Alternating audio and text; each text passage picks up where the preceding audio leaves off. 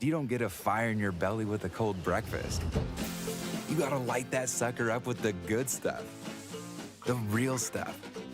Whole grains and a whole lot of protein stuff. Eating hearty sets the table for epic days ahead. Dig in, and you'll see. It's wild what you and a real breakfast can do.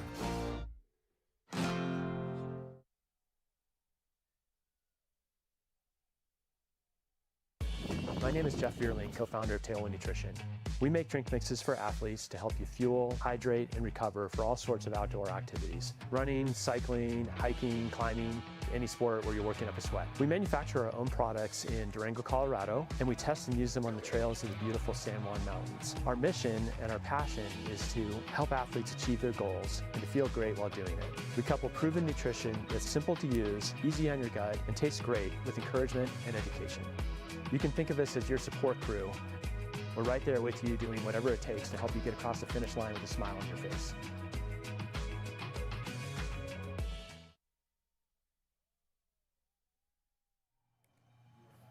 And top of the morning to you. Welcome to the 2023 Broken Arrow Skyrace presented by Salomon. My name is Dylan Bowman, here with my friend and colleague Corrine Malcom for day 3 of this year's Broken Arrow Skyrace, day 2 of broadcasting just ahead of today's 23K race. Corrine, good morning. Good morning. Best weekend ever? Best weekend ever. Best 10-day block, I think, of our year every year. We have been lucky to be here the last 3 years for Broken Arrow, and I can't emphasize enough just how much fun it is to spend the weekend here in Palisades, Tahoe, on sacred ground here in trail running. We can see the kids race charging down the mountain outside the window here, and They're flying. They are flying, absolutely. The next generation is quite talented, and they are getting the first taste of trail running probably for many of the runners in the kids race here today as we go down to the finish line here. They probably can't ring the bell, as is the custom here at Broken Arrow, but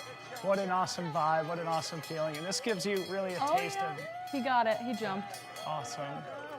So anyway, welcome to the weekend. Maybe Corrine, give us a quick glimpse into what's been happening this morning, because it has been a little bit of a curveball thrown our way. Yeah, so we have been ready to go live. We've been in studio since 6:30 a.m. getting prepared, only to get here and recognize that the trams weren't going to run at all today, meaning that we had to go on wind hold and then wind delay and then a course change. So it's been kind of a chaotic morning behind the scenes. The race team revamping the race course, revamping the media plan, reallocating cameras, getting everything off the ground to keep the runners safe, keep the volunteers safe, make sure we got medical and aid station workers out onto the course was a top priority. And so we figured that out pretty quickly. Everyone seemed really calm. I would have been a total mess. But yeah, so we are getting ready to go live to the start. We'll go about 10 minutes before the start down there at about 9:20. The race should kick off at 9:30. And they'll still be running about 22K with, I think, still 4,500 feet of climbing. So altered course, but still a really good course for them. So we'll go all into that course alteration. We'll go into some of the characters that you can expect to be competing for the big prize package that's on the line here today. Before we get to all that stuff, I would be remiss not to say a huge thank you to UltraSignup, who made today's production possible. It's really amazing to see this legacy race registration platform that has been the go-to resource and database for all race registration and race results. It's a website that I've probably spent more time on than any other web page on the internet. To see them branching out and adding race live streaming and media production, it's a pretty awesome thing, Corrine. Yeah, they will be a media powerhouse before we know it, and they are helping make all of this weekend possible. So we feel thrilled to be part of it. Yep, and we'll hear from Scott Rokas, who's our executive producer, here in just a little bit as we navigate to ultrasignup.com and the home page, just to give you a glimpse of what this looks and feels like. Again, I have spent more hours on this website than any other page on the internet, scrolling through some of the offerings that they have: the Gel race in Wyoming, a 10-miler, the Three Sisters Skyline event in Sisters, Oregon, a beautiful part of the Pacific Northwest. In fact, I've done the full circumnavigation around the Three Sisters that you can see there in the background, a really spectacular place to trail run. Another great race here in Ottawa, Kansas, the Kansas Rails to Trails Extravaganza, from half marathon all the way up to a 100-miler. Lots of great races here. More than 5,000 events hosted on ultrasignup.com, from 5K up to 200+ mile races, adventure backyards. races, etc. It's got a little bit of everything. So if you are looking to find your next race, you're going to head over to ultrasignup.com. That's what I've been doing, trying to scour the internet, scour UltraSignup for my next race come late summer. Yeah, it's been really great to get to know David and Jay, the new owners of ultrasignup.com, shepherding it into a new generation, adding the media side of the sport, really engaging with the trail running community in a way that UltraSignup hadn't before their leadership. It's great to see them bring Scott Rokas on, add this live streaming and production to their repertoire as well. So a big thank you to UltraSignup. Lastly, to our other sponsors, the North Tahoe Community Alliance, to Tailwind Nutrition. We're going to have Courtney DeWalter and Maggie Guterl in studio with us here in just a little while. Lakey Poles, GoPro, Kodiak Cakes, and Cetus. A big thank you to all those great sponsors who make today's race and broadcast possible. Now let's get into it. Let's go through the World Mountain Running rankings first before we dive into some of the characters that we can expect to be competing for the prize packages today. Yeah, so we should have a graphic for our men's and women's WMRA rankings. Again, the WMRA, the World Mountain Running Association, it's been around since the 80s. They've been part of the Mountain Running World Cup. If we can get our tech team to throw up that graphic of the WMRA rankings, that would be so helpful. Thank you all. But essentially, points from the VK and the 23K this weekend are on the line to move up those rankings. We do have international guys and gals that made the trip over to make that happen, including Zach Hanna, currently ranked in 6th, Henry Amando in 8th, Eli Hemming will be on the start line today as well. All of those men will be looking to collect points here to move themselves up the ranking, which is really exciting. An international race circuit. On the women's side, I don't think we technically have anyone in that top 10 group, but we do have the likes of Sarah Willett, who ended up on the podium for the VK. She will be looking for points here this weekend, I believe, to bump up those WMRA rankings. If we can get a look at our women's rankings, that would be awesome. There we go. So Allie Mack is on the line. She'll be looking to secure points as well. She did not race the VK. World number 1 is here competing. Allie Mack, a late add to today's 23K. Yep. So she was in and then out, but she is in, so she will be looking to secure more points. And then again, Sarah Willett, who was on the podium in the VK, will also be looking to secure points this weekend as well. But yeah, WMRA, really excited to have this race weekend be a part of that. And hopefully more and more part of that World Cup going forward after, I think, getting the international athletes to come over and really try their hand at like a snowy VK on Friday morning. Yeah, and a great opportunity for people like Zach Hanna and Henry Aimundo and Eli Hemming to move up. And the winner of the VK, Andrea Roston, who's super talented, back in the field today. They will all be moving up those rankings as well. And speaking of the World Mountain Running Association and Andrea Roston, he was here in studio having a quick interview after his victory on Friday. He was joined by the great John O. Wyatt, the Kiwi 6-time World Mountain Running champion, who was his interpreter here for our in-studio interview. But it's great to see John O. Wyatt, who is now part of the leadership of the World Mountain Running Association, here in Palisades, Tahoe, to take in one of our great North American events at the Broken Arrow Skyrace. We have been dealing with weather again this morning. Today it's a beautiful bluebird day. It's actually not too cold, but it is howling. The wind is blowing hard up the hill. We're going to talk more about what they're dealing with today, but before we come to the present moment, let's take a look at some of the inclement weather that the Palisades Tahoe region has been dealing with this entire year. The past 6 months have been quite wet, which is, of course, always a blessing here in Northern California, but it has been a record year in terms of snowfall and precipitation, and I know that we've got some cool visuals to help you appreciate just how deep it is, because some of this course is still under these snowdrifts, Corrine. Yeah, huge amount of snow. We'll have some really fun footage, I think, from the back part of the course of the athletes slipping and sliding their way down. The 46K yesterday got a whole lot of snow, and it actually looked really, really fun. Yeah, and there have been some course alterations due to the wind, but I have heard that there are some glissading patches. So still glissading opportunities on the line today. Still glissading opportunities on the line. It will save your legs a little bit, but you may be risking getting a little bit of that snow rash on the backside, but a good way to make your way down the mountain as is. But Corrine, what an awesome weekend it's been. Maybe let's do a quick recap of the VK on Friday and what we did yesterday, because I know you and I both had an awesome day here in the village yesterday, even though we weren't broadcasting the 46K. Yeah, I mean, the VK was fast and furious. We got to see some old names that we were worried maybe like weren't in peak form come back and really show up, and the likes of Darren Thomas taking second. We're like, Darren Thomas is back. That's so exciting after basically a year off for injury. The last race he did before Friday was last May. He was bested, though, by the young Italian athlete Andrea Roston, claiming that victory in just under 40 minutes. Darren Thomas finishing second in 41:10, and then another young Italian athlete in Henry Amand in third position. And then again, the Irish lad Zach Hanna, who we've been talking about a lot this weekend, finished fourth in that field. When we moved over to the women's side, we had... Sorry to interrupt. I think it's important to mention of the top 5 men in the VK, 4 international athletes, which is 2 Italians, a big deal. Yeah, Irishman and Mexican athlete in the top 5. Pretty awesome. I love the lift ups going on at the finish line to make sure they get to ring Das Bell. On the women's side, we had, I mean, this is like probably the talk of this weekend, right? Particularly in the sub-ultra distance, is the crossover that we're getting from other sports. Anna Gibson just finished her NCAA career racing in the 1500 meter last week, finishing I think 17th there, running still like a 4:19. She won the VK in 47:09.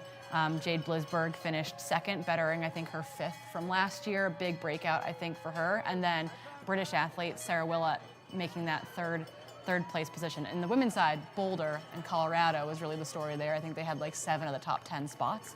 But yeah, really, really fast racing on a VK that was a little bit steeper and a little bit shorter than last year's course. And a beautiful broadcast, and super fun for Corrine and I to be able to sit here in studio and watch that. I know we do have a graphic to recap the 46K results from yesterday, and then Corrine, I'd love to hear some of the takeaways from your panel that you did in the village yesterday afternoon. Yeah, it was amazing. So we'll get up our top 10 from yesterday, but we can start to talk about them. A little bit of a faster course yesterday. I think both the glissading and the shortened course, just a smidge on the 46K, led to some really, really fast times. At the top of that was Michelino Sinceri. I think he's been second and third here quite a few times. It's funny, I talked to him. He came to my panel in the afternoon, and he was like, finally, man. He grew up here in the Tahoe region. He now lives in Driggs, Idaho, but Michelino, a little bit of a homecoming and happily finally securing a victory here. Yeah, and funny enough, he went to elementary school with third place male Nick Handel, so I think that was pretty cool. They said their 4th grade cross country team's pretty good, turns out. So yeah, Michelino Sinceri taking that win. Jeff Mogavaro, who I think was 3rd last year and has a number of 5ths here, finally moved up that 1 spot on the podium to take 2nd. Nick Handel of the Bay Area in 3rd, Cole Campbell 4th. Grant Barnett 5th, Matt Billis 6th, Neil Bang 7th, Gregory Crathwall 8th, Jacob Grant 9th, and Sean Van Horn in 10th. But yeah, sneaking under the 4-hour mark for Michelino, that's quite a run. Yeah, and before we get to the women, just pointing out to our viewing audience here, 4 minutes really separating our top 3. I guess it was closer to 6 minutes separating our top 3, but really tight racing there for the men's podium. Transitioning to the women's race. Yeah, and just a quick note, in that men's top 10 too, lots of those guys are in the Triple Crown, including Cole Campbell, Neil Bangs, etc. Oh, so sweet. they're fighting for Triple Crown spots. On the women's side, Helen Mino-Faulkner can do no wrong in 2023. She won the UTMB 70K race. She was 2nd overall down in Argentina I think in February or March. Maybe it was later than that, April. It was definitely April. Yeah. But yeah, super, super fast, but from the Tahoe area. She's part of that North Face development team. Oh, cool. Her mentor, I think, is Caitlin Gerben on the team. Great mentor to have. Super cool. Helen Mino-Faulkner taking that win, really extending that lead over the second lap. But a new name for some people who I don't think should be a new name is Lindsay McDonald in 2nd place. Aravaipa athlete, Flagstaff athlete, super, super fast. Christina Mascarenas was in 3rd position. I'm going to pull up the list on my computer so I can continue to tell you a little bit about those women racers. But yeah, and then out of China, also doing the Triple Crown, was Zhang Fuzhou, finishing in 4th. I knew she passed Emilise or Emma Von Avis in like the final descent to move up from 5th to 4th. Lindsay Allison in the Triple Crown in 6th. Georgia Porter in 7th. Lottie Brinks in 8th, Amanda Wiggenhorn in 9th, and Caitlin McDaniel, who used to be a professional basketball player, it turns out, in 10th. So yeah, I think Lindsay Allison has moved to the top of the Triple Crown rankings for women, followed by Zhang Fuzhou and then Amanda Basham. So we're actually like quite tight racing right now on the women's side. Only 3 minutes separating Lindsay Allison and Zhang Fuzhou for the Triple Crown title after 2 races. Give a shout out to who provided the great information there on the Triple Crown. Big shout out to Aid Station Fireball, Liam, getting me those the public math that I didn't have to do on the Triple Crown results. We'll call him the chief data scientist of today's broadcast. Now, with all that preamble, maybe let's kick off today's coverage of the 23K.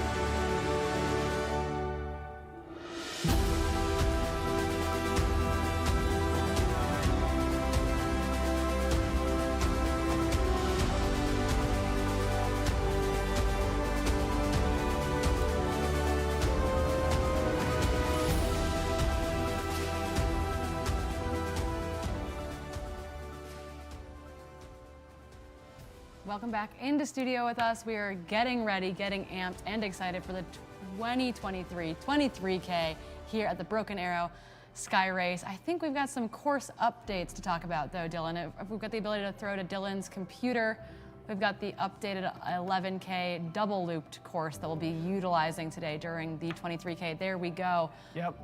So here we go, folks. As we pull up today's course, I zoomed all the way out to just give you appreciation of where we are sitting now, right adjacent to beautiful Lake Tahoe in Northern California. As I zoom in here on the Palisades, Tahoe region and Olympic Valley, where Corrine and I are broadcasting now. Again, due to high winds here, we had to make some course adjustments this morning. A big shout out to our race organization crew who handled those challenges with poise and composure this morning. Instead of running the single 23K loop as was scheduled, today we are going to be running 2 loops of the 11K course, which was run by hundreds of athletes yesterday. So it is quite a seamless transition, it felt like, for the race organization crew. It's already well marked and it's just as challenging. So again, this loop that you're looking at on my computer now, the athletes are going to run 2 times. So the numbers that you see there in terms of distance and elevation gain and loss, you would need to multiply those by 2. So it's a roughly 12-mile course with roughly 4,500 feet of climbing here today.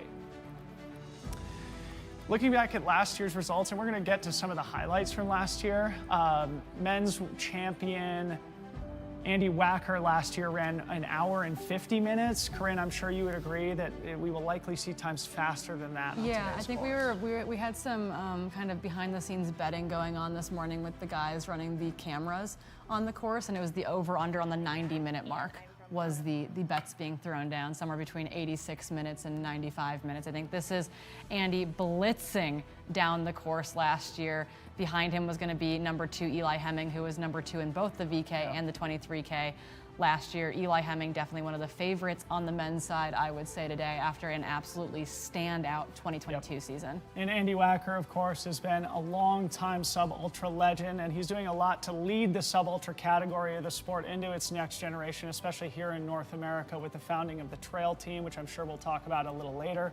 I think he's working his way back from a little bit of injury, but Andy Wacker always a factor and will be one of the factors in today's men's race as well. Again, this is a replay of the 22 race that happened here 12 months ago this weekend. On the women's side last year, the women's champion was Sophia Lockley, who was one of the stories of the weekend, a Nordic skier now making her way into professional trail running. She ran 2 hours 6 minutes last year, and here's Sophia. Yeah, she was one of those athletes that kind of shouldn't have come out of nowhere to any of us. I think looking at the start list, you're like, oh, this gal's an Olympian in Nordic skiing. We should probably watch out for her, and that's exactly what happened. She went on to run in the Golden Trail Series last year, both her and Eli Hemming getting named to the Salomon global team at the end of last season. So really breakout performances. I mean, watching her legitimately run away with the race here last year was incredibly impressive. Yeah, so we will likely see times a little bit faster than that, just like in the VK and in the 46K, due to the course alterations that had to be made this year due to both wind and snow. We are dealing with slightly shorter and slightly faster courses, which likely, Corrine, will lead to more exciting racing. Yeah, I'm thinking it's going to be extra exciting too, because we're going to have them doubling through the finish line area just outside of where we're sitting, and I think that's going to add some excitement, some flavor, some great spectating for those that are watching from the village. You know, you don't have that opportunity. Normally we send them up the mountain and we don't see them until they come back down here. It's pretty cool too. They have sort of the jumbotron set up here right with next bleachers, to the finish line. with bleachers. Stadium seating. So after the gun kicks off, people will be able to sit on the bleachers and watch Corrine and I broadcast the 23K race, see the athletes come through the first loop, and then sit back down on the bleachers to watch that second loop as it unfolds. Let's talk more about the favorites in today's race. I know we have some graphics there to share as well. So yeah, I think, I mean, to kick off, as we get these graphics up for the men's, there's some of our men's favorites. So yeah, people to keep your eye on, right? Both at the very top of that screen and the bottom of that screen, 2 Italians, Henry Amando and Andre Roston. They were 1 and 3 in the VK. Super talented young Italian athletes, going to be new names to a lot of people. Also on that list internationally is Zach Hanna. He finished 4th. Other names to keep an eye on, I think, you know, Garrett Corrine and Liam Miro, both were just on the U.S. Worlds team in Innsbruck. Liam made the decision to come race on Thursday. Yep. Got to meet him last night for the first time. Those 2 guys are both ready to throw down. Chad Hall, might be a name that's familiar to some people. One of the breakout stars of the 2022 season. He was on my panel last night, and it feels like he is hungry and ready to return to his trail racing season after what felt like a hard race at the Boston Marathon a couple months ago. Garrett Corcoran, I think a really interesting new character in the sport. He was the top American, finishing 14th overall at the classic mountain race, or the short trail race, excuse me. Yeah, not the classic. Yeah, Liam was in the classic, Yep. yeah. Liam, my row guy, we were just talking about before we went live today as well, a really interesting new athlete on the circuit. He came through and absolutely smashed the 30K at the Gorge Waterfalls event. Yeah, and in then the spring having as well. to give shout outs to Kieran Ney, who I think has been 9th here year after year, looking to move up from that position. Paddy O'Leary had a decent day in the VK. He's, I think, got an inside bet going with Zach Hanna as who's going to come out on top for the Irish lads. Today, Pat Parcell might not be a name that a lot of people know on the larger North American scene, but he is a Tahoe Basin guy, and when he races really, really hard. He's great on skis as well. He knows the trails in the course. I think the OG course might suit him a little bit better than what he's gonna see out there today, but he is incredibly fast. Is there anyone that you think we're missing? We haven't talked too much, I guess, about Eli besides that initial intro. Yeah, I mean, I think Eli comes in as certainly one of the favorites alongside Chad Hall, one of the breakout stars in trail and mountain running last year, competing head-to-head with some of the world's best on the Golden Trail World Series, guys like, you know, Remy Bonnet and Thibaut Baronian and Rui Ueda and all the great international athletes who make their living and focus their competitive energy in the short course trail running. Of course, Eli Hemming, coming from a pro triathlete background, the guy knows how to train, the guy knows how to race. In fact, we were talking about this on our panel yesterday. He just felt like he just needed to gain experience, gain some of those technical skills of just running up and downhill on trails. Now that he has that experience, he is going to be a scary, scary person on the circuit. Let's talk about the women, Corrine. Yeah, let's bring up those gals. I think the notable absences on the men's and women's side too, though, just to mention real quickly, Seth Bruling's not here. He's dealing with some, I think, viral pericarditis, so he's sitting out a bunch this summer. And then Grayson Murphy, just coming off world champs with a bronze and a gold, has decided not to race this weekend, which I think is probably very smart. But on the women's side, we've got really interesting stories going on. Some names that are going to be missed from people, I think, including the name at the top of that list being Chessa Adsett-Morris. Super, super fast. I believe she's Canadian, but she lives in San Diego, and she is kind of one of those classic mountain style runners, really fast over the short distances. Someone that I think might surprise folks today. We also have someone like Ruby Lindquist, who is also on that North Face development team. Really fast, younger athlete, newer athlete coming up in the scene. Just missed, I think, had very close finishes at those USATF trials races for the trail team. You've got Anna Gibson, who won the VK, but is a little uncertain on her downhill abilities, I think. But this course, I think, is going to suit her super well today. Scary, scary, talented athlete. Anna Gibson came in studio with Corrine and I after her VK victory, where she looked so smooth. And man, I was struck just by her maturity, her excitement, and how she seems like she's born for it, having grown up in Wyoming. Yeah, I think that she's made for this sport, and we're so excited to see more of her. She's part of that trail team that Andy Wacker has kind of put together and gotten off the ground. Also on this list include previous champions in Allie McLaughlin and Janelle Lynx. Allie coming back off of kind of a hard world. I think she's looking to have a really fun day out there.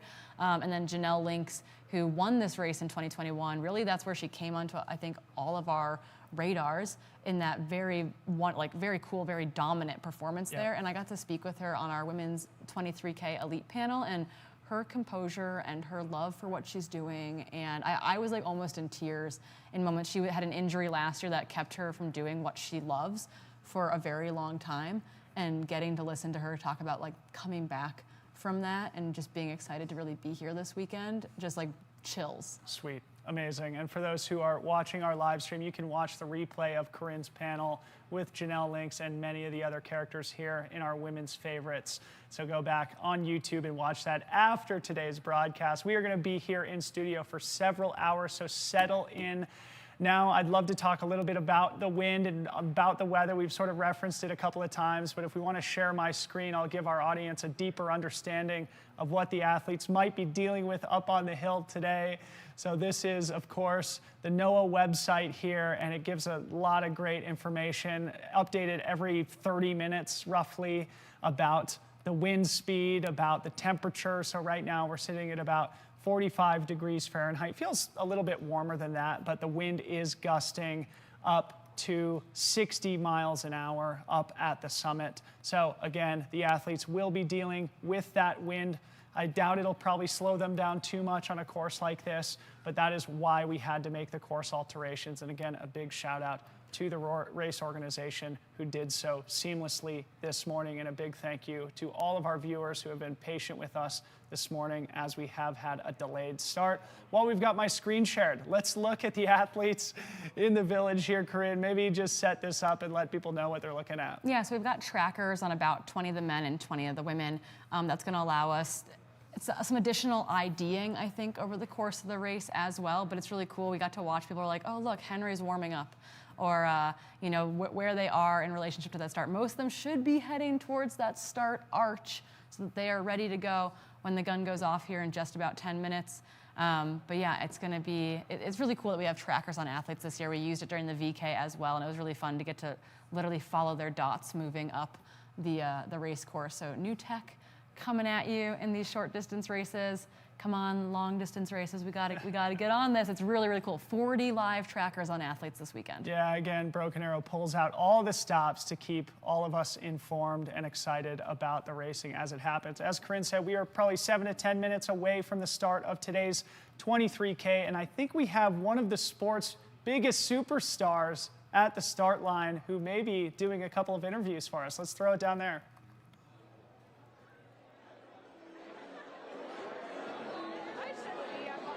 We're on the start line of the 23K. We've got a group of ladies holding the front line. How are we feeling today? Good. I feel great. Are you excited about the course reroute? Actually, yeah, I am. Yeah. Very cool. Anna, how are you feeling about the 2 loops versus 1? I'm actually pretty excited about it. I think it'll be really fun. Fun little mix up. Yeah. Awesome. Thanks, you guys.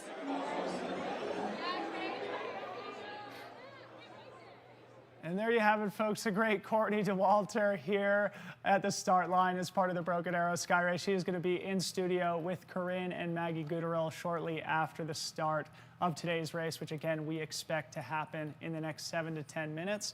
I think we did want to hear from some of our production staff behind the scenes. Mr. Scott Rokas, I know, had a couple of words that he wanted to share about the broadcast today and all the effort that's been put into it. So whenever Scott's ready, we would love to hear a little bit about that too.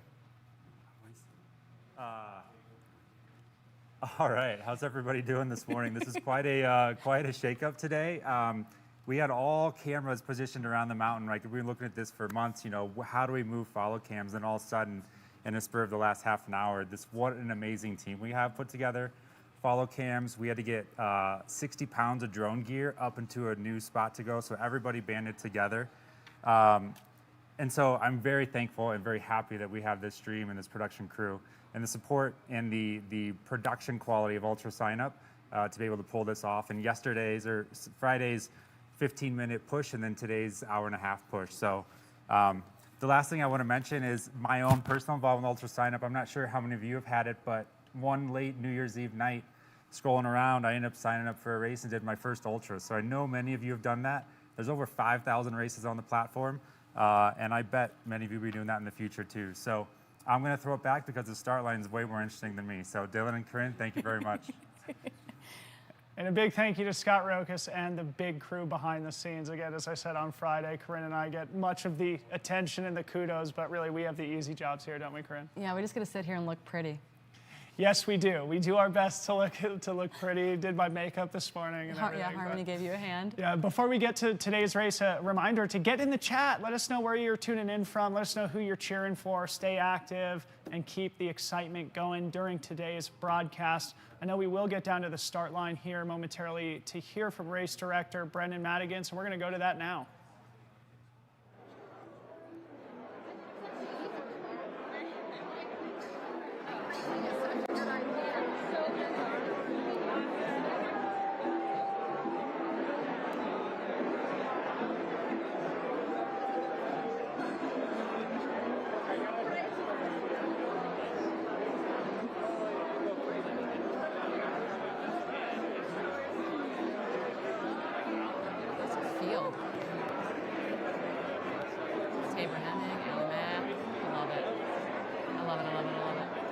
This course is going to suit Hemming super well, I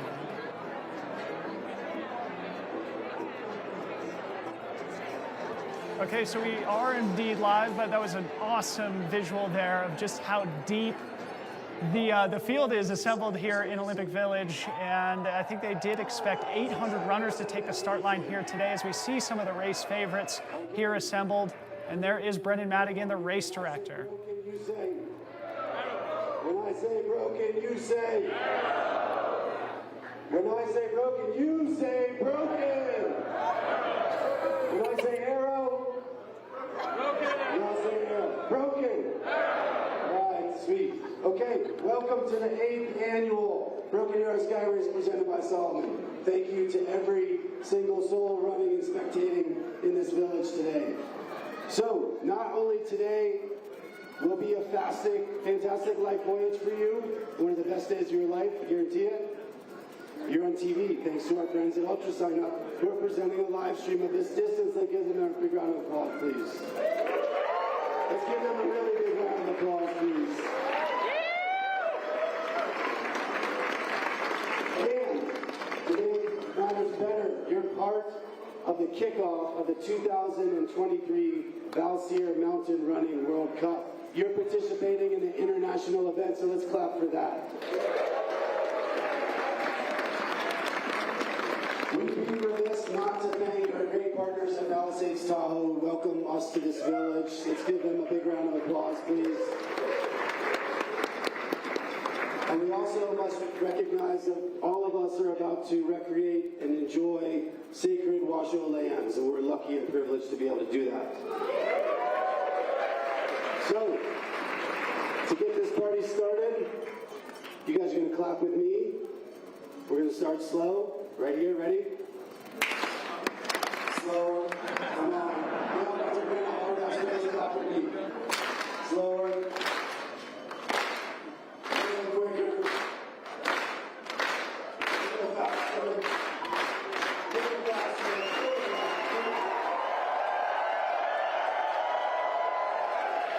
All right, now go with me in 10, 9, 8.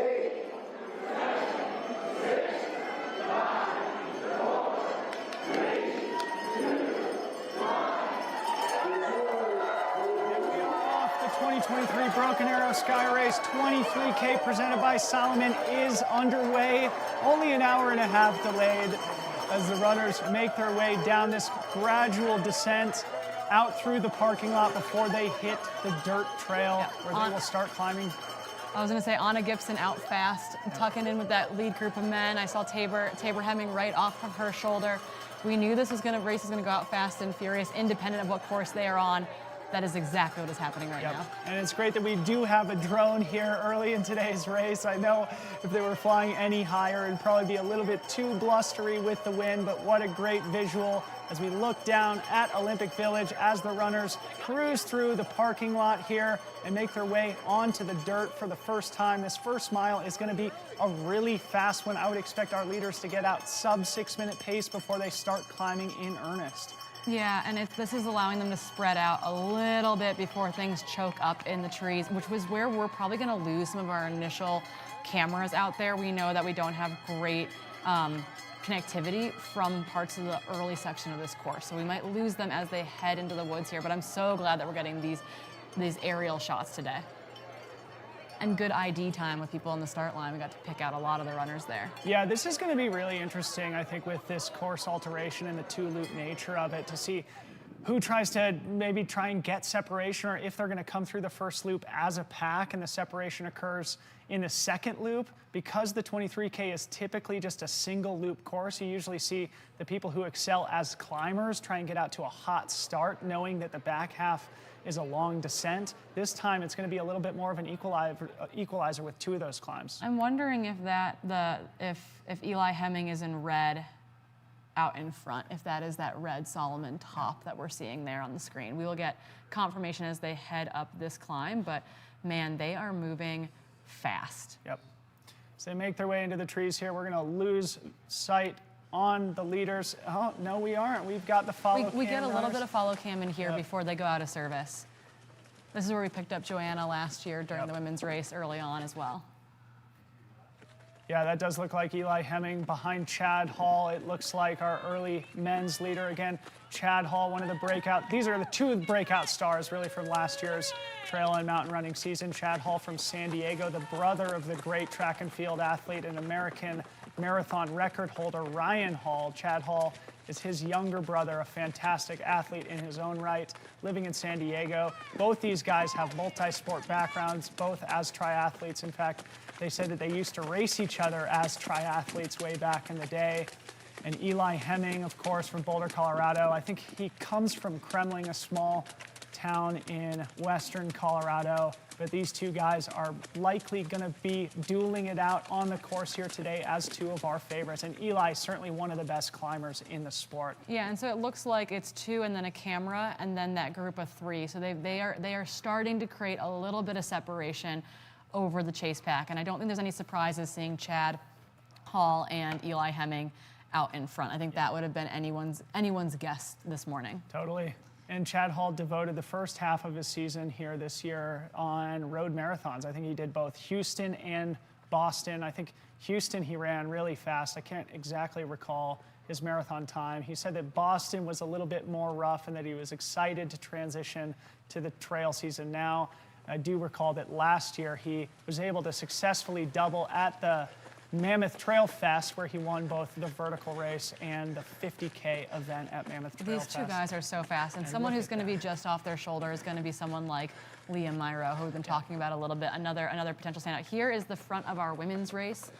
We're going to be like Anna Gibson and Tabor Hemming here, so the Hemmings are both in podium position here in the opening mile. Which I think is what we expected going in, was kind of this power dynamic. They are going to also be, they are going to finish this race, they're going to drive to the airport, and they're flying to Europe because they are racing next Sunday. They're racing Marathon du Mont Blanc, and then they fly from there to Alaska to race Mount Marathon. So they have a triple going on that I think is potentially historic. Yeah, I was talking to them here in the village the other day, and they're like, yeah, it's going to be pretty chaotic. And I'm like, man, you guys are in your mid-20s. You better be savoring this. This is what life is all about. Come out for a good rip here at Broken Arrow in the 23K. A nice warm-up for the Marathon du Mont Blanc, one of the biggest, most important races in Europe, happening in the Chamonix Valley as part of the Golden Trail World Series. And then, of course, going to Mount Marathon in Alaska, one of the most iconic and hardcore mountain races in the world. Yeah. So the Hemmings are quite a storyline. Oh, and Tabor said, oh, we don't do anything easy. We make everything kind of hard and chaotic. So. Yeah. Eli was on my panel yesterday, and we talked a little bit about their partnership and the fact that they're able to share this adventure together. It was one of those sentimental moments that I'm a sucker for, Corrine. But yeah, you got chills and tears, I'm sure. But speaking of that, on our panel, we also had Rachel Drake, someone who we did not talk about in that preview. Rachel Drake, Nike athlete, Golden Trail standout, had a baby about 9 months ago, coming back from a stress fracture kind of in that postpartum period as well. I wonder how she's feeling today, but it was really cool to have both, have Tabor and Rachel on the panel talking about how they get to do this sport with their partners and travel to race with them, with Rachel staying here with Tyler for him to race Western States next weekend. So really, really cool to see. For his fourth time in a row. Dynamic duos in our sport. Absolutely. It was great to connect with Tyler in the village the other day. Both of us new dads, and a big shout out to all the fathers out there as we celebrate a happy Father's Day here. What could be better? Sitting in studio with Corrine and then getting to go hang out with my little boy all afternoon. So a big shout out to all the dads here watching us on YouTube and in the chat. Again, we are looking down on the early leaders in the men's race. A big thank you to our production staff for this awesome drone footage, and a big thank you to the follow cam runner who managed to hang on to the wheel of Chad Hall and Eli Hemming, our early leaders here today. Looks like they're starting to bunch up though, Corrine. Yeah, it looks like things are coming back together a little bit, which I think you're going to see some of that accordioning over the course of the race, or as Sarah Kai has recently described it to me, a slinky, where things spread out and then bunch back up together through these switchbacks. So I'm not too surprised that we're going to see some of that based on terrain, based on that initial fast start.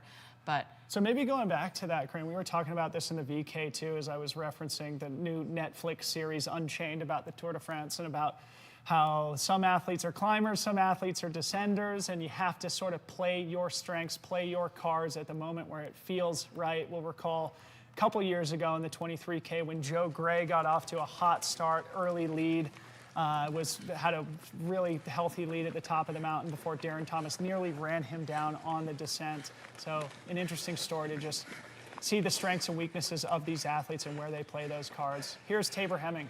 Yeah, and we believe that Tabor Hemming alongside Anna Gibson are our race leaders. We're not sure who is in front right now, but we've got a camera on Tabor Hemming as she makes her way up this climb. She came out of a really successful collegiate running career at CU before they decided that, they wanted to, both her and Eli wanted to mix it up, to get on the trails, to do something a little bit different, kind of tired of running in circles.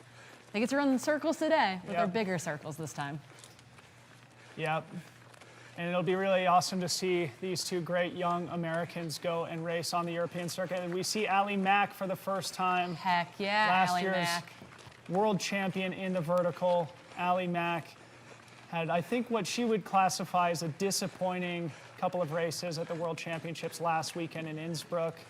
And she was a late add to today's field in the 23K, taking the early lead from Tabor here on the climb. And this very much plays to Allie's strengths. Yep, a good grinding uphill. We did see some of the men that they're running around switching between power hiking and running here, but if you can stay in that running motion, I think you're going to gain a few steps here and there over the course of this. But you're right, I think that this climb definitely plays to Allie Mack's strengths, as we know her as a VK champion here.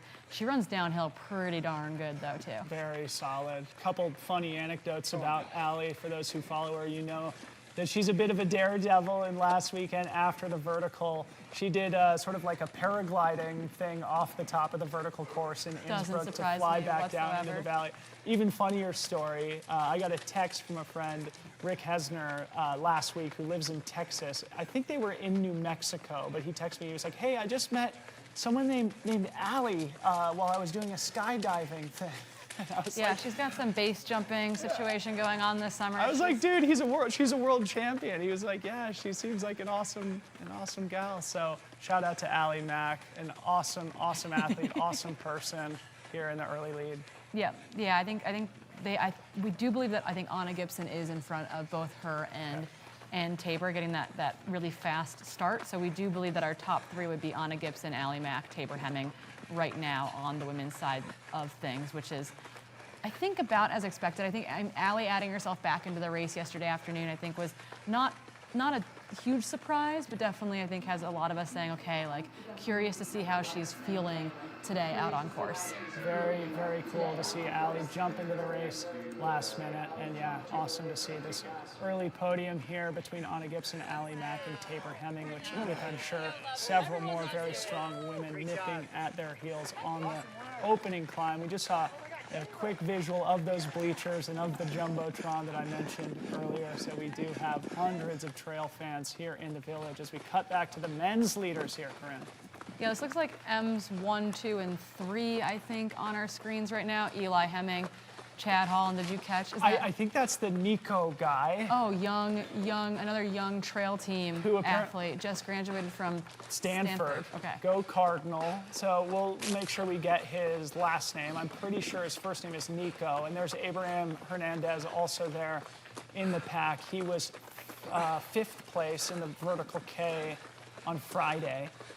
So Eli Hemming, Chad Hall, Nico, who we will identify here soon, and I'm sure people in the chat could help us out with that.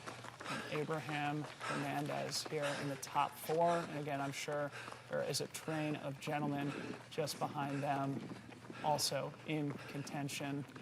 And look at these guys work here. No conversation, no chit chat, head down, arms pumping, sort of in that granny gear, charging up the hill. These guys are all working hard today. And big shout out to our follow cam runner. I'll try and get an idea on who that follow cam is so that we can give them a proper shout out by name here on the broadcast as we cut back to Tabor Hemming, who we think is in about 3rd place in the women's race here. Yeah, and I guess part of the question is that we did see Anna Gibson at the front leading out of the gate there with the women's field. We don't know where Janelle Lynx was in that mix. Is Janelle also up in that group? We're not sure, but we do know that there's about that first place right now has about a 15-second gap over the chasing women at this point. So things are opening up a little bit. And as we mentioned in the broadcast on Friday, okay, so it's Mikel Baudin Rousseau. Mika, not Mika. Yeah. Mika. It's the Stanford Excuse grad. me. Yep. And thank you to Liam. Thank you, AKA Aid Station Fireball, for always having great clarifications in the chat for us. So we look back further in the men's race here. There's Paddy O'Leary, the Irishman, coming past us. See if we can ID some of these other athletes as they come by. Give a shout for those that you're watching. I know that there's a lot of significant others, parents, etc., friends, family watching in the chat. Give us a shout if you happen to see your runner come on by. I know that is why you are staring at these screens right now. I think we're looking to pick up our first female, though, is my guess in this group. As we're waiting for the first female here, who we anticipate to be Anna Gibson, going back to what I was about to say just a second ago, Anna Gibson, of course, our vertical K champion. On Friday, she ran about, I think it was 90 seconds faster than Allie Mack did in the VK last year, although it was on a shortened course. Anna Gibson very much is in Allie's lead, in her category as a climber, it feels like. Definitely. So Anna Gibson likely our early leader here in the women's race. Allie Mack. Oh, here's Allie Mack in the lead.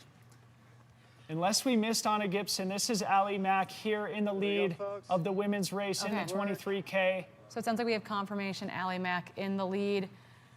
Although it did in 2021, remember how long it took us to ID Janelle? Yep. Forever. So Allie Mack, I do believe you can see Tabor Hemming in that long shot there. That is the gap right now between Allie and Tabor at this junction. We'll try to get eyes on both Janelle Lynx and Anna Gibson because we do believe they will be in the mix today. Oh, Allie just giving out highs and hellos this morning as she charges along. Man, she is looking strong. Allie Mack from Colorado Springs, Colorado, a decorated high school and collegiate athlete, went to the University of Colorado just like Tabor Hemming did. Off to an early lead as we approach 15 minutes into today's race. Corrine, my speculation, my guess is that we're going to see the men's leaders come through the first loop in probably 45 minutes, would you guess? The winning time yesterday in the 11K was 56 minutes, I believe. And so F3. So I'm just getting confirmation in my ear that this is Anna Gibson in third position. Anna Gibson, our VK champion on Friday. She went to the University of Washington, but grew up in Teton Village, Wyoming. So she is very much at home in the mountains. And it was awesome to talk to her here in studio after the VK about her love of trail running coming off of her collegiate track career. Yeah, and this will be a long race for her coming off of 1,500 meter season. She's planning to race USA's in Eugene in just a couple weeks. So definitely she's trying to translate some of that track fitness, but she can see Tabor. So right now 1, 2, and 3 are all really tight together. Allie Mack, Tabor Hemming, Anna Gibson are your 1, 2, 3 in the women's race, and they can all see each other right now, which is pretty freaking huge. All looking very strong here in the opening couple of miles. And the transitioning between the run and the hike as they hit this steeper slope here. Allie Mack, one of the best climbers in the world. Yeah, and just to note, the 11K winning time in the men's race yesterday was 54:44. See if we can get a split here. That was roughly 15. They're together. Yeah. Go get Allie. So likely a 10 or 15 second gap here. Anna Gibson, Tabor Hemming sort of working together here. And again, each of these athletes has a different skill set and a different strong suit. Yep. So Allie Mack, obviously one of the best climbers in the world. Let's see if once they crest the top of the hill, if she's able to keep that lead on the descent. Totally, and of these women too, she is the one who has the most experience in a range of distances as well. Anna Gibson, predominantly, obviously coming off track. She's done a number of VKs, a number of very short trail races. Tabor Hemming racing her first full season. She has done a 50K. She did Way Too Cool, which in her, I talked to her about it after our panel the other day, and she was like, that was a horrible experience. I'm not ready to do a 50K for a while. But, Allie Mack has played at that distance a little bit more, and so, a 20K, a 23K is going to be on the short, on her shorter end of the spectrum versus these other gals. It looks like Janelle there in fourth, just behind Tabor Hemming. This is, I love the tight, fast, short racing. But yet, that is your 2021 champion, Janelle Lynx right now, in 4th position, just behind Anna Gibson and Tabor Hemming, all within eyesight of one another. Yeah, so strong. We're calling back to her 2021 victory. She won in like a cotton tee crop top, and Right. it took us forever to ID Yeah, her. we were like, standout who performance. is this women's leader? And yeah, even the chat had a hard time identifying her, but Janelle Links very much establishing herself as a great short course runner. She's done well, won several of the Cirque Series races around North America as well. We've got a great athlete vignette we're going to throw it to you now.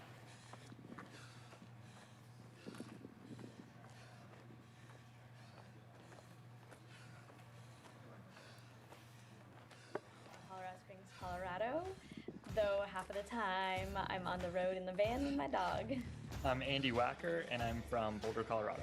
My name is Grayson Murphy. I'm from Salt Lake City, Utah, but I live and train in Flagstaff. My name's Zach Hanna, and I'm going to be traveling over from Ireland. My name is Tabor Hemming, and I'm from, I like to say, partial Colorado. No one knows where that is for sure. My name is Morgan Elliott. I've been running since I was in 7th grade.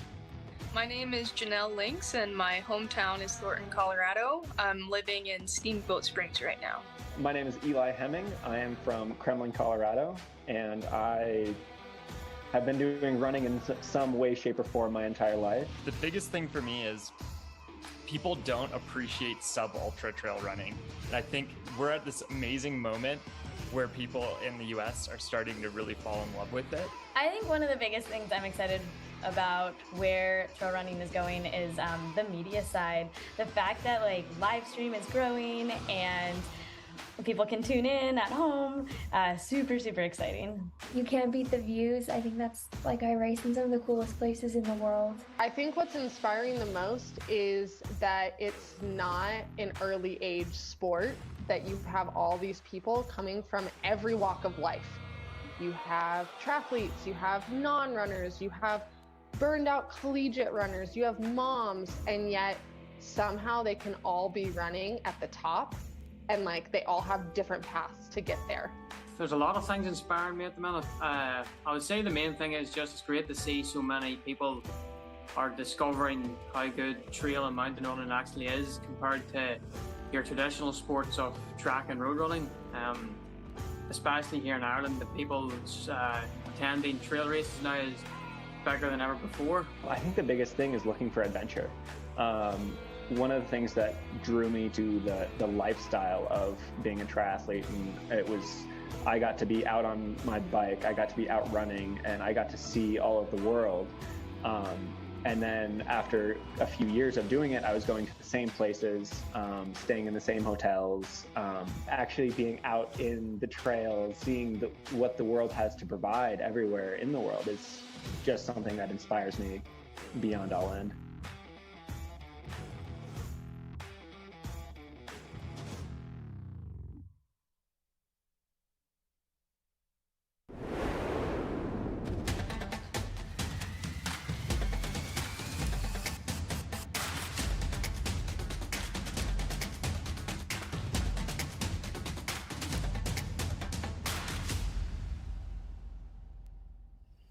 You don't get a fire in your belly with a cold breakfast. You gotta light that sucker up with the good stuff. The real stuff. Whole grains and a whole lot of protein stuff. Eating hearty sets the table for epic days ahead. Dig in, and you'll see. It's wild what you and a real breakfast can do.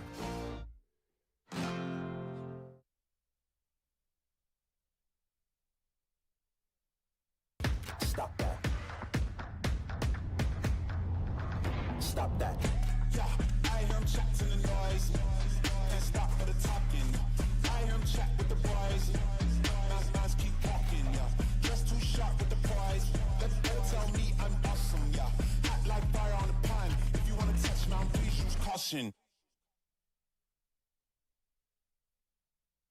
My name is Jeff Vierling, co-founder of Tailwind Nutrition.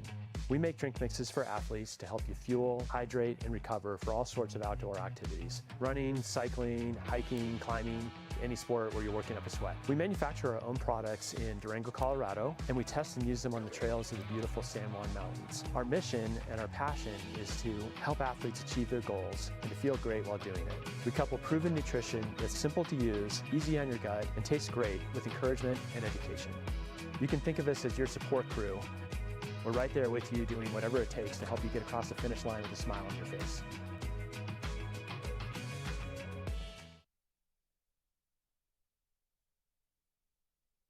Escape to a place where you can truly connect with nature, where crystal blue waters meet towering mountains, and picturesque landscapes make every season the perfect playground for world-class adventure.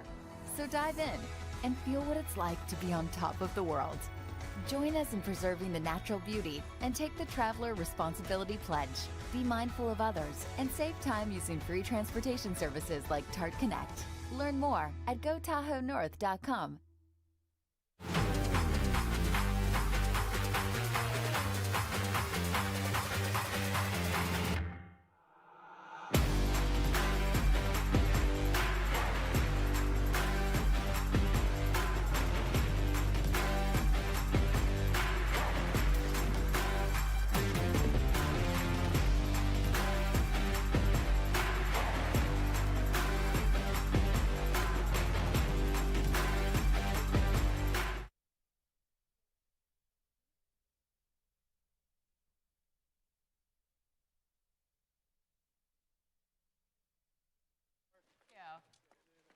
Malcom. During the 23K, I'm joined in studio by Maggie from Tailwind, and Courtney's supposed to be here, but she's running a little bit behind schedule, so we've got the next best thing.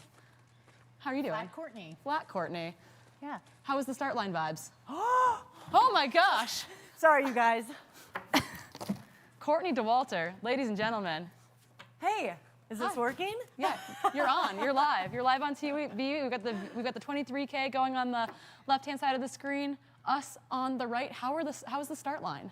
It was cool. It was very electric this morning. Everyone, I think, with that extra time, just got more and more amped up. Had more coffee. Had more coffee, and it took off really fast. I'm impressed with everyone's ability to adapt. So like an hour and a half later start gets like all more time for the nerves, and like everyone's a champ.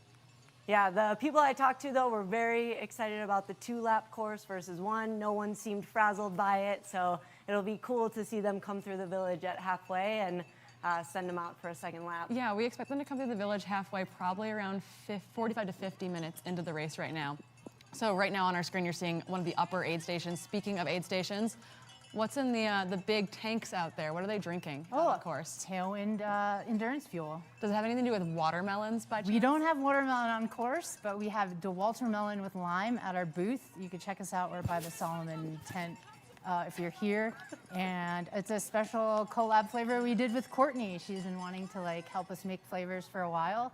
And I feel like she just has this really refined palate, and we've developed this watermelon with lime. Do you think it's delicious? Yeah, I was gonna say, do you think the refined palate comes from years and years of like gummy candy connoisseur? Yeah, absolutely. I trained for that for sure, and did a lot of testing. The Tailwind flavors were they sent tons of versions, tons of different options, tons of concentrations that I tested with my husband Kevin until we finally landed on the perfect pairing of watermelon and lime. And I think it'll be perfect for big summer days, adventures, racing. It's so good. That's so awesome. Is that what Kevin had out on course with him yesterday? He did, yeah. It was his magic superpower where he crushed the 46K. So we're trying to watch a follow cam and a follow cam runner follow Allie Mack on that little bit of snow. I heard from Kevin yesterday at the end of the race that he was wearing basically rain pant shorts and was legitimately catching people in the like luge butt slide section of the course. Is that a technique you would recommend to the runners out there today? Yeah, absolutely. Cover them with WD-40 and send it. Do you think that is a technique that you will be bringing to the Western States course next week? Oh, I hope so. Yeah? You think there will be some good luging? I think there's not something quite as steep, I think, as what the runners are going to be out on today, but you're definitely going to have plenty and plenty of snow, I think, for those first 20 miles a week from today, basically. Yeah. Well, you'll be done a week from today. You'll be like lounging on the track infield, I hope. I think Salomon can actually advertise that the shorts make you faster. Yeah, You he know, was as flying. long as you're on your butt on snow. Yeah. Stamp, sealed, approved. Awesome. So where can people find you all out in the village today? We are by the finish line near the pancakes. Donner Mountain Party runners Pancakes are serving Kodiak pancakes. We're right next to them in the Salomon tent. So amazing. It's going to be super fun. Pancakes and DeWalter Mountain with lime. I can't think of a better combination. I'm really hopeful that you guys will bring some pancakes in for Dylan and I at some point in time. If we can request a pancake delivery, we're on board. Yes. On board for that. Yes, absolutely. This is so exciting. I love the flat Courtney. We were gonna have a flat Courtney and an angry Courtney and another Courtney, and I just didn't get the memo. Many. No one needs that. Yeah. So I mean, this is kind of creepy. We have 2 Courtneys at the booth at all times. Yeah. I'm so sorry. At one point we had 3.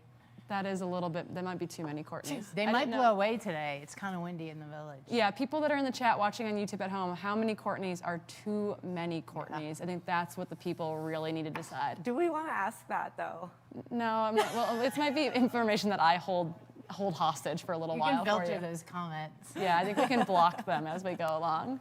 Wonderful. They said, so psyched to see Courtney. Wonderful. So we will have people come out, take a taste test of the new watermelon lime flavor. Cool swag Courtney had. We can tell a story about it. What it is Courtney's hallucinations, and they're all in drawing form. Our artist did it. It's awesome, and it's all of the little. I mean, you should be telling them this. But like, have you heard of puppets on a swing set? It's on there. We have T-shirts and hats. My and the water personal bottles. favorite. What's the leopard? Leopard in the hammock. The famous OG hallucination. It's pretty fun because I can remember the exact race that all of these were. So, like, the leopard in the hammock was at the Moab 240. Woman churning butter was at Run Rabbit Run. I mean, these are great friends I've made over the years, and we've now put them on bottles, hats, and shirts, which is really fun. Yeah, so between that and short knees, everyone's going to be your doppelganger, I think, out on the trails. Perfect. Awesome. We're going to cut back out onto course. We're watching our men's leader, Eli Hemming, right now. We're going to blow that up on the big screen. Thanks so much to Courtney and Maggie. We'll see y'all later. See you. Bye. Sweating under these lights. Courtney's sweating under these lights. Those athletes out on course are not sweating, I hope. I feel like they feel nice and cool out in the snow, but this is quite the shot. That red shirt, again, is the red shirt of the super, super fast Eli Hemming, new Salomon athlete. I'm trying to ID. That's the Mika guy. M2 is Mika, the Stanford grad. So two young, fast athletes out there hitting this snow section. Really, they got to stretch out their legs, though, it looked like, on that little bit of dirt that was really very, very fast. So very cool to see. Chad Hall should be just behind them. I hope, is my mic back on, gentlemen? is. Can people hear me? Good.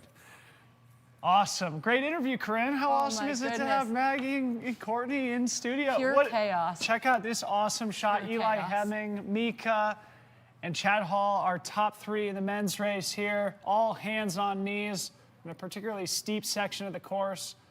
It was awesome to see Allie Mack crest over the top of that hill. Anna Gibson, it seemed like, was probably 15, 20 seconds behind Allie Mack. Yeah, in the she seemed to be women's race, moving too. really well on that super, super steep section. And again, she did mention to us that she feels like her climbing is really, really solid right now, and that she's a little bit concerned about the downhill section.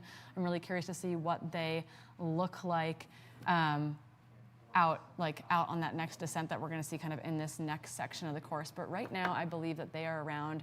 Is this near the top of This must be near the true summit, is what I would guess, like the high point of the course, I should say. So yeah, which is KT 22. Yep. And so we've had camera people out there since the crack of dawn this morning because they were prepared for a normal start time and the normal course, and they were up there giving us feedback that it was blowing super, super hard. We weren't sure if we were going to be able to get any aerial footage from this location or not, but I know that several camera runners and our drone pilot were hiking stuff up there as soon as we got the go-ahead. So our viewing audience here, they are at roughly 8,000 feet of altitude here. So a guy like Mika, I think if he is a recent graduate of Stanford from the Palo Alto region, meaning he is from sea level. So is Chad Hall, living in San Diego. Eli Hemming does have the luxury of living in Boulder, Colorado, so he does have that altitude acclimatization advantage over the two men behind him. Eli Hemming is likely going to be cresting over the top of KT 22 here, and then he will have roughly 2.5 miles back down into the village to complete the first lap of the 23K here today. Again, I think we're going to be looking at that that 50-ish minute mark or so for them to lap through the village. So if you can hear our voice, get excited. I think the men are going to be lapping through in about 15 to 18 minutes or so. But as Eli breaks back into the run. So again, total stats of today's race is roughly 12 miles, roughly 4,500 feet of climbing. It is a double loop of the 11K course that runners navigated yesterday. If you're just joining us, we did have course alterations occur this morning due to very high winds here in the Sierra. But this, I think, is a great alternative, and certainly it hasn't impacted today's awesome broadcast coverage, especially this drone pilot. I was surprised. You can see how gusty it is up there. Yeah, they're doing an amazing job, but it does sound like we have Zach Marion out on course that we're going to be able to throw to get a little bit of a course update when his audio is ready.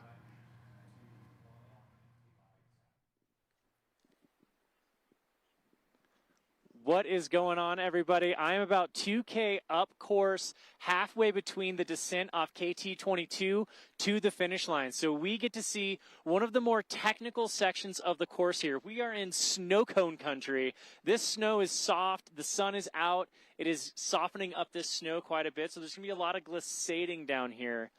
It's going to be some really intense coming down, running down this section, but then they get this road section down to the finish, and about 2K to go. It's going to be a technical runner's dream right here, and then it's going to be a fast runner's descent to the finish. So a lot can happen here. We're excited to see the athletes come through twice, and we're going to give you guys all of the information we can get as they come running through. We'll be able to see them from the saddle there all the way down almost to the finish. Thanks so much. Thanks so much to Zach. And yeah, look at that snow coverage there, Corrine. It definitely is glissade country. Yeah, I don't know if you saw some of the hype reel videos that came out of yesterday's race. The glissading form was really, really top notch out there. We had butt sliding, we had boot skiing. It was the full works of chaos.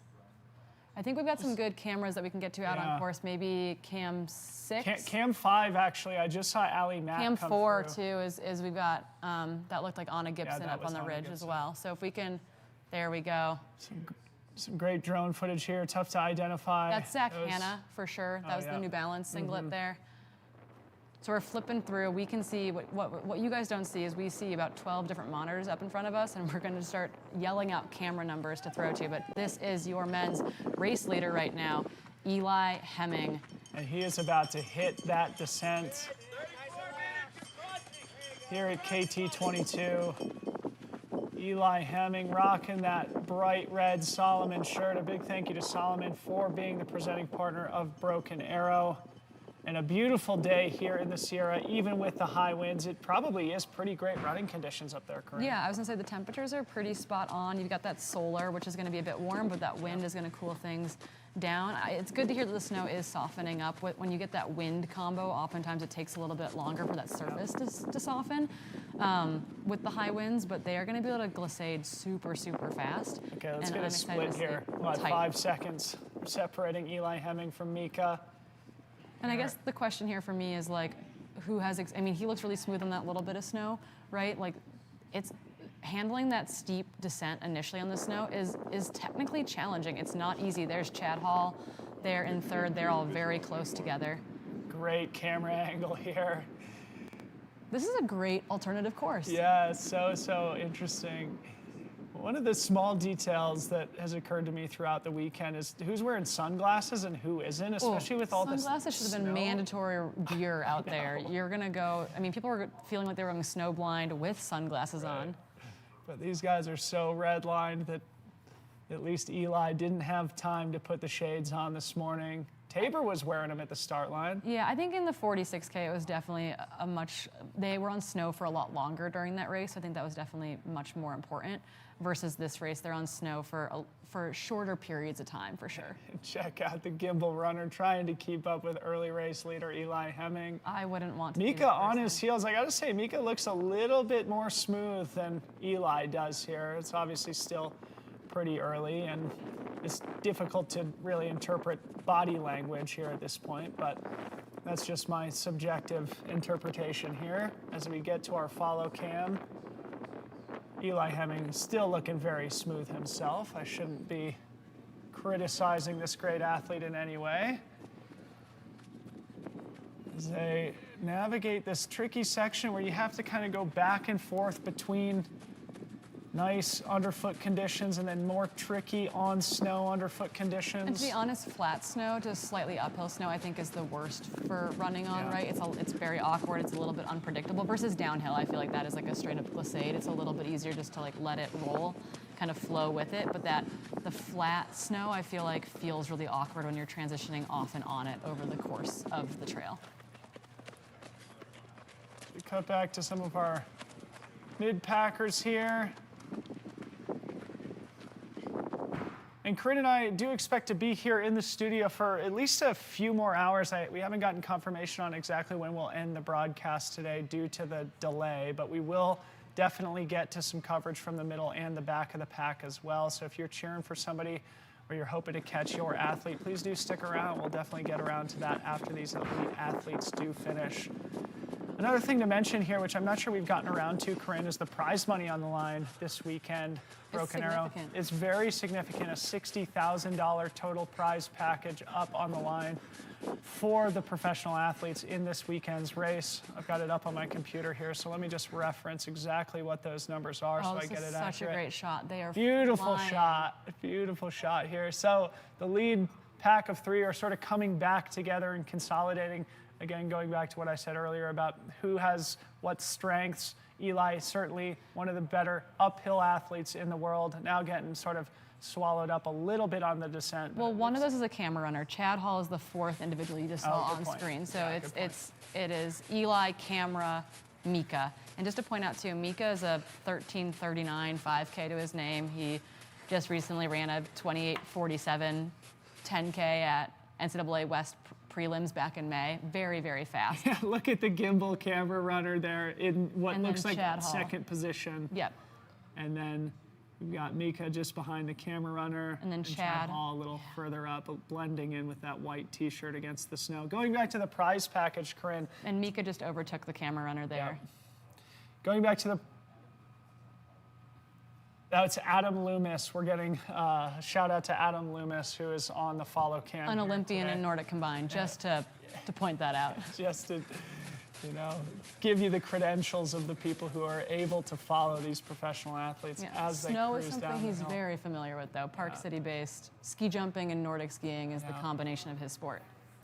Okay, now getting back to the prize packages on the line today. First place for both men and women, 5,500 bones. Second place, 3,500 bones. Third place, $1,000. Fourth place, $750. Fifth place, $500. Paying 5 deep here today. Going back to the VK, the winner got $2,000. Second place, $1,500. Third place, $1,000. Fourth place, $300. And fifth place, $200. Again, a total prize package of over $60,000 on the line. A big thank you to Brendan Madigan and the Broken Arrow team for making that investment. You've got Allie Mack on your screen now, still leading the women's race as F1. Before we flip to this image of Allie, Chad Hall was also closing to that group. They were coming back together. I think he was picking up Mika a little bit on the snow. Running up, SoCal has had plenty of snow this winter, so I think he's gotten his fair share of running up in like the Mammoth and like Big Bear area. But here is Allie Mack, your women's race leader, a previous champion at this race. She's done the Triple Crown. She's won the VK. I think she's actually won every single race here. So coming back in just the 23K this year after being in Innsbruck, Austria for Worlds last week, representing the U.S. in the vertical and the classic up-down race there. We should have ski cams. Someone said, Matt in the chat, where are our ski cams? Ski cams. I think with the course alterations, we don't have enough continuous snow to really make that happen, but people were out there. I did see ski boots come off the mountain yesterday. So right now, the men have come back together. Chad Hall has picked up Mika, passing him. I think he's moving really well on the snow, as opposed to Mika, who's still moving obviously very fast. And then they are closing a bit to Eli Hemming. Allie Mack, though, is out in front. Let's see if we got audio. Oh. Okay, not near the rock. We're fine. We'll see if Zach Marion's checking on him, it sounds like. So it looks like the lead athletes have come Awesome. past Zach. Thank you guys for bringing it back. We have all the men's action up front here. We had our top 3 men. We had Eli, we had Chad, and we had our Stanford guy out there, all within a split second of each other. They looked fantastic. Chad was making some moves once we hit the road off of here. Eli looked like he was enjoying the technical sections. So it'll be fun to see what happens as they make their way back around. And it was about 45 seconds between those 3 and the next 3 athletes. We're going to stay camped here looking for women's leaders. We'll catch you guys once they come back through.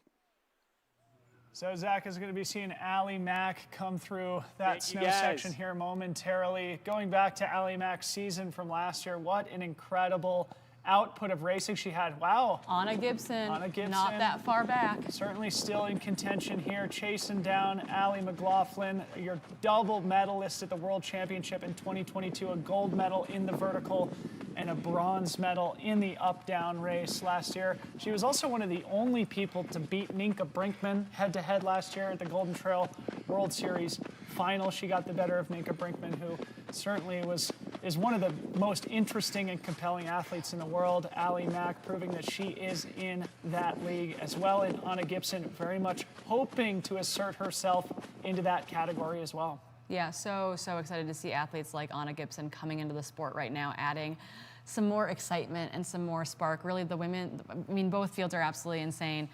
There are going to be some races this year where we're going to see the likes of Allie Ostrander, Grayson Murphy, Allie Mack, Anna Gibson all together, and it's going to blow my mind.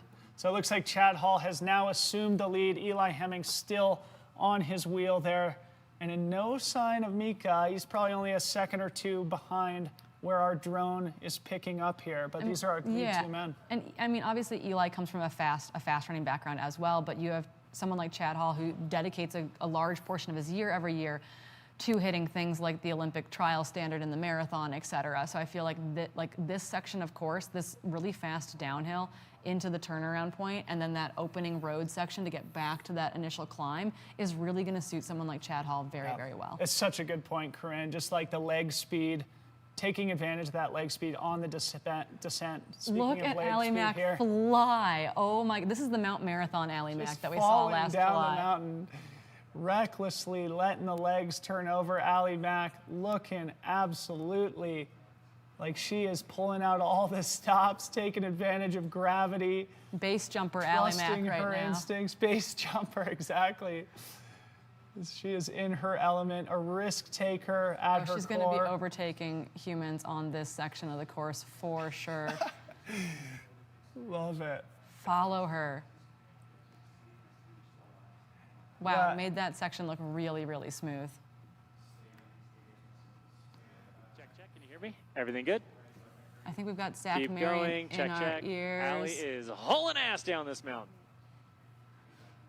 And we're back on that aerial image of Chad Hall leading Eli Hemming down the road. They're going to be coming into the village here in the next couple of minutes. If you are in the village, get ready for our lead men to be coming through to head out on lap 2. We predicted between 45 and 50 minutes likely on the clock for that lap, you know, kind of being 4 to 5 minutes ahead of the 11K winning time yesterday, given the quality of this field.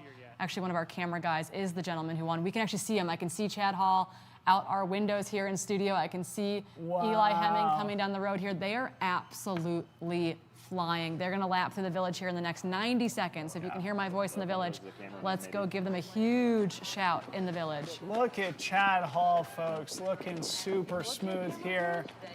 Beautiful blonde hair tied up in a ponytail, bringing the SoCal vibes, very much looking San Diego out there as he comes through the first lap in the lead of the men's race. And look at the energy, electric, as Courtney DeWalter mentioned here in studio.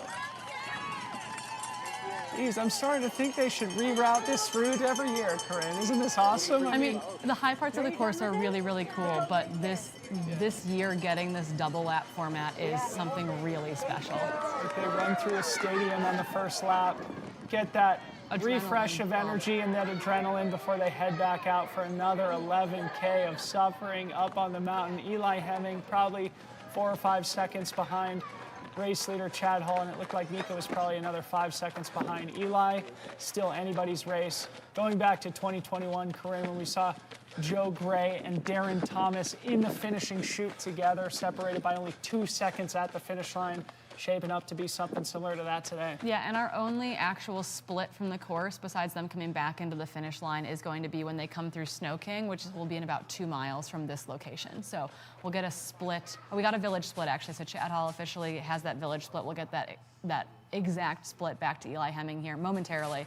And then we'll see them 2 miles into the next week.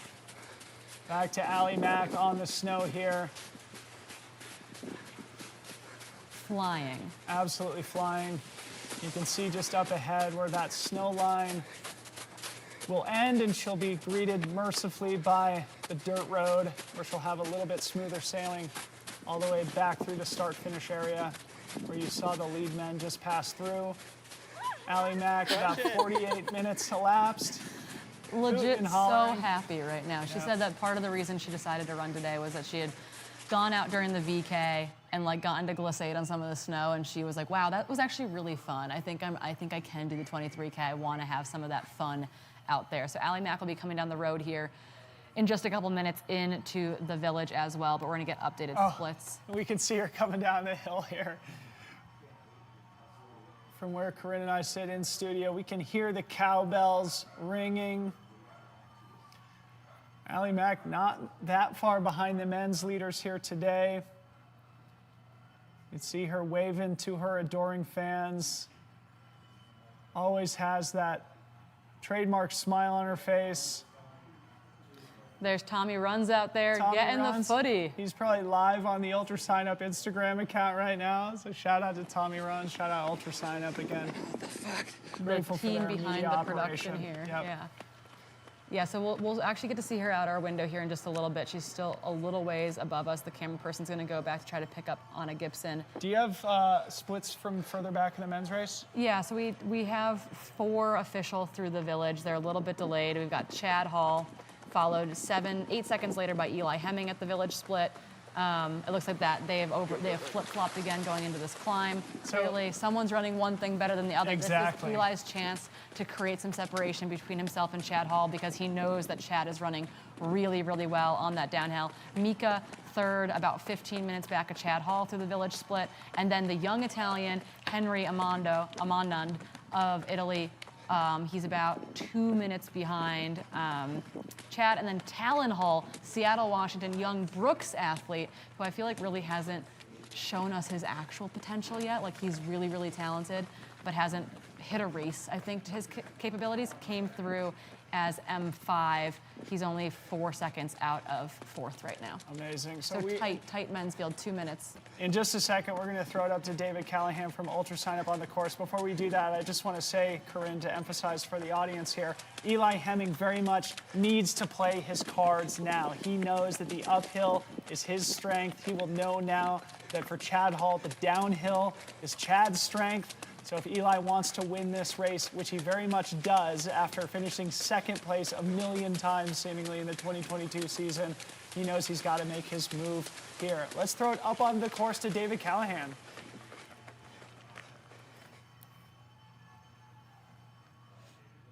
Hey, Dylan and Corrine, hope y'all are doing well. Beautiful stuff up here. Thrilled to be up here watching these people sort of climb this last climb as they head to the top. They've been climbing now for about 3 miles, and so we're just thrilled that UltraSignup production can bring this real life action to people around the world. You know, these people race this course. They tell the stories when they go home, but it's just totally different to be able to get out here on course and see what these people are going through, seeing these people discover a little bit more about themselves with each step. So we're just thrilled to be out here, loving, cheering everybody up this mountain. Smile, wave to mom, come on, smile. So we're just thrilled that UltraSignup production team's done an amazing job on this day. So back to you, Dylan and Corrine. Thanks a lot. So that is David Callahan, one of the leaders of UltraSignup.com. Great guy. It's been awesome to get to know him over the last couple of years. He, his partner Jay, and the whole UltraSignup team are really doing great things for the sport and really taking that platform to new heights. It's always been the go-to resource for race registration, for race result database, and now getting into the media and broadcast game. It is so good for the sport. As we look now for women's race leader, Allie McLaughlin, who should be screaming through the village here momentarily in the lead before she heads out on the second lap. Yeah, she'll be down here momentarily. We have so many good shots on our screen here. Yeah, up in how front do you of us, choose so. right now? We've got I can see Eli Hemming. I can We're gonna see Allie Mika. Mack. We're going to see Allie here. Allie's screaming down this hill. She's running so fast. So Allie Mack will likely make her way through lap 1 in just over 53 minutes, I would guess. Yeah, that puts her about 5 minutes or so behind, or I guess, yeah, a little bit more than that, probably 7 to 8 minutes or so behind the men's lap through there. Corrine and I can see Allie Mack coming through the window here from where we sit in studios. We cut back to Eli Hemming, your men's leader, in the opening mile of the second lap, followed closely behind by Chad Hall from San Diego. It just occurred to me actually, Liam, Aviation Fireball in the chat said that Chad Hall is also going over to Marathon du Mont Blanc. So I did not know that. Right. So excited to see Chad make that like truly international trail debut. Like that to me is very, very exciting. So exciting. I think we all feel, especially after last season, seeing what Chad Hall was able to do, getting excited to see him race on the international circuit as well. Looks like probably 7 to 10 second gap now separating Eli and Chad. Chad very much trying to hang on to the wheel of Eli Hemming, one of the best climbers in the world. It's so loud outside right now because Allie Mack is lapping through the village. Like it is deafening to our left-hand side. Just outside these windows, people are going berserk right now. And we cut to Allie Mack coming through town here with a cameraman in tow. Looking super strong. And I think if you're Allie Mack, you have to feel pretty good about maintaining your lead at this point in the race. Obviously, we've mentioned it many times now. Allie Mack, one of the best pure uphillers in the world. So if she has a vulnerability, it is on the descent. So leaving the village here, going back into a very steep climb back up to the top of the KT22 summit, Allie Mack will likely be able to hold on to that lead given her pedigree as a pure climber. And it's all going to come down to whether or not she can hang on the descent. But Allie Mack looks like she's got a pretty healthy lead coming through the village on lap 1. We'll get an accurate split as soon as we can back to the rest of the women's lead pack that we know includes Anna Gibson, Tabor Hemming, Janelle Lynx, and others. Cutting back to Chad Hall here in the white top, the beautiful blonde man bun. I thought everyone had holes cut into the back of their shirts, and I realized it's just mud from the early part of the course. But yes, we do have our top. We can kind of run through our top 10 men coming through lap 1. Again, leading through there was Chad Hall, Eli Hemming, Mika Badone-Rousseau, Henry Amando, Talon Hall, Pat Parcell, Abraham Hernandez, the VK winner, Andrea Roston, Raul Sanchez, and Zach Hanna were our top 10 men. They're separated by just about 3 minutes or so from 1st to 10th right now. So lots can happen in the second lap. I do think that we will see some movement in that men's field as they make their way up the second climb. It is really hard to turn it back on to climbing legs after you've just bombed a big descent. Yep. A little further back, Garrett Corcoran, one of the, I think, more interesting athletes in the sport right now. Just outside the top 10. Yeah, just outside the top 10, a little further back. Guys like Morgan Elliott, Patty O'Leary, Alex King, and Allie Mack sitting in 22nd overall through lap 1. And I imagine she's going to be moving up a little bit on lap 2 in that overall position.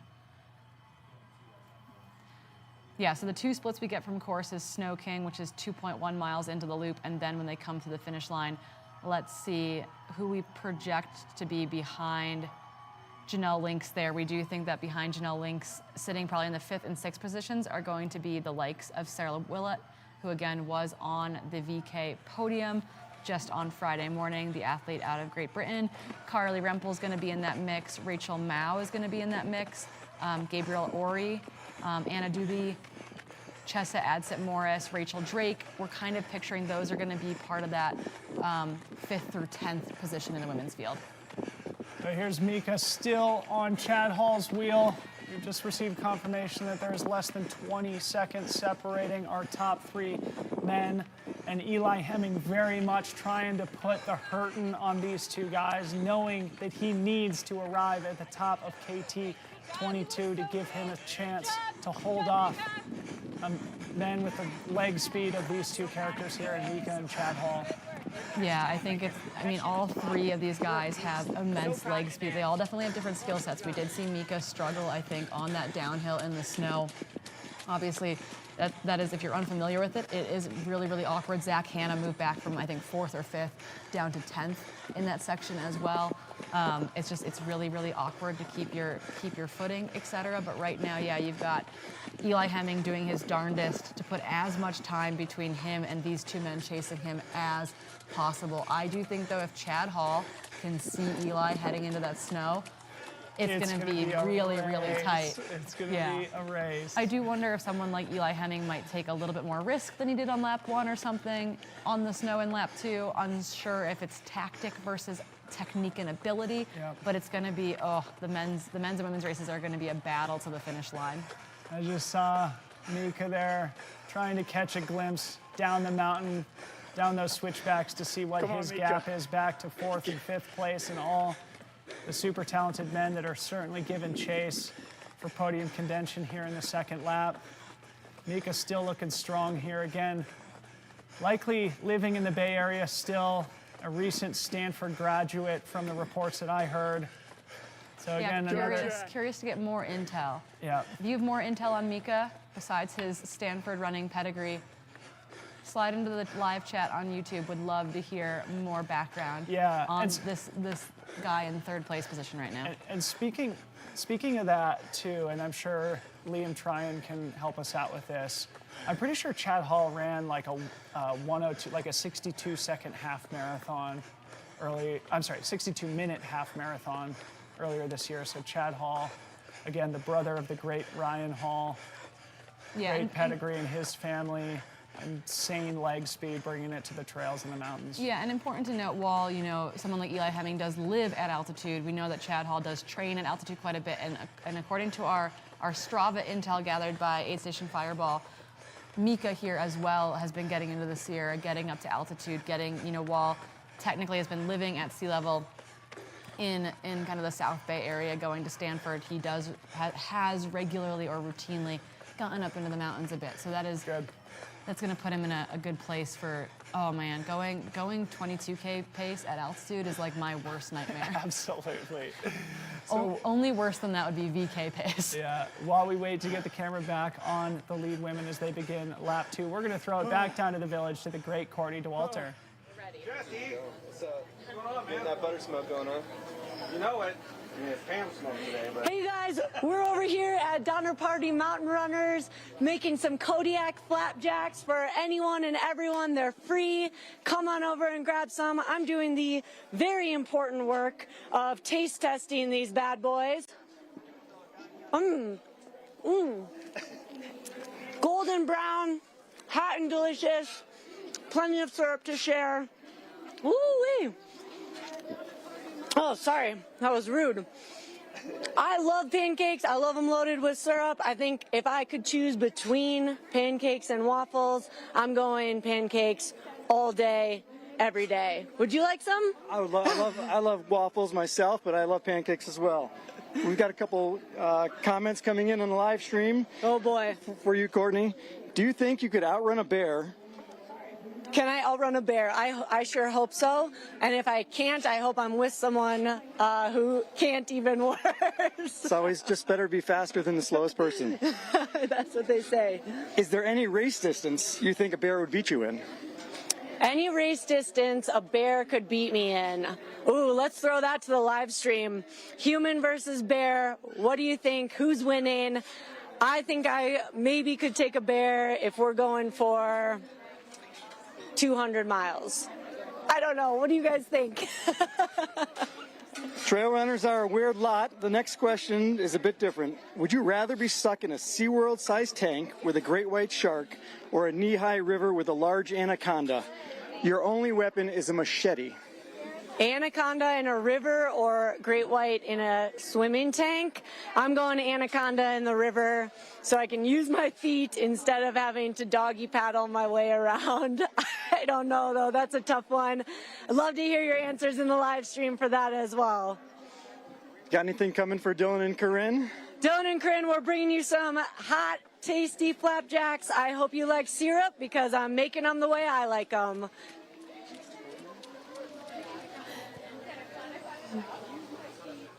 Oh my goodness, pancakes on delivery. I did Give make me her some promise. flapjacks. Come on, don't those Kodiak cakes have some protein in them too, or They something do. like that? They're extra delicious. We buy our mix from Costco. Oh, That's this our is Kodiak cakes. all right. Great intel in the chat here from Liam Tryon. Mika ran a 32:41 ascent on Mount Tam 2 weeks ago. That's Ooh. the fifth fastest Mount Tam ascent of all time. That is a fast Tam. And Mount Tam is probably the mountain that's been time trialed more than any other mountain in the world. As we look back at Allie Mack, speaking of time trialing uphill, man, she looks smooth, Corrine. She looks so smooth, and we've got updates of our top 6 women through the village, so we've got to give that to you. So Allie's got actually a pretty big gap. She's got about 90 seconds or so over Anna Gibson in second. Tabor Hemming in third, about 45 seconds behind Anna. Janelle Lynx is only about 12 seconds, though, behind Tabor Hemming. So Tabor and Janelle are super close together. And then Sarah Willett is bringing up that third position, or that fifth position, sorry, in the women's field today. My live tracker keeps switching over to the men's race. Wow. Apologies. I mean, but yeah, 90 seconds. I mean, that's a pretty remarkable lead for Allie to have through that first lap. I think near at the top of KT, it looked like it was more like 20. So as she was falling down the mountain, skydiving down the mountain, as we were joking about just a few minutes ago, yeah, it seems like Allie Mack was able to gain a greater advantage on the downhill, which was probably unexpected. But tons of cool young talent in this women's race. Back in 10th position is Andy Cornish, 22 years old, Jackson, Wyoming. Maybe chasing in Anna Gibson's footsteps there. So really, really cool to see. We've got Gabriel Ori of New York, of Orchard Park, New York, 24 years old, sitting in 8th position. Rachel Mao sitting in 7th. Really, really cool. Anna Doobie sitting in 6th. She ran the VK as well on Friday. So yeah, really, really fast group of women have made their way through the halfway point down here in the village, but Allie Mack is out front by quite a ways at this point. Allie Mack charging up the hill here. From going to not being sure if she was going to race to currently leading the race by 90 plus seconds is an Allie Mack move, and I'm really excited to see it from her. Absolutely. Always races with heart. You see her pumping the arms uphill. I can't wait to see her dog join her at the finish line. Yeah. So Allie McLaughlin firmly in the lead of the women's race. 90 seconds may not sound like a lot, but in a race of this distance, 90 seconds is a pretty commanding lead so far as she makes her way back up the hill. And to me, Corrine, it is surprising to see somebody like Allie McLaughlin with the skill set that, at least, from my perception, is very much as a pure uphill athlete. I mean, obviously she's great at the downhill, but to gain an advantage over somebody like Anna Gibson on the descent. Which I think was our question going into Mount Marathon last year, where we're like, we know Allie can charge this uphill. How is she going to do compared to the Alaskans, compared to the Nordic skiers who have trained on this mountain, who have done this race before? That was my big question. Unfazed. Didn't matter. Broke the course record at Mount Marathon. Over the likes, of Emily Forsberg, Ali Ostrander, etc. So true. What a great point too. Thanks for reminding me about that. I think, maybe the more technical, the scarier the descent is, the better it is for Allie as a daredevil, as a skydiver, as a base jumper, and all the other adrenaline sports that Allie takes part in. I know she's like a dirt biker and things like that too. So Allie Yeah. McLaughlin, a great character in the She was sport. paragliding in Innsbruck. She's going to paraglide, I think, when she's over for OCC UTMB week come the end of August. I heard she had some plans to base jump off a bridge in the area. You know, she's a busy gal. Yeah, unbelievable. But yeah, she is making this uphill look like it is nothing right now. Allie Mack, I know that she wanted to come here for the community. She wasn't sure if she was going to make it here. She wasn't sure if she wanted to be here after kind of a tough week over in Innsbruck, just not quite where she wanted to be, I think, in her mental framework more than anything. And during the panel yesterday, I said, hey, Allie, we were so happy that you made the decision to come here, even if you weren't going to race, just to come see your people. And clearly, she's doing just fine. Yeah. Let's come back to that because I think that's worth talking about, right? Like her going to the World Championships where she performed so well last year and being a little bit disappointed here in 2023. I just wanted to go back to this text message I referenced a little while ago from my friend Rick, who bumped into Allie Mack. He said in text to me, ran into a mountain running girl you know named Allie Mack from the Springs. We were paragliding at the same spot in Salt Lake City. So one of those small world moments where a friend of mine bumped into Allie Mack as they were both paragliding in Salt Lake City, Utah. Really awesome person, awesome character, and obviously a really awesome athlete, Allie Mack from Colorado Springs. Yeah, someone said Mac Attack, one of my favorite runners. So nice in person. That is true. She is.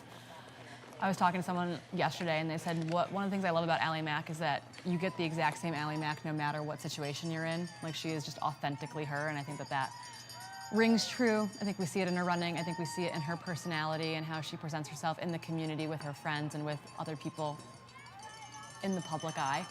So Allie Mack currently running away from the women's field. It does seem that Anna Gibson has survived the downhill, in which she was a little bit nervous of, holding her own with trail, more trail experience. Eli's got a gap now, folks. He is very much pressing the gas pedal here, making his way back up to the top of KT 22. I would speculate we'll try and get an accurate split here, but probably 20 to 30 seconds on Chad Hall here on the second climb. Eli Hemming very much playing his cards now, knowing that this is his shot to take the victory here today in the 23K. Again, Eli Hemming, the young, great former triathlete from Boulder, Colorado. His wife Tabor also in contention for podium position here in the women's race, as they both use this as a warm-up for the Mont Blanc Marathon next weekend in Chamonix. Yeah, and hopefully this snow, this downhill prep makes them both feel extra confident going into Mount Marathon, which will take place just about a week after the Mont Blanc Marathon. So quite the triple, those 3 back-to-back race weekends that they're about to embark on. Really love getting to follow their story. They're both just exceptional human beings on and off the track and trails. Coming through this age, he's gonna take a moment, I think, to get something in that bottle, perhaps.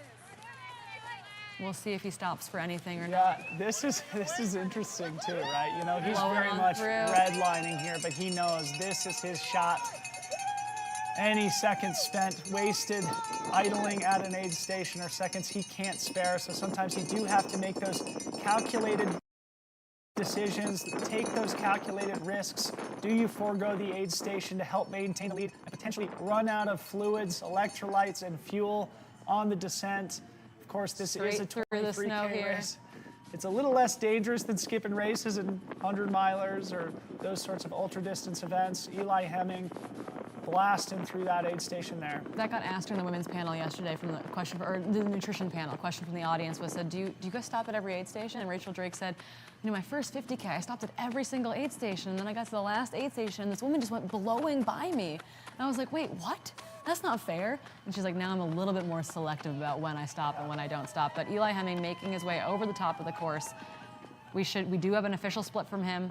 He came through that Snow King aid station, mile 8.3 at 1:09:14 on the clock, hammering. So the next question is going to be, how much of a gap does he have on Chad Hall, on Mika, as they make their way to that same aid station? Probably in the next 30 to 90 seconds is my guess, pending what we saw earlier on the course. Yeah, and one of the things that Eli mentioned on our panel yesterday was just how satisfying last year was, but also how frustrating it was for him in some ways, finishing second place several times. He finished second here at Broken Arrow in both the VK and the 23K. Corrine and I were talking about on Friday the incredible battle that he engaged in with Cam Smith in the VK last year, where the two of them went toe-to-toe basically all the way to the finish line. And then I think he finished, it was probably like 45 seconds back of Andy Wacker in the 23K last year. A double second place, certainly something to be proud of, but also a little frustrating for somebody like Eli Hemming, who certainly has all the skill, talent, and ambition to win these high-level races. He also finished second at the Whiteface Mountain Race over on the East Coast. He finished second at the Rut. He finished second at the Flagstaff Sky Peaks, part of the Golden Trail World Series, as we cut back to Anna Gibson. Yeah, Anna Gibson on your screen again. She's got that Trail Team logo on her crop. Again, that's that group that Andy Wacker has started, trying to bring young crossover athletes into the sport. So again, athletes that are going to compete in multidisciplinary sports. They're going to compete on the road, the track, etc. Coming into trail, they're going to compete as Nordic skiers, as cyclists, etc. Coming into the trail. So really excited to see what Andy has put together there. Mika is also kind of part of that crew as well, coming up as these crossover athletes, these young talents. So right now on your screen, yeah, Anna Gibson, she knew that she could climb really well. She felt really confident in her climbing ability, though she said she surprised herself during the VK, being able to take that win. She said, I'm not sure about my downhill ability, but clearly she's hanging with the big dogs. Hanging with the big dogs. I think it's important to say a few more words about this. I mean, we just mentioned Andy Wacker being the champion of the 23K in last year's race, taking the initiative, taking the leadership role to really identify and mentor and nurture the next generation. I think is a really admirable thing. Looks like Eli's got a pretty solid gap now. Yeah, on Chad Hall. There is Chad Hall. Let's see if we can get. Going back to this trail team thing and Andy Wacker, it's great to see him really like taking that initiative and trying to grow the sub-ultra category of trail running here in the United States. Corinne's got some great splits. Yeah, so the splits right now through that 8.3 mile mark, Eli Hemming came through there in 109.14, 110.55 on the clock for Chad Hall. So again, that was about that 90-ish second or so mark. Mika is about another 30 seconds behind Chad Hall. So that's 1, 2, and 3 through the Snow King 8.3 aid station. So right now it's really mostly downhill for these guys. They have a little bit of this KT 22 climb, and then they're going to really bomb the descent. But Eli's going to be trying to run every single step he can on this section wherever he can to try to increase as much daylight between him and Chad Hall. Chad Hall is not letting up whatsoever. He is still hammering this section. He's passing through, lapping through runners who are still currently on their first lap of the race. They've moved over to give him some room to come by. And Mika is not that far behind him. They had about 30 seconds at the aid station, and now it seems a little bit tighter than Let's talk about the head game here, because Eli obviously has his foot on the pedal, right? And he knows that he is earning this gap now up to 100 seconds, which is actually pretty substantial here in the opening couple of miles of the second lap here at the 23K. He knows that this is his shot. If you're Eli off the front, gaining the gap, what are you thinking here, Corinne? You're thinking go, go, go. You're racing. In my mind, it's not even like racing like I like to race scared in this situation, and that's not a negative thing. Racing scared means that I can't lose a single second because every single second counts. That's like the mentality that comes in from a lot of like that triathlon world, that Nordic ski world, where you're like every second counts, every second costs me positions, many positions potentially. And so that's what you're seeing from someone like Eli Hemming.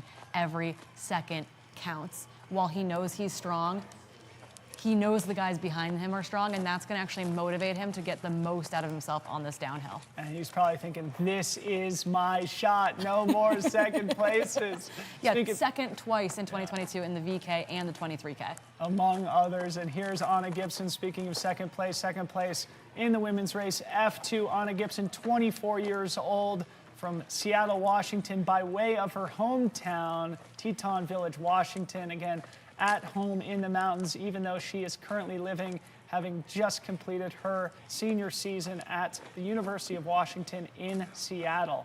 Anna Gibson, your VK champion on Friday, doubling back in second place here today as she makes her way up this massive climb here on the second loop. Yeah, and I think what we're going to have to do here momentarily is cut to a quick commercial break before we come back live to bring you our men on that descent and catching back up with Allie Mack as well. So don't go anywhere, stay right with us and get into the live chat. Let us know who you are rooting for.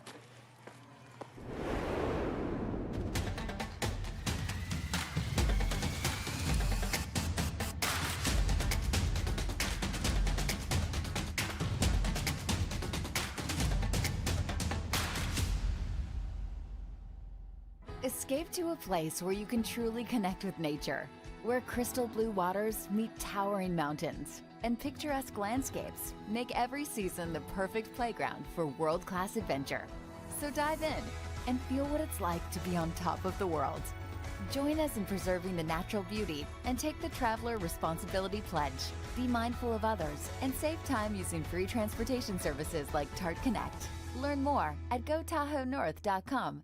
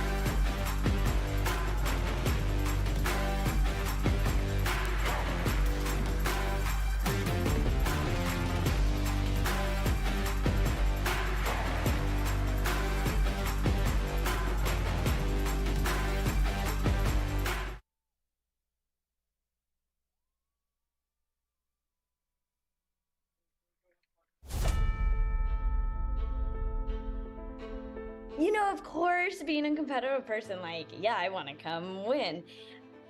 But that has not been the first thing on my mind about Broken Arrow. Coming there, there's a lot of people that I'm excited to see. I'm excited to be in the village with everyone roaming around with Harley. Love the mountains in that area. I'm just coming back from an injury, which means a couple things. It means I need to be patient. I think it's, for me, definitely like a bucket list race that I want on my resume. Because the vertical suits me more, that'll be the one I'll be looking to probably do better in. But the mindset doesn't change for the 23K, because I think, you know, there's World Cup points available, and, you know, there's a good opportunity here for me to show what I can do on the US circuit against the best in the US. My motivation for being out there this year is just to see what I can do, enjoy the course, enjoy being in a different place, and to have an opportunity to run with some of the best runners in the world. Yeah, try to win. Go out hard in the VK. You know, some people might hold back or what say you, but I mean, if I'm in contention, I'm gonna push hard. So I've been dealing with Achilles pain for a lot of years. So I ended up getting surgery for that over the winter. One, you need to be slow. You need to make sure you're really strong. I've been in the weight room a lot to get ready for races and doing a lot of things just to rehab, but also to be extra strong. I think it caters well to my strengths because there are parts that you can run pretty quickly. What really helps me at the Broken Arrow course is that after you get to the top, it's pretty much all downhill. I really don't change my training for trail running from the road stuff. The goal is just to get as fast and as fit as I can, and then I can put it on whatever surface I want to. This last spring, I learned to paraglide and base jump. In turn, like now when I'm at a starting line, it's not quite as scary for me. Even in my last race, I remember thinking before the downhill, I don't know, base jumping came in my head, and I just like kind of like grabbed for my pilot chute. It's all mental, really. My weaknesses can be to take it out a little bit strong. I think I might, I'm gonna bring a few pair of shoes. It depends on how much snow there is. But I might put some spikes in the bottom of my shoes. We'll see. Honestly, I think Broken Arrow is a pretty decent race for my strengths. lots of climbing, love the climbing, and the downhill is fast. And I think going back to the triathlon days when I was running on the road so much, you need that leg speed. I hope to accomplish that. I'll come back to Ireland here with World Cup points on the board. Be able to say that I have travelled out to America to compete in Broken Arrow. There's not too many Irish runners can say that, so it's definitely going to light a fuel for the fire that it won't be the last time I visit.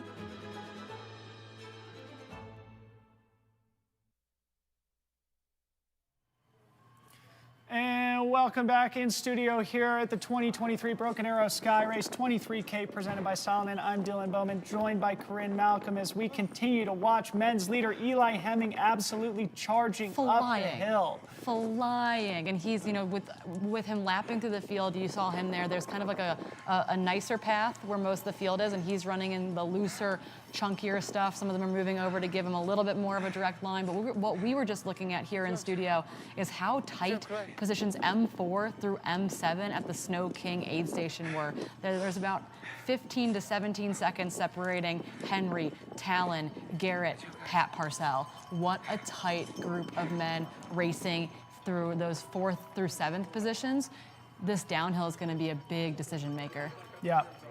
And one of the things you and I were just talking about is Garrett Corcoran. He was 11th coming through the first lap, now making his way up into 6th. He very much views himself as a great uphill runner as well. It's something we talked about on our panel yesterday ahead of today's race. Garrett Corcoran, again, the top American in the short trail world championship in Innsbruck last weekend, where he finished 14th place, currently sitting in 6th. Let's see if he can continue to move through the field. Yep, Allie Mack as well has also moved up a couple positions from the bottom. She came through the bottom in 22nd overall. She's currently up into 19th overall, making her way through that Snow King aid station at mile 8.3 in 1:20:48 on the clock. So she just came through there all about 2 minutes ago and change. So the question is, where is Anna Gibson?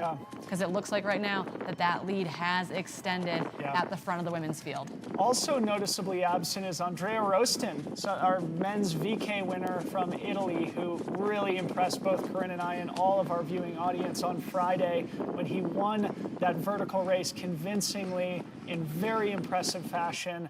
I was expecting him to be one of our favorites, one of our contenders here today. He is outside the top 20. Yeah, as well as like Liam Myro as well, who I don't know what happened on the first lap. I'm not sure what's going on out there, but yeah, another guy that was just 13th or 14th at Worlds in the Classic Up-Down, who we do know is fast on the road. Late decision to come race this event, not sure what's going on, but yeah, him as well, way, way back in the field. Eli Hemming absolutely motoring. You can see the effort on his face now. Yeah, and his shoes wet, having to make those moves.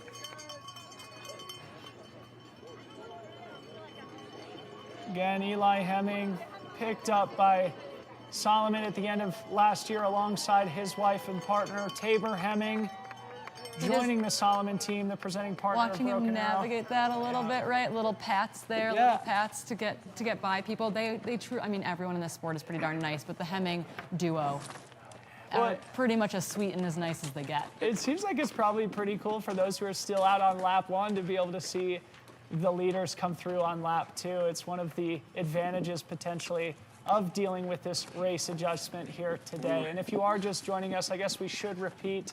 In today's 23K, we did have a delayed start and a course alteration due to high winds here in the Lake Tahoe region. So instead of a single 23K loop, they are doing 2 11K loops here today. Allie Mack marching through the briars, marching through the willows here.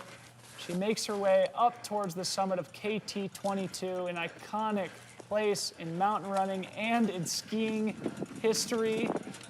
Here in Palisades, Tahoe, a beautiful view. You can see Lake Tahoe there in the distance as Allie Mack still in that jogging cadence. And I think right now, if splits are accurate, we do not have a split yet for second female coming through Snow King, which means that Allie Mack has opened up a massive lead over the chasing Anna Gibson and Tabor Hemming. So we will try to get an update there. And Janelle Link's sitting in that 4th position. We're going to try to see if we can get an update from the Snow King aid station, but as of right now, it does not appear that we have new splits from the chasing women in this race. Oh, we have camera people wiping out. We have runners wiping out.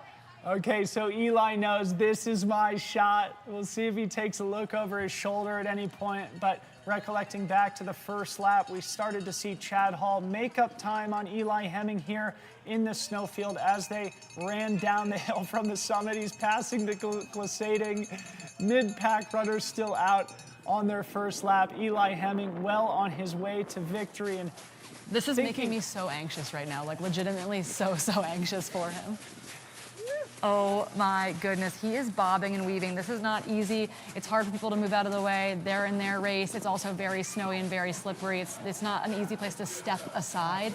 It's also not an easy place for him to slow down at all. You really can't apply brakes in snowy conditions like this. So he is really making good moves. Our camera runner just behind him almost lost it right there, but he's gonna come off the snow soon. Bodies everywhere. Goodness. Bodies everywhere as Eli Hemming. It's like a bowling alley. Yeah. I'm not sure if we'll have Zach Marion on the ground to give us his first person interpretation of Eli's technique and body language. More people glissading down the snowfield as Eli Hemming keeps his balance, if only barely. Update from Snow King. Second woman through there is Tabor Hemming. Anna Wow. Gibson's tracker has not gone through there, and that puts Tabor Hemming 5 minutes behind Allie Mack at the 8.3 mile aid station. So Allie Mack has opened up a massive lead over Tabor Hemming and Anna Gibson. Yeah, massive is even an understatement in this context, Corrine. 5 minutes after a 90-second lead. That means she has put another 3.5 minutes into her competition in probably less than 3.5 miles. Allie Mack taking control of today's race. Janelle Lynx is now through there. She's about a minute behind Tabor Hemming. So Janelle Lynx and Tabor Hemming 2 and 3 right now. There's about a minute between the two of them. Anna Gibson tracker has still not come through Snow King. Part of me wonders too, like they're an hour 20 plus into this race. Anna's been training for the 1500, right? Like this is a big jump in distance. But look how fast Eli Hemming is going down this snowfield right now. This is absolute madness, and you can see the thousands of foot strikes implanted in the snow between all the races that have occurred here on the race course over the last 3 days. Eli Hemming finding a merciful patch of dry ground here as he bombs down the hill back towards the finish line in what he hopes to be probably the biggest victory of his career so far. And it looks like we do have Zach Marion ready to give us an update from the snowfield out on course. Zach, how are things going out there? The conditions have dramatically changed out here with 2K to go. With all these athletes coming through, you can see that the snow has turned into slush. And we had Eli go through 1 minute ago. He is our lead male, and we have no sight on male 2 right now. He's put a huge gap in on this. And to be honest, his first round through, he looked most comfortable on this terrain more than anyone else, just like Allie Mack in the lead. I think that this is a technical runner's dream right through here. This is where they're going to make the gaps. This is where they're going to increase the gap that they have, all right through here. And Eli knows he has to push hard because this final 2K, if Chad were to catch him, it would be a road runner's race because it's clear conditions after this. So, thank you so much, You can see everybody Zach. behind me just going down in this terrain. The snow has softened up quite a bit. All the amount of athletes that are just crushing through it has softened it. It is a just mess up here, but so much fun to watch. We're in the best part of the whole course. We're going to send it back to you guys. We're going to keep eyes out to see if we can get male 2 and F1. Unbelievable, Corrine. Thanks so much to Zach. Eli Hemming very much in control of today's race. It would take a miracle at this point for Chad Hall to make up that ground. Yeah, I think Eli knew if he got to the snow with enough lead and was able to make it into that downhill and make it to the road in particular, that he was going to be clear of Chad Hall, and that is exactly what has happened here today. I did get an update from Bridget. Liam rolled his ankle in the first lap, so I think he is retired from the race today, which is a bummer. That's what I was worried about when I didn't see him lap through. So right now we got this beautiful aerial footage of M1. This is Eli Hemming in that red Salomon kit making his way down through all these other runners that are lapping through on their event too. And I mean, out and backs and looped courses, some people hate them because it's like, oh, it's redundant. But I love it because you get to see everyone, both as a front of the packer and a mid or back of the packer. It's kind of nice that everyone is like still within the same zone, cheering each other on, getting to witness each other experience the day. We do have some footage up higher on the course of Chad making his way. Yeah, we could through cut the to snow. camera 8 and just show Chad real quick before we see Eli's finish. Chad also looking like he is flying down the mountain. Yeah, so if we can get to cam 8, there we go. Chad Hall again, a 61 or 62 minute half marathoner. This might be Jeff Stern chasing. He was camera 8 during the VK, so this might be Jeff Stern keeping up with the likes of Chad Hall through that snow, making it look easy out there. Unbelievable. And Chad Hall has one of those strides where you can just tell the dude can move on flat ground. Looking over his shoulder though, he's looking for Mika, wondering if he's safe as he hits the type of terrain that he probably feels most comfortable on. That is non-technical, smooth dirt road running with a slightly downhill trajectory as they make their way back down here to Olympic Valley, to the village. Eli catching a glimpse over his shoulder.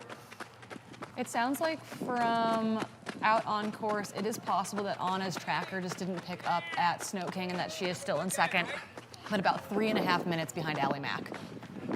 And we are going to get a glimpse of Eli Hemming through the window here any second. Eli Hemming in the bright red Salomon jersey. Second place here in the VK and the 23K last year. Not racing the VK this year and taking home the biggest victory of his career, a championship here in the 23K at the 2023 Broken Arrow. Yeah, really, really impressive running for him. I think he and Tabor stepping out of the VK allowed them to focus on this and focus on the triple that is coming up. He's not quite to the corner that we'll be able to see out our window here in studio. But again, want to also reiterate, we do believe that Anna Gibson's tracker just didn't pick up at Snow King and that she is in fact in second, which would make it Allie Mack 3.5 minutes later, Anna Gibson. There he is. 2 minutes behind her, Holy smokes. Tabor Hemming. So 1, 2, 3, Allie, Anna, Tabor. But yeah, we just saw him fly by our window here. He is moving. I want to see his Strava file after this. Yes, can't wait to put that in the chat. We could all look at it together. And I guess we should mention too that we are going to get our champions here in studio with us. So don't go anywhere. Once the race is over here today, we will try and get Eli Hemming. Once he's had a minute to take a breath of fresh air and drink a little bit of water, we'll try and get him in studio for a little interview. But Eli Hemming, an absolutely impressive performance here at Palisades Tahoe, the 2023 Broken Arrow Skyrace champion. Here he comes. He's got to sort of wrap around the corner here. Yeah, they don't go directly to the bell this year. They kind of go down through the village almost and then loop back up into the finishing chute this year. But he's going to ring Das Bell. Ring Das Bell. No more second places for Boulder, Colorado's Eli Hemming, the triathlete turned trail superstar, taking home a proud victory here today. Big congrats to Eli Hemming. What an awesome, awesome race. Just taking control on lap 2, huh, Corrine? Just hit the gas on that second uphill and just motor all the way to the finish line. Here he comes. So again, last year's men's champion, Andy Wacker, finishing in 1 hour, 50 minutes. It's going to be under 1:35. Totally different course, but crazy, crazy fast. Ring Das Bell, young man. Nice work, Eli Hemming. No longer second place for you. What a stud. What a crazy, impressive athlete he is. We're going to ask him about that molecule tattoo on his arm when he comes into the studio. Yeah, one of the things we were talking about on the panel yesterday, again, it's just like, you know, he's been an endurance athlete his whole life. He said that his parents started a triathlon club in his hometown in, I think, sort of rural Colorado. And so he sort of grew up in a multi-sport, endurance sport family. He's been doing it for as long as he can remember, transitioning from a pro triathlon We've got career. Chad Hall coming down the road. If we can get a split screen, I think we've got cameras maybe chasing Chad as he approaches the village. I can just see Chad's blue shorts through the windows here as he makes his way down the final stretch of road into the village here. Chad Hall is going to be your second place male in the 2023 Broken Arrow 23K this weekend. It'll be interesting to see the final split here coming through the first lap together. If Eli was able to do that second 6 mile lap a couple minutes faster, that's pretty wild stuff. Yeah, we can hear the applause as Chad Hall makes his way towards the finish line. We're going to see if our camera can pivot back to that shot of the bell as Chad Hall, go back to that maybe fixed finish line camera. There he is. Oh, we got our runner on him. Perfect. Chad Hall, your second place male here today. Sounds like he's going over to Marathon du Mont Blanc next week. That will be a rematch between him and Eli Hemming. Yeah, and another great result here for Chad Hall as he continues to rack up the resume in trail and in the mountain finish. races. That's brutal. Yeah, his form, his technique, you know, you can tell he's coming off that marathon training, right, where he's just doing endless intervals on the road, just developing the speed, create that just super smooth running cadence for Chad, easily transitioning from the roads to the trails. Also comes from a triathlon background, the younger brother of Ryan Hall, one of the all-time great American track and field athletes and marathoners. A great athlete in his own right, Chad Hall, ring das Bell. Nice work, guys. It's like probably 2.5 minutes. Yeah, no, that was sizable. We can get an official split here in 1 second. Yeah, they got Anna Gibson's tracker to read actually at the top now, so it's official. It's about 2:12 or so, yeah. Eli Hemming, Chad Hall, your first and second place finishers in the men's race. We are likely going to see Mika Bowden-Rousseau, the young buck from the trail team, the recent graduate of Stanford University, who will likely be our third place finisher unless he has lost time here on the second lap. Yeah, he is being chased by a group of guys that are all chasing each other, and kind of like as in cycling, right? Like harder being a solo person out front when there's a chase pack behind you. So true. Cutting back to Allie Mack, women's leader. Back to Mika here, who will indeed round out the men's podium here. Is he 24 years old, I think he is? Yeah, 23. 23 years old. Part of the trail team you mentioned earlier, being mentored by the great Andy Wacker. Mika Boudon-Rousseau, young man, welcome back to Palisades Tahoe.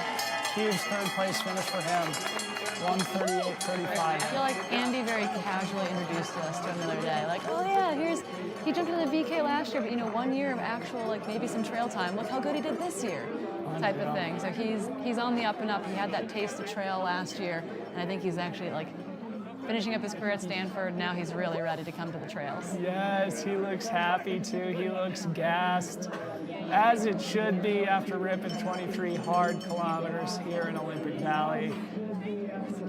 So fun, Corrine. So many new characters in the sport right now, Like 2 years ago, we didn't know who Chad Hall was. We didn't know who Eli Hemming was. We certainly didn't know who Mika was. And now all three of them on the podium here at Broken Arrow, one of the most important races in North America. We can cut to camera 4. We can see the great Allie Mack as she cruises down the hill here, comfortably in the lead of the women's race. The last split showed that she had about 2 minutes and 12 seconds over Anna Gibson, the VK champion from Friday. Allie Mack looking comfortably in control here as the women's leader. Yeah, she looks really, really smooth. We do know that at the top she had, about just over 2 minutes of a lead over Anna Gibson. Curious to know kind of what that changes, what that looks like. So basically she put another, 45 seconds or so to a minute on Anna on that climb. But I'm really excited to see Anna make it through today, experience that downhill, experience a much longer race than what she's been prepping for, what she's been training for. And really this is an early Anna Gibson. Oh, totally. It's such a good point, Corinne. I'm glad that you mentioned that. It reminds me of what I was talking about with Eli earlier, about how last year it was like all about just gaining experience, developing the technical skill, right? Yep. It's not it's not the talent, it's not like the work ethic. It's like of you've the never training. eaten during a race Right. before. Oh, I had to carry a water bottle. Oopsies, right? Like that is a thing that it's like if you've never experienced that before, it's a weird lesson to learn. Back at the finish line, looks like we have a couple more guys who have come in. Go, runner. Go. I think that might have been Talon Hull in the black Oh, kit. Ali Mack goes down. Good recovery. There's Heralded, our Italian athlete who was on the podium at the VK on Friday. Oh, and there's Garrett Corcoran. Yeah, so right now officially, so yeah, Eli Hemming, Chad Hall, Mika, Talon Hull was 4th. That's a huge performance for Talon Hull. I feel like that is him like doing what we know he could do. 5th, Henry, the young Italian, Garrett Corcoran in 6th position. That is a baller 1st through 6th. That's a baller top 6 as we see Ali Mack navigating the carnage up on course, barely keeping her own balance as she passes. That might be the 18-year-old that just finished. That might be Ali Peplin who just came in and ringed that bell. 18 years old. Wow. And then I just saw Abraham Hernandez. That's Pat Purcell. Yeah. Wow. Holy Wow. smokes. So that was probably 7th, 8th, 9th there. Yep. In quick succession. Wow. I'm pretty sure an 18-year-old just snuck into that top Great race 8. from Pat Purcell too, huh? He's a Massive race for Pat Purcell. local baller and certainly like, you know, somebody who would probably view his own skill set probably in a longer distance, at least 50K plus here in the top 10 only. And as mountainous as possible as well. I think he has had the Desolations, like 7 summits of Desolation record on both foot and on skis. Like he is an absolute mountain maniac. Speaking of mountain maniacs. The 18-year-old getting high fives and fist bumps from absolute legends. Stud. So that's Ali Pampelon here from Boulder, Colorado, 18 years young. As I told Andy Wacker, you got to start recruiting younger, man. Sick. 1 hour, 41 minute, 33 second split for 18-year-old Ali Pampelon. Another new name. We will likely be hearing it from a lot more in the years to come. We come through the top 10 here. Still have... Yeah, that looks like we had Andre, Czech Republic, and Raul from Spain come in there, probably rounding out those 10th and 11th positions. I think we might have audio from Zach Marion if we can pipe that in. We've got Ali Mack, our F1, coming down right now. She is charging down this gully. Nice work, Ali. Good job. She is shredding, smiling, looking so incredibly great. She's got that 2K to the finish and an incredible gap at this point. All she has to do is maintain what she's got, and she's got the win in the bag. And arguably, she made it right here on these descents, making them look so incredibly easy and enjoying herself, having a fun time. Again, this course is going to favor the technical athlete every single time on these types of conditions. We've got so many athletes slipping and sliding down through here. This course has changed considerably on the second lap. This snow is softened. You've got hundreds of athletes who have gone through it by now. We have butt sliding happening all the way down this thing, and we have seen so many tumbles that these front runners on their second lap are going to have a heck of a time. It's going to be very different from their first lap to their second lap coming down through this. So as we are keeping an eye out for F2, we have so many other males coming through. Dylan, Corrine, this is back to you guys. We'll keep an eye out for F2 and 3. Ali is legitimately like leaning into the downhill here. It is such perfect form for a downhill, but on the snow in particular, we just saw her wave to the drone. Ali is having fun, and when Ali is having fun, Ali races well. And I think that's an important thing to remember, is that you have to be able to have fun out there on the trails. Yeah, such a great point. Just looking deeper down the results here. Between 5th and 11th, we have Italy, Mexico, the Czech Republic, and Spain all represented in the top 11 here in the men's race. Broken Arrow truly becoming one of those marquee international races, not just a marquee North American race. Big kudos to Brendan Madigan, the entire Broken Arrow team, for building this event into truly one of the best in the world. Ali Mack now onto the dirt road all the way to the finish. She is probably feeling quite satisfied with this after a disappointing couple of performances at the World Championship just last weekend in Innsbruck, Austria. Allie Mack coming through.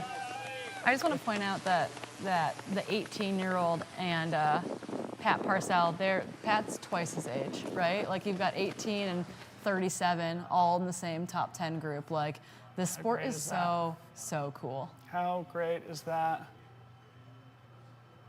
Huge performances. Really, really cool to see.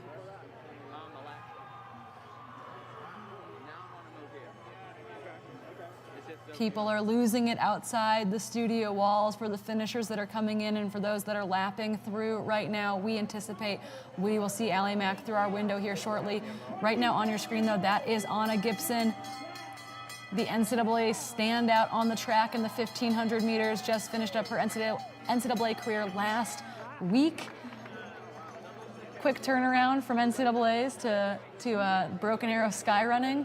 So Allie Mack was wrapping up the World Championship last week, and Anna Gibson was wrapping up NCAA track season. You can see a little bit of a difference between Allie Mack descending the snow and Anna Gibson. This is not easy, but once again, it just like it makes you appreciate too like how good Allie is on this terrain as well.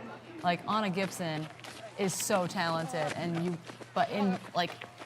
when you watch Allie versus Anna descend that, it's still night and day. And we've got Eli Hemming in the building here, the men's champion. So as soon as we see Allie Mack and a few of the top women finish, we're gonna pull Eli into the studio here for a quick interview. So don't go anywhere as we watch Allie Mack smash this dirt service road on the ski resort, hugging that right side. It looks a little softer over there. So she can go max effort, full gas downhill, not looking over her shoulder. Staying out of trouble over there. Yep. Yeah, absolutely flying on this downhill. And I imagine we'll see Harley, her dog, greeting her at the finish line. Smile on her face. Rocking her Hoka kit, new to the Hoka team this year.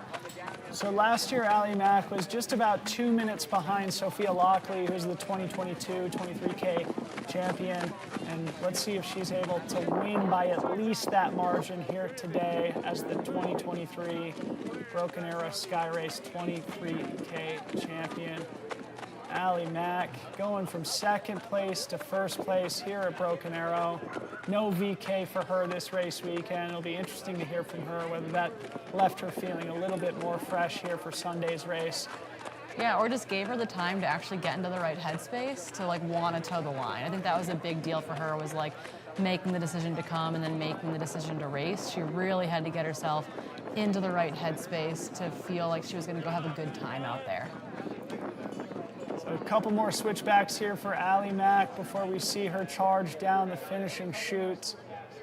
Big thank you to our production help from UltraSignup. So cool to see ultrasignup.com pivoting from not only being a registration platform, but to being a full-blown media house, also doing race day live streaming.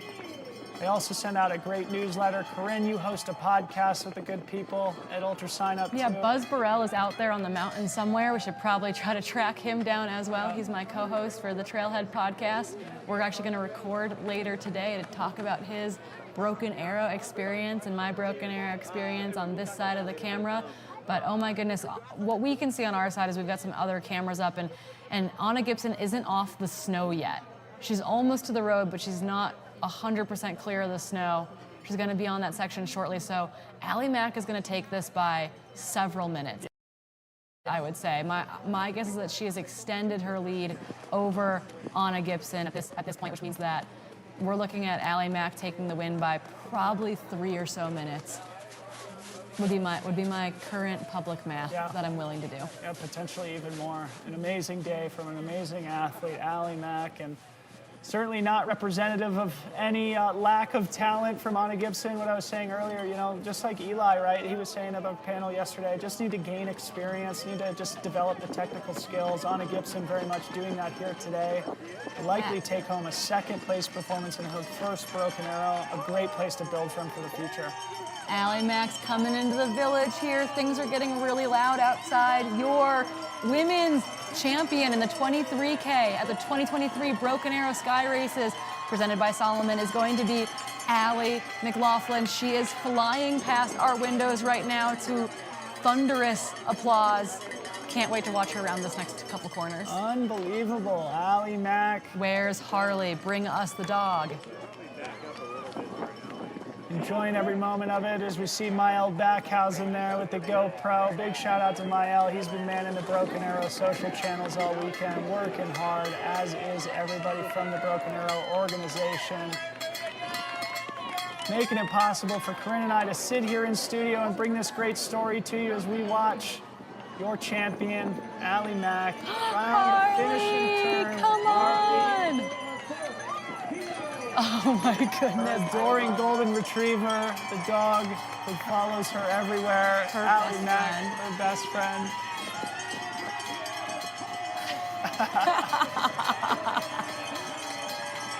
Yeah, all the good feelings here. Ringing the bell, Allie Mac, your 2023 champion. Oh my goodness. This is what joy and happiness looks like. Getting hugs from Ethan Veniclaus and Nancy Hobbs.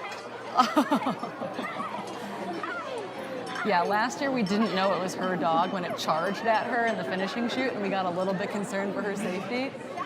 Thought some spectator had let their rogue animal attack the second place runner that year, Allie McLaughlin, as she was coming down the finishing stretch, and the chat was like, no, that's her dog. I was like, oh, I feel stupid now. Yeah, we're like, oop, right, missed the puppy. And I just want to say what a great vibe it is down there in the village. If you are anywhere close to Olympic Valley right now, you should come down and enjoy this vibe here at the finish line of the 23K, wrapping up an amazing weekend of racing here at Broken Arrow. Yeah, and we do know that Anna Gibson is on the road. She is making her way down the fast service road towards the finish line. We've got our follow cam on her as well.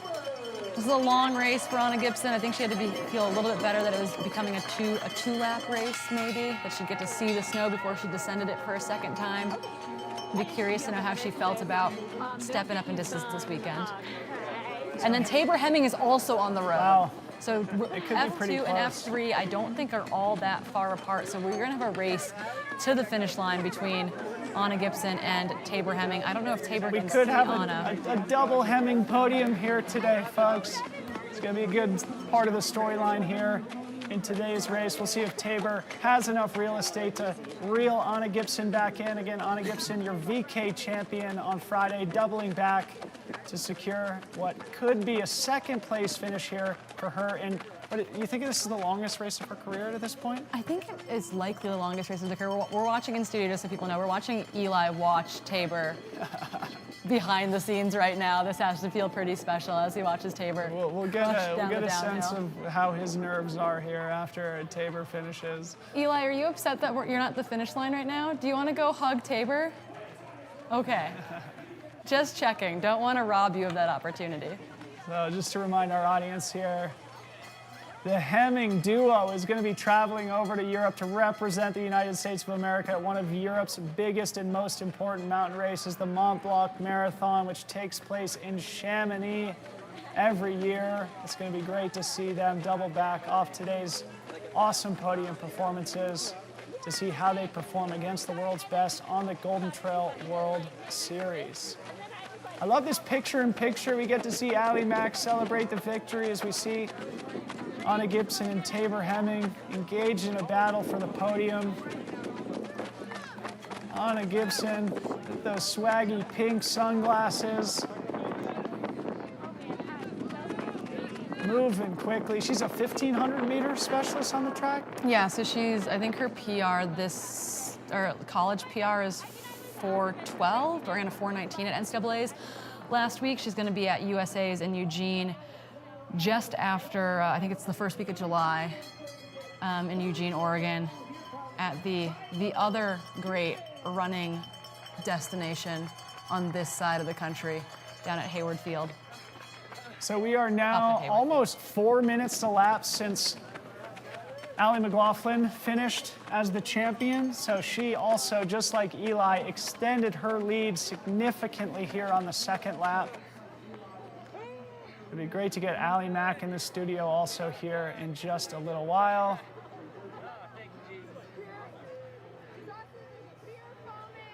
And Anna Gibson still has a little bit to go, so I mean, this gap could be quite substantial, Corrine. Yeah, no, I think it's really opened up a lot. I mean, we got to, once again, that's Janelle. Yeah, okay. We also, I mean, we got to watch both Allie Mack and Anna Gibson on that snow, and Allie running on that snow. We did watch her take a tumble, but Allie running on that snow is as if she's running on a normal road surface. I think a lot of the other athletes out there definitely struggled more so that are in that top 5 right now. But Janelle Lynx looks really good on this road section as well. They are all bombing their way down this hill to get to the finish line. Anna's almost to the finish line here. She's gonna wrap her way through the village and then come down into the finishing chute to ring Das Bell. So impressed with Anna. Again, a big shout out to Andy Wacker and the trail team for identifying athletes like Anna Gibson, for identifying Miko, our third place finisher in the men's race, giving them the resources, the knowledge, the mentorship to be successful on the trails, and to show these great young athletes that there's other opportunities than just pursuing a professional career on the track and on the roads, and that the trails offer a welcoming home and a wonderful community and a great opportunity and platform to compete against amazing athletes. Anna Gibson's going to be your second place female today in the 2023 23K here at the Broken Arrow Skyrace. In my mind, this is really exciting. I'm anticipating that this is better than she hoped for in this race. She was really worried about the downhill portion of the course, and I'm thrilled for her to cap off her weekend with a first in the VK and a second here in the 23K, and she's taken home a nice chunk of change. Yeah. I mean, just thinking back to last year, Allie Mack was first in the VK, second in the 23K, Anna Gibson following in Allie's footsteps. Yes. 24 years young, ring Das Bell, Anna Gibson, incredible weekend for her.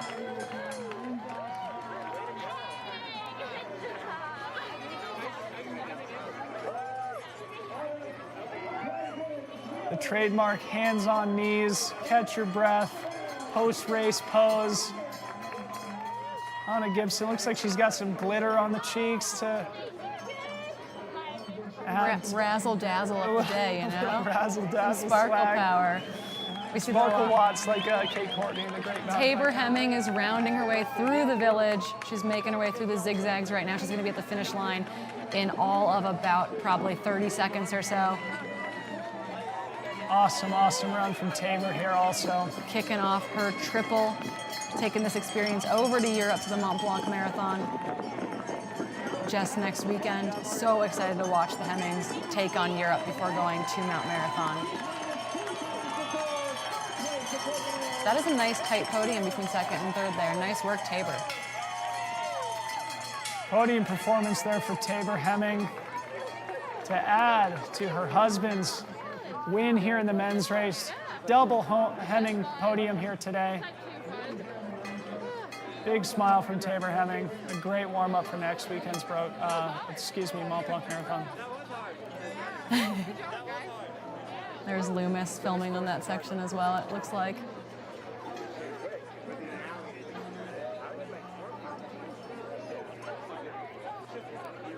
And Janelle Lynx shouldn't be that far behind. She'll be our fourth place female to make her way in to the finish line here. Janelle looking strong, looking smooth. This is the Janelle that we've been waiting to return. She had a great run at the GoPro games over in Vail just last week, rubbing elbows with Danny Moreno, Nicole Miracle over there as well. Really, really cool to see kind of her coming back into form after missing much of last year due to injury, really giving herself the time and space to come back really, really strong. I think we're going to see a lot from Janelle This year, I hope to see her mix it up in the Golden Trail Series, mix it up in the Discreet Series. She is a fast mountain athlete. And I found out the other day that she lives in her Subaru and is a gardener by trade. She works a very physical job, gardening all spring, summer, and fall in Steamboat. Yeah, what a great character, what a great storyline. One of the great things about trail running is that you do have just really interesting people who take part in the sport as well. We talked at length about Allie Mack being sort of a daredevil, stunt artist, skydiver, dirt biker, base jumper. Now Janelle Links, a gardener, someone who deeply cares about the environment, lives by her values, and also is not afraid to pin a bib on and go full gas against the world's best. Janelle Links, your 2021 champion here, taking home a proud 4th place performance against a deep international world-class field at the 2023 Broken Arrow Skyrace 23K. The home stretch here for Janelle Links. Yep, and who we imagine is going to be chasing her, right? We've got Sarah Willett, Anna Doobie, Sarah Gull, Rachel Mao, Andy Cornish, Gabriel Ori, Laurel Moyer, and Chessa Adsit Morris are going to be in those 5 through about 12 positions chasing down this final descent.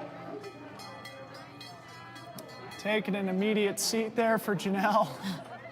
Catch your breath, have a sip. You earned it. Double thumbs up. The young guns that were out there. Mixing it up with all the legends.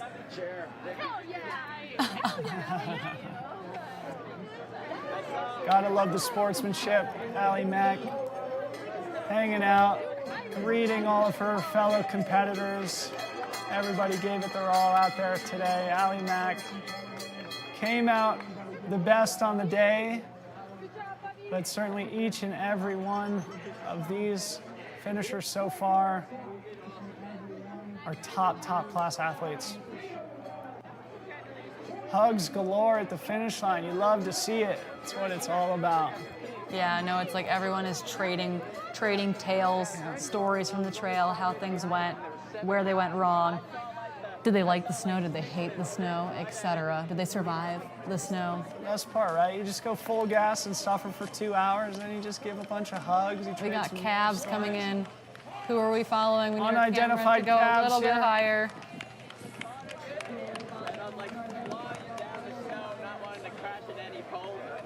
Let's see, who do we have coming in? I believe it is our 5th place female.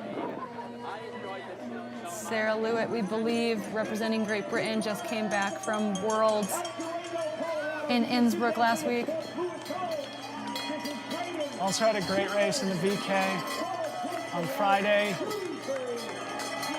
Corrine and I are standing up in studio here. It's too exciting to sit down anymore. Trying to stretch it out a little bit. Stretching it out, ringing the bell. 5th place finisher. I think that's Sarah Willett. Yeah, Sarah Willett from the UK. Our first international finisher here in the women's 23K. A solid 5th place performance for her. She was 3rd in the VK, I think? She was 3rd in the VK, yeah. She finished just behind Jade. It was like really tight between her and Jade, making it up the final pitches of the VK. But yeah, coming off of Worlds where I think she did both the VK and the Classic up-down. Big smile from Sarah. Yeah, super excited to see her come over here and mix it up with these women. Hopefully she liked the snow out there, enjoyed the course. I do think that we're going to get mostly good reviews from the course reroute today, which is exciting. It was a hard last-minute decision. I mean, I gotta say, I really enjoyed it. Yeah, personally. Dylan really enjoyed it in studio, but yeah, I'd be curious to hear from the runners out on course today what they thought of this the looped course we had to go to due to the wind. We had wind gusts of 70 miles an hour up high here at Palisades Tahoe. So we kept our runners on the lower section of the mountain, utilizing the 11K course from yesterday, doing 2 laps of that course, making that pivot really, really smoothly early this morning as we all sat around here in studio saying, what are we going to do? The trams can't run. We can't get medics up on course. Yeah, I mean, pretty impressive to see how they rolled with the punches too, Corrine. I mean, like this morning, the two of us arriving and walking into a studio of composed but nervous. Serious and nervous, yeah, looking production staff and race organization staff who had to figure out a way to, you know, sort of make lemonade with the lemons that they had, right? And a lot of gusting wind, no ability to run the tram, got to reroute the course. It turned out to be a spectacular day. And it just gave us another hour to warm up. Yeah, we got to eat snacks. It was really awesome. We actually had food today.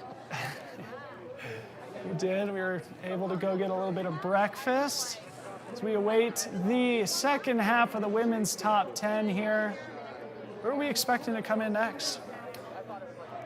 The tracking's a little bit weird here. Yeah, so we expect Anna Doobie to be our next athlete in, but we are going to split our screens, go to a little bit of an athlete vignette while we wait for our 6th, 7th, 8th women to come into the finish line here in not all that long. So don't go anywhere. Stay right here. Join us in the live chat. We'll be back in just a couple minutes.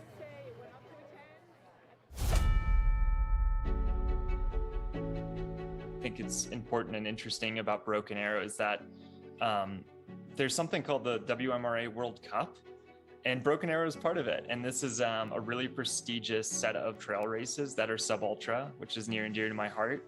And almost none of them are in America. And Broken Arrow is really changing that. I feel like it's one of the few sub-ultra races in the US that has somewhat of a level of international acclaim. I'm a super competitive person. And honestly, like when I was getting into trail running, it was like, this is super fun and I love to push myself and try to be as good as I can be. And so Broken Arrow was that place that we're told by everyone, like, okay, if you want to get some competition early on, go to Broken Arrow.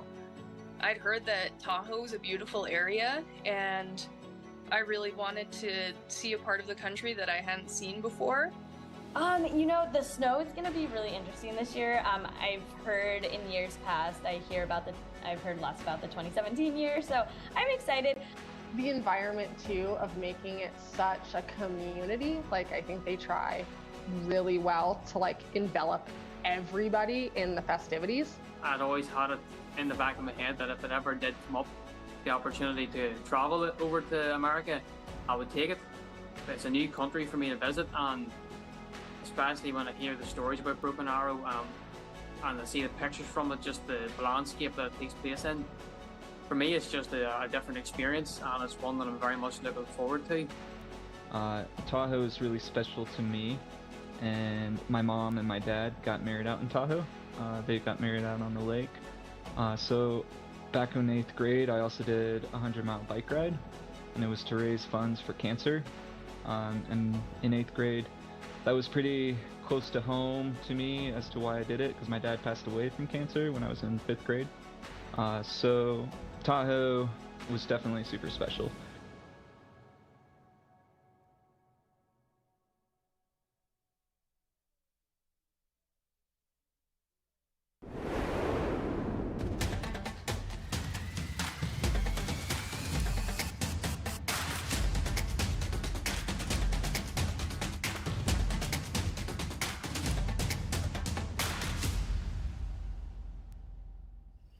You don't get a fire in your belly with a cold breakfast.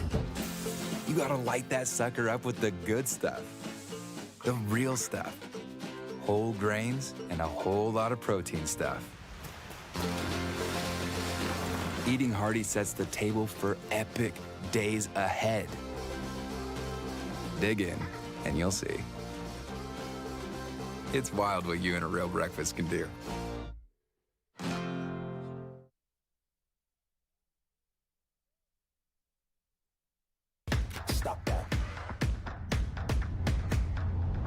Stop that. Yeah, I hear him chat to the noise. Can't stop for the talking. I hear him chat with the boys. Nice keep walking, yeah. Just too sharp with the prize. Let the girl tell me I'm awesome, yeah. Hot like fire on the pine. If you wanna touch me, please use caution. My name is Jeff Vierling, co-founder of Tailwind Nutrition. We make drink mixes for athletes to help you fuel, hydrate, and recover for all sorts of outdoor activities. Running, cycling, hiking, climbing, any sport where you're working up a sweat. We manufacture our own products in Durango, Colorado, and we test and use them on the trails of the beautiful San Juan Mountains. Our mission and our passion is to help athletes achieve their goals and to feel great while doing it. We couple proven nutrition that's simple to use, easy on your gut, and tastes great with encouragement and education. You can think of us as your support crew. We're right there with you doing whatever it takes to help you get across the finish line with a smile on your face.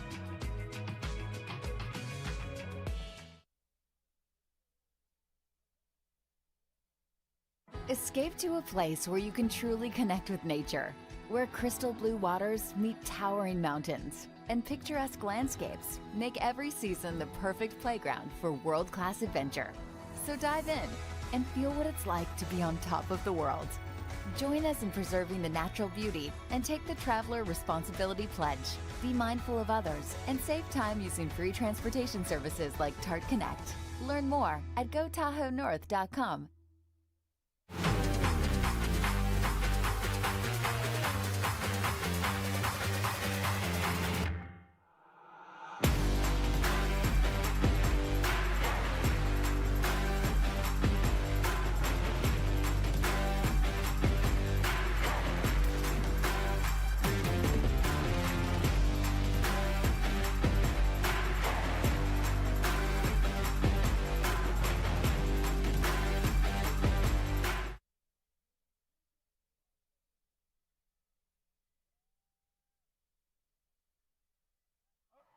Okay, welcome back to the 2023 Broken Arrow Skyrace presented by Salomon. My name is Dylan Bowman, joined by Corrine Malcom all day. And now we have a very special guest, our 23K champion, Eli Hemming. Last year, second place. This year, the champ. How's it feel? Feels really good. Andy wasn't here, so we'll see.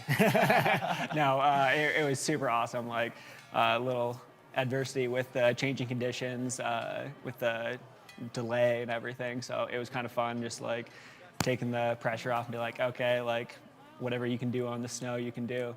Yeah, we were sitting in here talking through the delay as it was happening in real time, and I was watching people warming up. It was like 7:38, and I was like, you guys, we need to go like yell at them because they have like 2 hours till race time now. Like someone needs to go stop them from warming up. No, it was like in track when you have those pre-race shakeouts.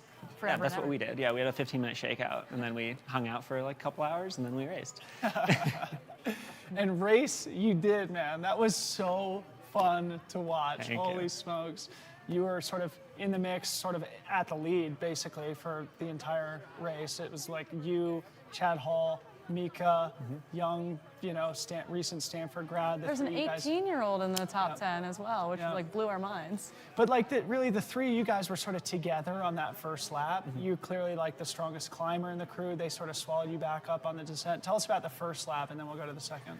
Yeah, so I mean, the first lap for me, I was thinking just kind of, well, especially with the schedule I have coming up, I'm sure we'll get to that. I was thinking, let's not wreck my legs on the first lap, and we can kind of have some little reckless abandon on the second lap. But try to save the quads for the climb on the second lap, because when you know you're with a 2:12 marathoner, you don't really want to go down a road with them. Yeah, which we actually watched that. We watched Chad close the gap down to you and Mika, and then actually like take over on that road descent.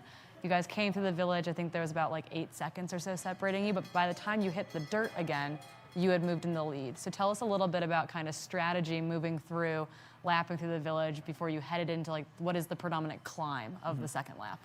Yeah, so I kind of just figured I would let him go just a little bit on that. I knew I was climbing pretty well today. So I wanted to keep those legs. I didn't want to trash them before the second lap, because that climb it's long and steep, and then it turns to snow and it continues to be steep. Yeah. So really, I wanted to hit the second climb with Chad, and then I wanted to just try to get to the top of the hill as fast as I could. So do you like consciously make a move there, like knowing, okay, I'm the better climber between the two of us. I have to get a gap by the top of KT in order to maintain it to the finish? It was purely I would like to be away. Yeah.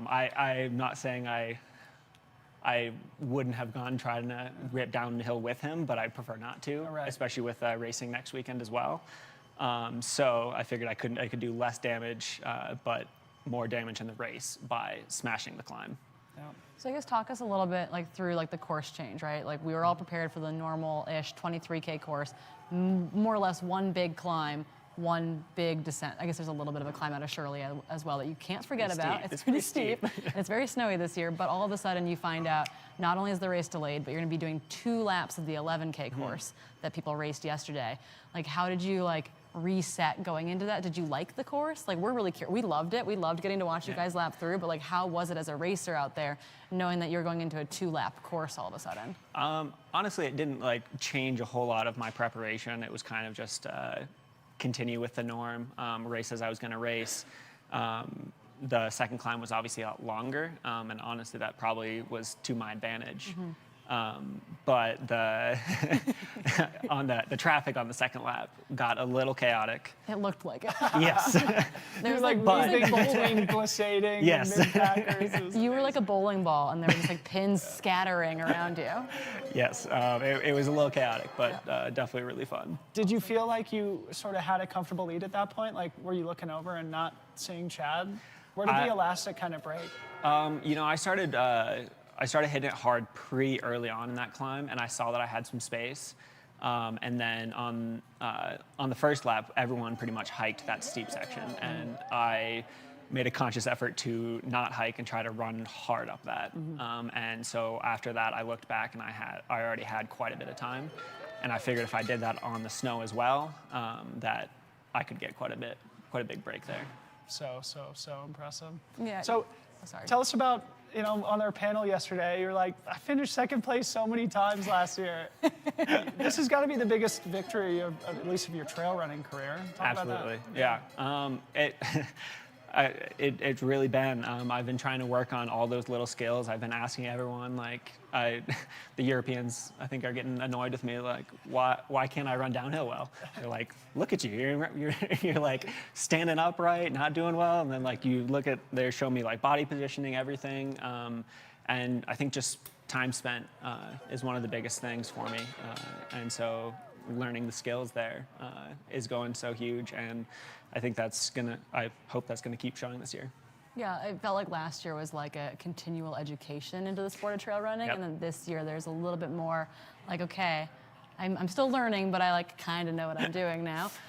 Last year I was calling it the trial by fire, and this year I'm gonna call myself a trail runner. Cool, I think that's fair. So speaking of being a trail runner, we just found out that you've got a flight to catch at 6 p.m. tonight to take off for another slew of racing. So we've been kind of hyping you up this entire time. Tell us what's coming down the pipeline.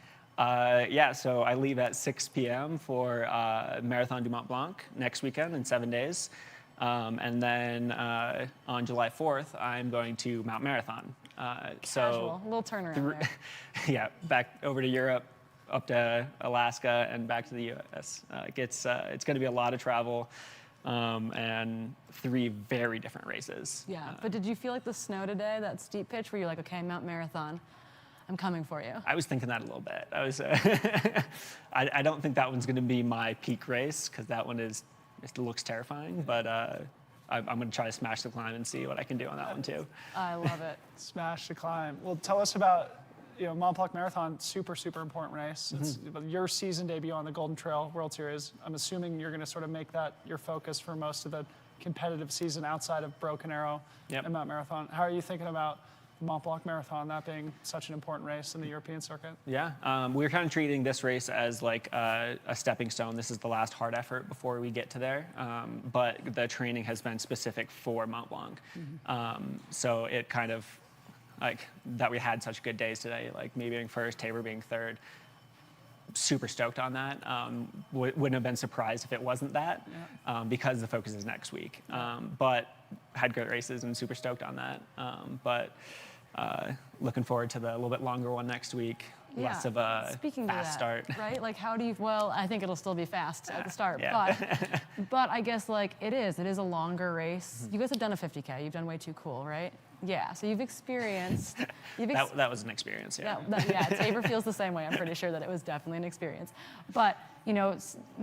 This next race for you, it does feel kind of like it is like solidly in a different class as far as distance and time on feet goes. Like, how are you feeling preparation-wise to like really take a swing at it? Preparation-wise, I mean, I think that we've done really great. Like this year, kind of the focus of being ready for those longer events. Like we've spent more time on feet, spent a lot of time cross-training.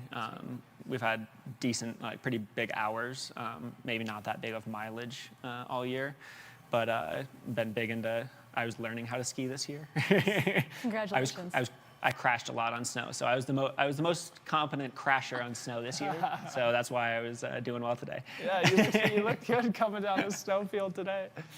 Maybe as we sort of wrap up, love to hear you just sort of like talk about you and Tabor both being on the podium today. It must be a pretty special one for you too. Yeah, I'm super stoked. I mean, I think. I kind of came in with a pretty big aerobic background being a triathlete, and she came in from CU being plagued with injuries all the time. And so I'm trying to stay the better Hemming for a little while, but I'm not sure that's going to stay that way. The battle of the Hemmings will continue. Battle of the Hemmings. Oh, it is, absolutely. It's just starting. There's a YouTube series, I think, in there somewhere. Well, man, what an awesome race. Congratulations on finally breaking through those second place finishes that you racked up. It's going to be so fun to watch your race next weekend over in Chamonix, the Mount Marathon, the weekend after that, and to see what you do the rest of the season. Congratulations. Thank you so much. Thanks for coming in studio. Thank you. Travel safe. We're going to throw over to Scott Rokas to get a little behind the scenes action here in the studio. Oh my goodness. I hope you guys enjoyed that. This is a 3-year vision for me that I wanted to pull off, and I cannot just give enough thanks to everybody involved with this. There's 2 things I want to mention, and one thing, the stats that came out since I recently started working with UltraSignup is the beginning of this race in 2016, we had a female participation rate of about 35%, and looking at our data, we found out this year it's 45% in women's field. So I think that's tremendous growth, and we're happy to, that's one of my key focuses. You also know that our photographer team out there is majority women, and they have been just kicking butt this whole weekend. Huge days, big packs around. So I am stoked to see that growth across our race. So the other thing I wanted to mention to keep out is, not only do we have this, but in 2 weeks, UltraSignup's launching their own series. It's called the Dirt Circus, and it's going to be bringing runners together, race directors together, and elites into a 6-city tour. The information is available on our website, and it's going to be covering all things trail. So look out for Dirt Circus. First race is coming up July 1st, and I believe the next ones are on July 22nd in Auburn.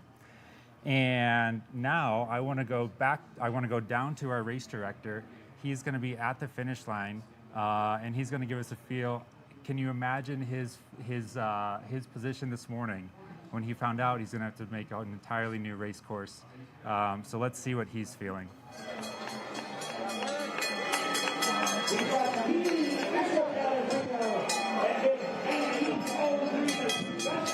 All right.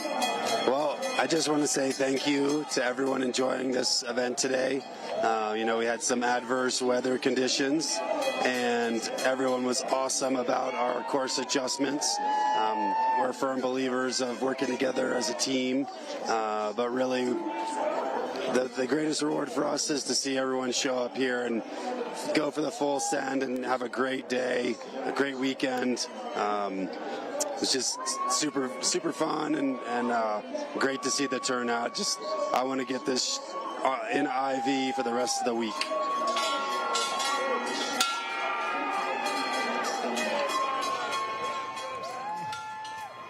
Oh, okay. Well, I can keep going. The performances today, next level. Having the World Mountain Running Association in Lake Tahoe is so awesome, let alone the Golden Trail National Series. So thanks everyone for coming. We love you.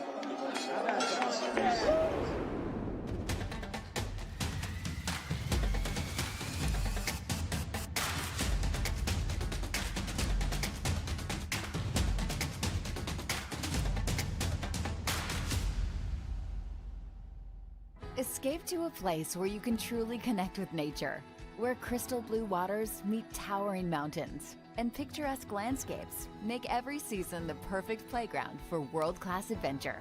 So dive in and feel what it's like to be on top of the world. Join us in preserving the natural beauty and take the Traveler Responsibility Pledge. Be mindful of others and save time using free transportation services like Tart Connect. Learn more at GoTahoeNorth.com.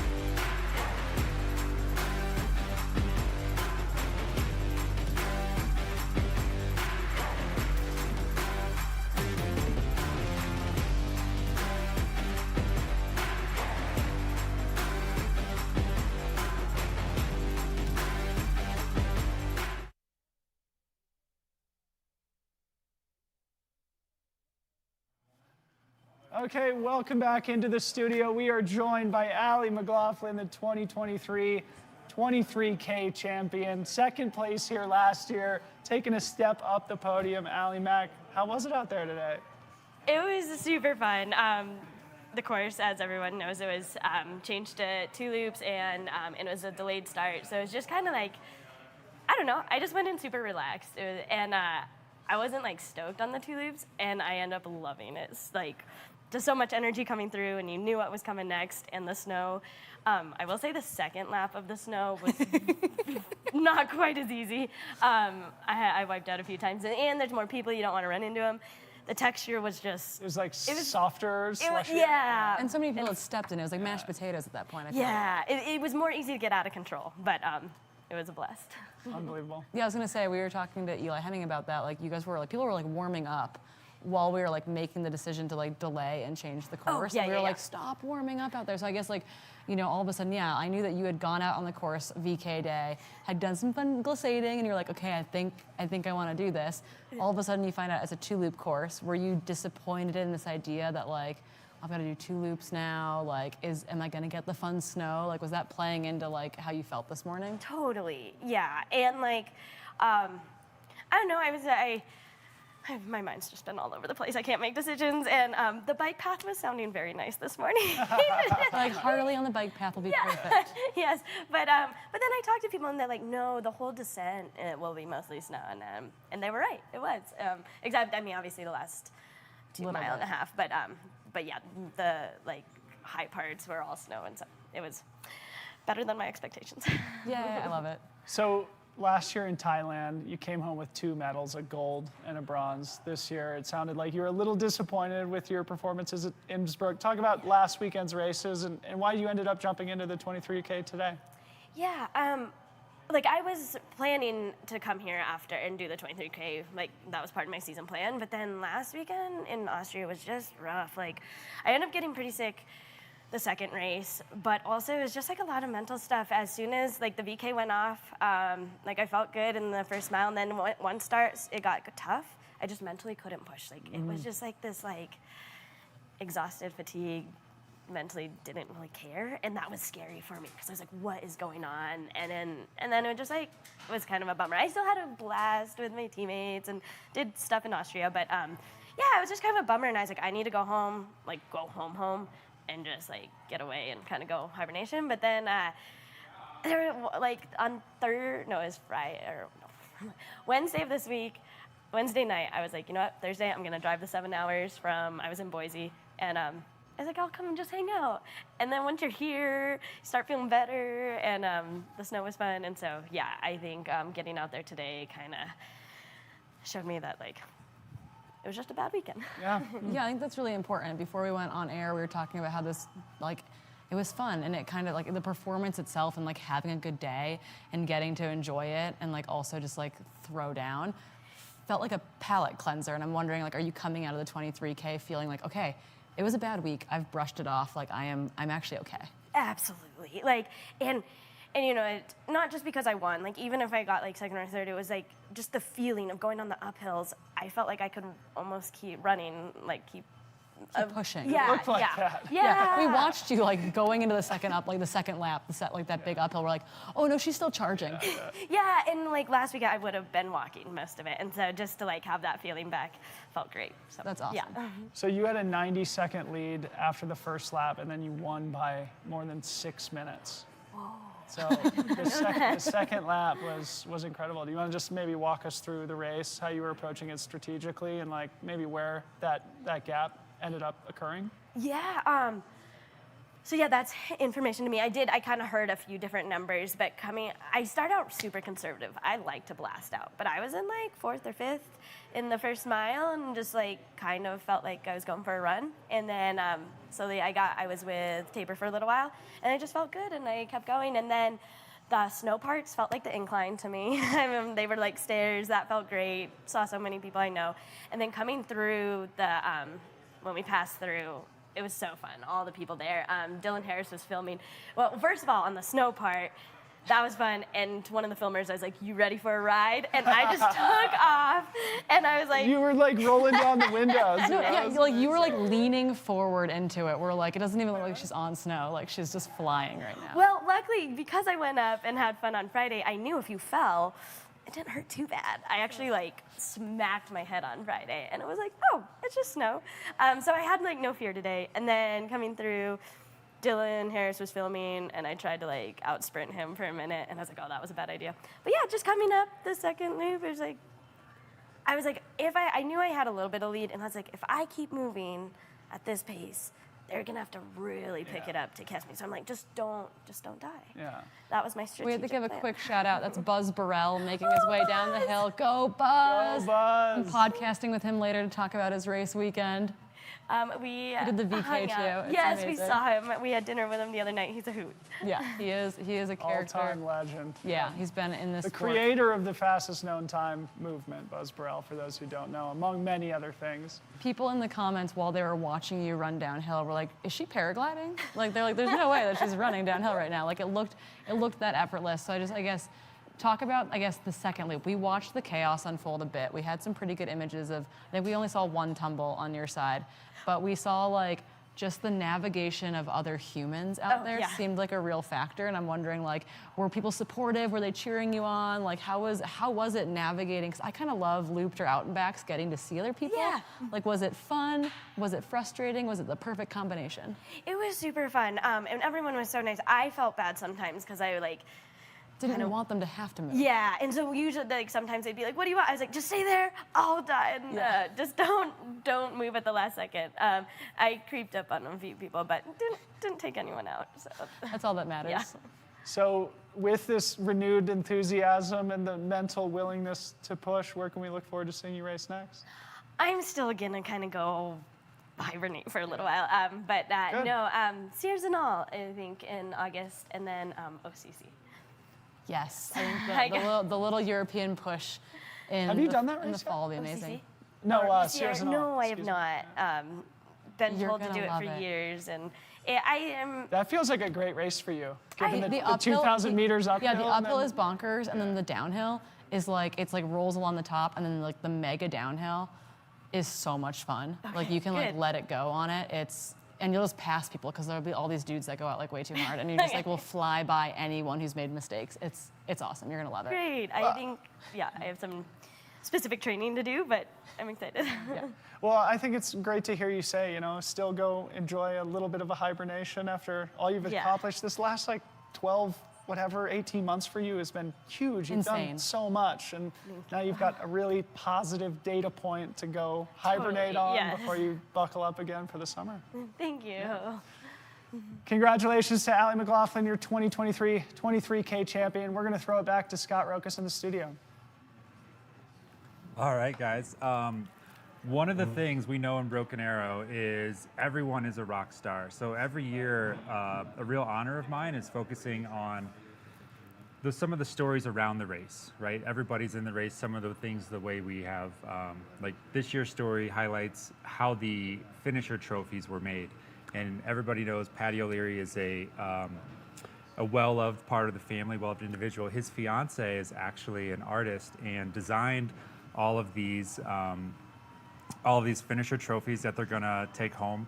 And Tony with the Sony made a video for us, and we want to throw to that video now to show you the amount of effort that goes behind these trophies. And we want to thank very much the North Tahoe Community Alliance for the funding to be able to bring these stories to you. So here we are. The steps that we take, no matter how small, are always leading us somewhere. The journey that trail running can take you on is so special because of the environments that we bring ourselves to for these races. It's unlike any other sport, really, that you get to explore the most spectacular wildernesses while also pushing yourself and taking yourself on an internal journey. My name is Eleanor Schultz, and I'm a visual artist.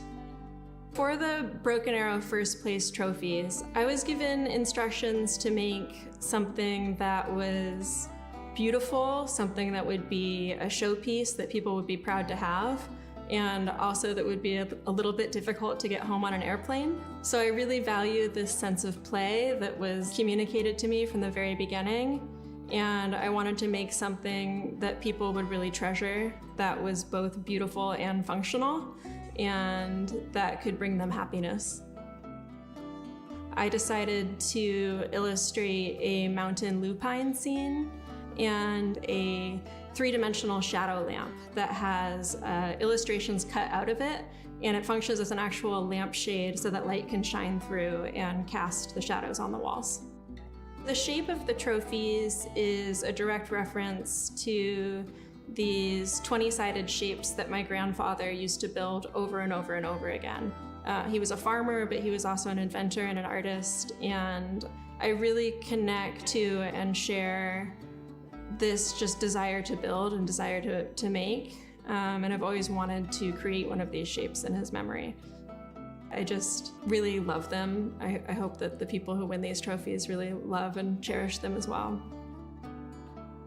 One of the coolest things about this sport is the places that it takes you and the environment that you get to build a really strong relationship with. So you get to explore just incredible terrain. The North Tahoe trails are unparalleled, and lupine has always reminded me of that area.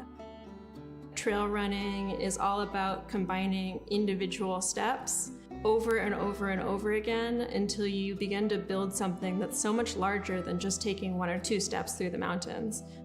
I really love this idea of small acts of repetition building up in an act of devotion into something extraordinary. So even though the individual steps may seem small, the journey that you take through these acts of repetition eventually bring you to somewhere really beautiful.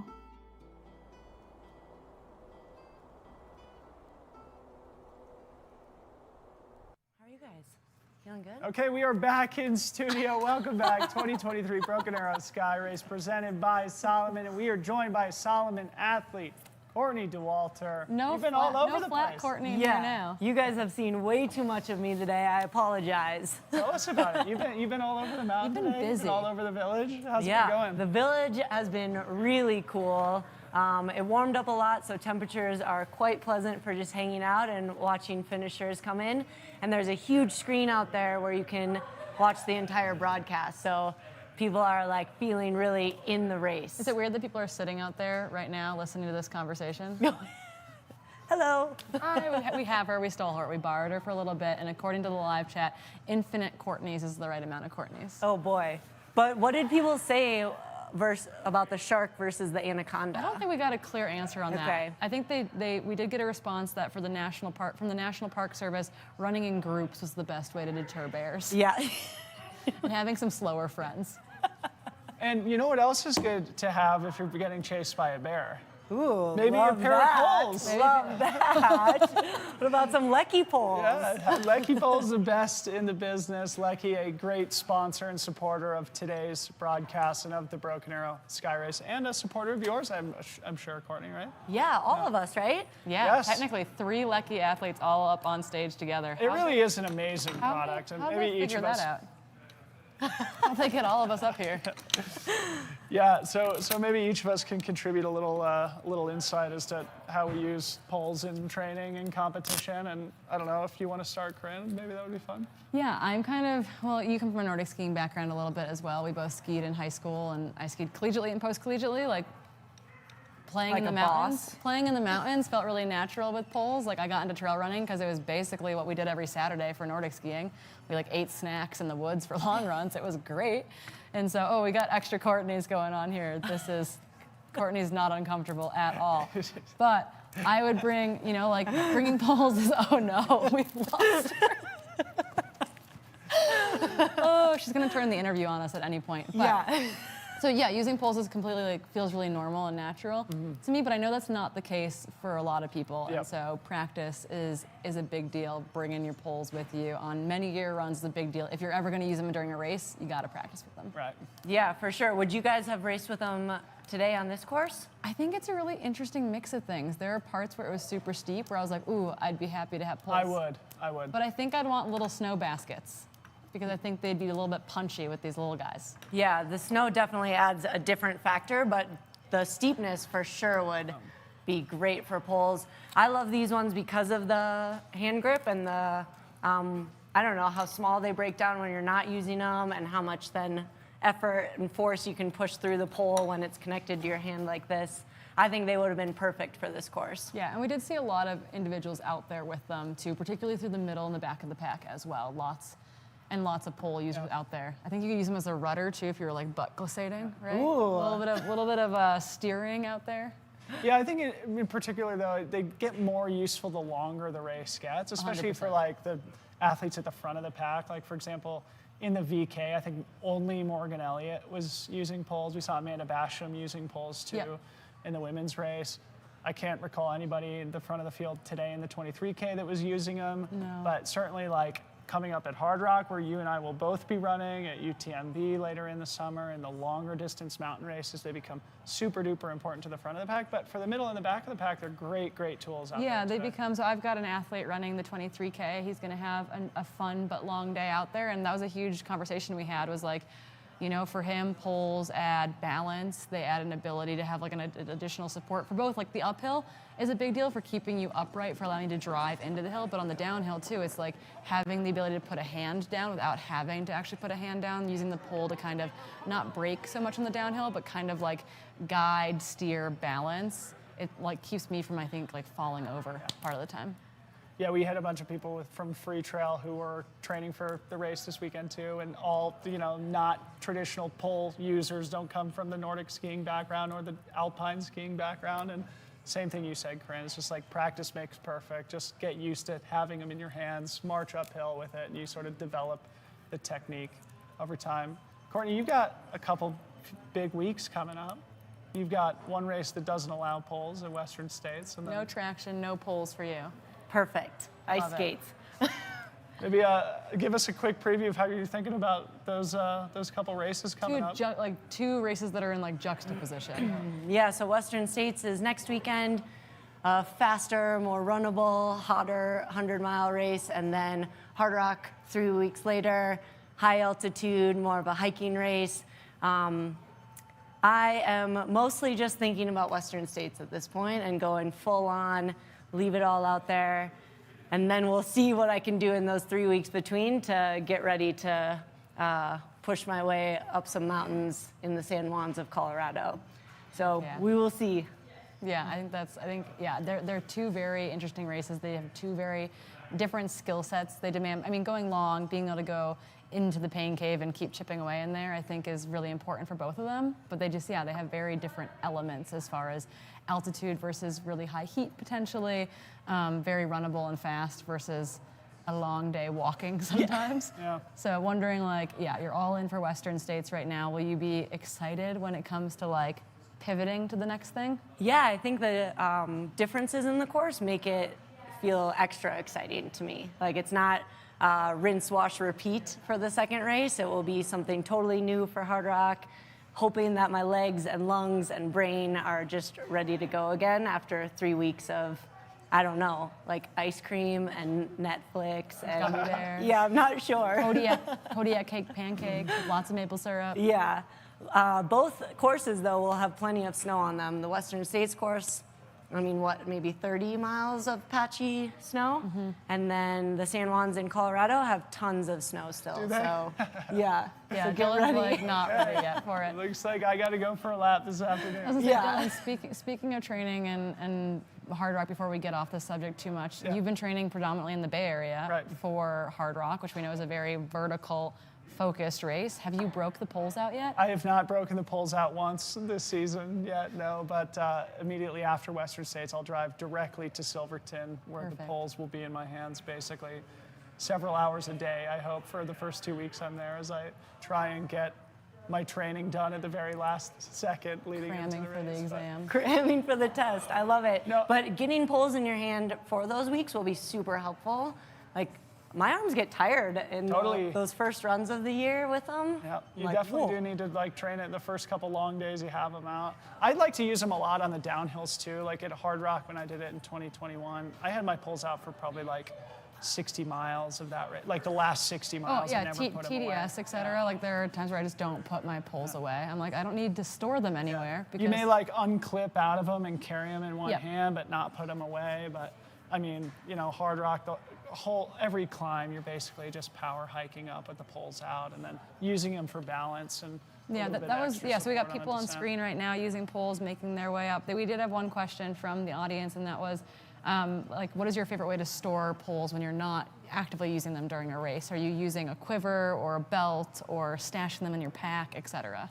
I think I prefer the quiver. So it just straps onto your pack that you're wearing, and they slide right in. That's one of the coolest parts of these, is that they're super easy in and out, because a huge part of it just stays on your hand the whole time.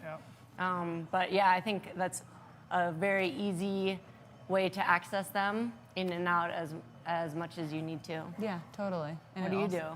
Oh, well, I'm kind of in the Dylan camp where sometimes I just don't put them away, but we're lucky a lot of our shorts now for our team competitively comes with like pole like loops already sewn into them. So instead of having to wear a belt with pole loops, etc., we can just like slide them basically into the back of our shorts, and they hang right there. Yeah. It's just amazing how much the equipment has advanced in the last 10 years, including the poles. I mean, for the first decade, that they were basically trekking poles that people used in fully like races. Now these are just so hyper advanced, crazy light, carbon. Pretty durable too for how light they are. The ability to stow them, really fantastic tools for mountain running. Yeah, could not agree more. Courtney, we're gonna let you go back out into the wild. I think we're gonna throw back to Scott Rokas in studio behind the scenes.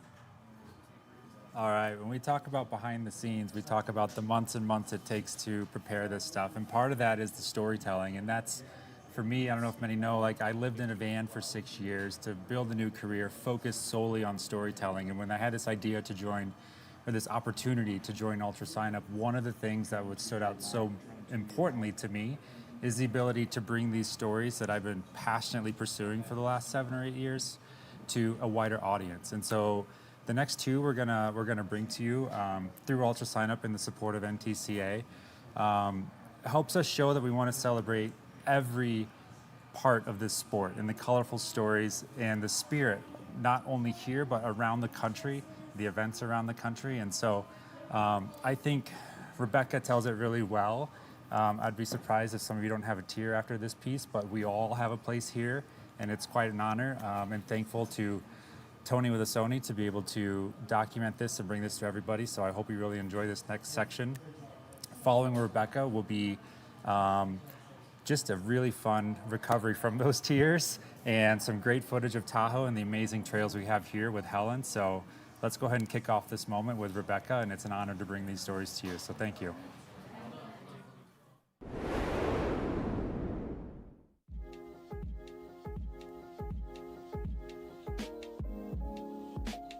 My name is Rebecca Murillo. I'm from Rancho Santa Margarita, California, and right now I'm based in Oakland, California.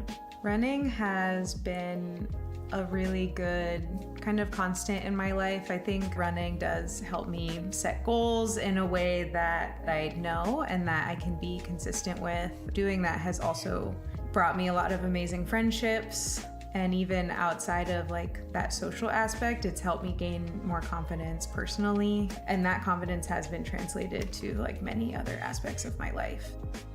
Community has been a huge part of my running journey. I think that finding trail running community has been like important in my development as a runner and a person. And then in the last few years, I've been running with the Renegade running community here in Oakland, and it's been great to see it grow. Seeing all different kinds of people come to the runs and the ways that everybody in that community has supported each other. And that's been really special. When I think about my role in sort of increasing representation, being Latina and like having that called out, like it's amazing to be like someone who can help increase representation. But there's also times where people will say, oh, you only got this advantage because you are Latina. And that is not a great feeling. So I think sometimes when I think about representation, I get hit with those feelings. I think more people need to know that they deserve to be here. And I think sometimes it's hard to acknowledge that because maybe you feel like you don't deserve to be here. The core of what I want to be saying by like being this person, and that sometimes it is hard to say like, yeah, I want to share my story, or yes, I want to be doing this, because you don't want to feel like that's the only reason why you're getting it. But also it is important to know like you deserve that opportunity. You deserve, you've been putting in the work and you deserve it. And those are sometimes things I have to remind myself, and things that I want others to be able to feel in themselves. They deserve to be here. Why should they come to Broken Arrow? Or like, why should they do this crazy race? Or why should they do any of this? Because they deserve that. And I think, everybody deserves to be like the best version of themselves and to pursue the things that bring them a lot of joy. And this is the thing that brings me a lot of joy. And so I hope that in sharing my story that I can help convince myself I deserve to be here and help others like believe that they deserve to be here also.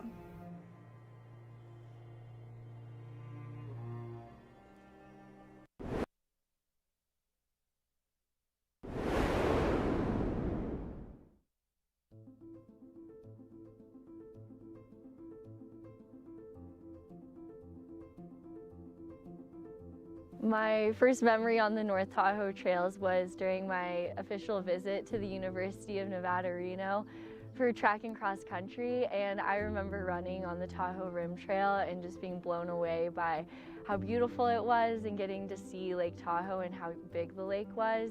It was just another moment where I feel like I fell in love with trail running. Something that I think is really special about North Lake is just the collective community of everyone loves to recreate, whatever that is. Maybe that's trail running, maybe it's skiing, mountain biking, and I feel like during winter there's a collective hype about when it snows and everyone gets really excited and you get to talk about that. And I feel as if the same thing starts to happen around this time of year when trails start to melt out and you start to hear from other trail runners or bikers like, oh, this trail's here. And I just feel like the collective excitement of the outdoors is something that's really special to this area.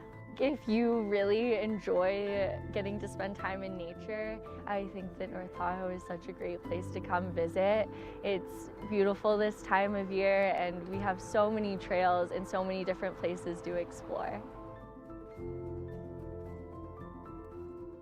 Okay, and welcome back in studio here as we make our way into the afternoon here on a beautiful day in Palisades, Tahoe. I'm Dylan Bowman, joined by Corrine Malcom. Corrine, let's catch the people up on the women's race. We haven't talked about that in a little bit. Now we have a lot of deep results, so we could probably go, 15 or 20 deep. If yeah, we feel like I'm going to pull up what we've got going on. We'll get graphics made for this in a little bit, I think. But Allie Mack was really the talk of the town. won by 6 minutes over Anna Gibson. Tabor Hemming was just behind her. Janelle Links in fourth, really, really close, actually finished there between Anna, Tabor, and Janelle. Another 2 minutes back was Sarah Willett. Again, she was third in the VK on Friday. Back in sixth position, Anna Dubé. Oh, we got, yes, they have it on the screen for us. Thanks, team. Seventh, Sarah Gall. Eighth, Laurel Moyer. Ninth, Rachel Mao. And 10th, Andy Cornish. And again, Andy Cornish was that really young runner out of Boulder. I think she's 20 years old. I'll try to pull. 22 years old 22 from years Jackson, old. Wyoming. Oh, Jackson, that's right. She was I was like the Anna Gibson, the next Anna Gibson in this group. So yeah, really great field of results. Can pull up maybe who finished just outside that group as well. Yeah, going just a little bit deeper, Amanda Basham finishing 11th and rounding out her Triple Crown effort this weekend. Yeah, and I awesome think job by Amanda. I think that means that she will likely take the Triple Crown over Lindsay Allison, who will be that the second female, I think, in that Triple Crown competition. Again, Amanda Basham using this race weekend to train for UTMB. She had her lucky poles out all weekend, as well as she is prepping specifically for UTMB at the end of the summer. Yeah, it looks like Lindsay Allison was back in 20th place. Yeah, so. Rachel Drake 14th, Chessa Adset Morris, who we talked about earlier, back in 16th, Sam Lewis 17th, Carly Rempel 18th. This is actually a very deep women's field. Super deep. Speaking of deep, let's just wrap up the men real quick before we talk a little bit more about some of the great stuff happening here at Broken Arrow. I've got we've got it up on our screen here too. So again, Eli Hemming, so cool to sit with him here in studio and hear about his day. This kid has such a bright future ahead. Yeah, Chad Hall, who was in second, we were told that he ran a 4:11 mile to close on the road. Mika Young, Stanford standout in third. Talon Hole, we were told, ran a 4:16 mile to bridge up to end up in that fourth place position. He flew down the road to claim fourth. Henry Amando, who we watched in the VK, finishing fifth. Your favorite, I think, out of Salt Lake City, Garrett. My new fave. New fave. Speaking of which, you gotta follow Garrett Corcoran on Instagram. It's absolutely hilarious. Isn't he like Garrett the Parrot? Garrett the Parrot. Yeah. It's so funny. Just raced Worlds, super mega talented. I feel like we need to merge him with Talon Hall. Talon's a really fast guy, you know, trains really fast, and then Garrett's like wandering around in the Wasatch for like 8 hours at a time, just doing vert. He came to the Elite Men's panel yesterday with his snowboard underneath his arm because he had just done a few laps at Alpine Meadows. Casual. So yeah, I feel like we need to blend some like track workouts into Garrett's life, and he's going to be absolutely unstoppable. Right behind him though, 18-year-old Allie Paplin. Like, how cool was that? So cool. It'd be awesome if we could get Allie in studio here too at some point. It seems like a really fun storyline from the weekend. He did the VK as well, finishing 7th here in the 23K. Absolutely incredible, 18 years young. Then Abraham Hernandez also had a great VK on Friday, finishing 8th, 27-year-old. Led the VK for a while too. Yeah, he did. From Mexico, great to have some more international flavor in the race today. Patrick Parcell, the local, finishing 9th. And then Andre Fafar from the Czech Republic finishing 10th. Looking a little bit further back, we had some other really interesting athletes. Raul Sanchez, also an international athlete from Spain. We had Rafal Matuzak from the San Francisco Bay Area, Joey DeFeo from Flagstaff, Zach Hanna, who came all the way from Northern Ireland. And he just guess who Zach Hanna just edged beat. out Patty. Oh, I can't wait to talk to those guys. I feel like Patty, not that Patty owes Zach a Coke, I think. I don't think Zach drinks beer, but there must be some sort of bet on the line between those two guys. So 2 Irishmen finishing 14th and 15th. And yeah, like you said, Corrine, just incredible depth, incredible talent here throughout the top 20 in both races. Yeah, Allie Mack finishing 19th overall on the day. Unreal.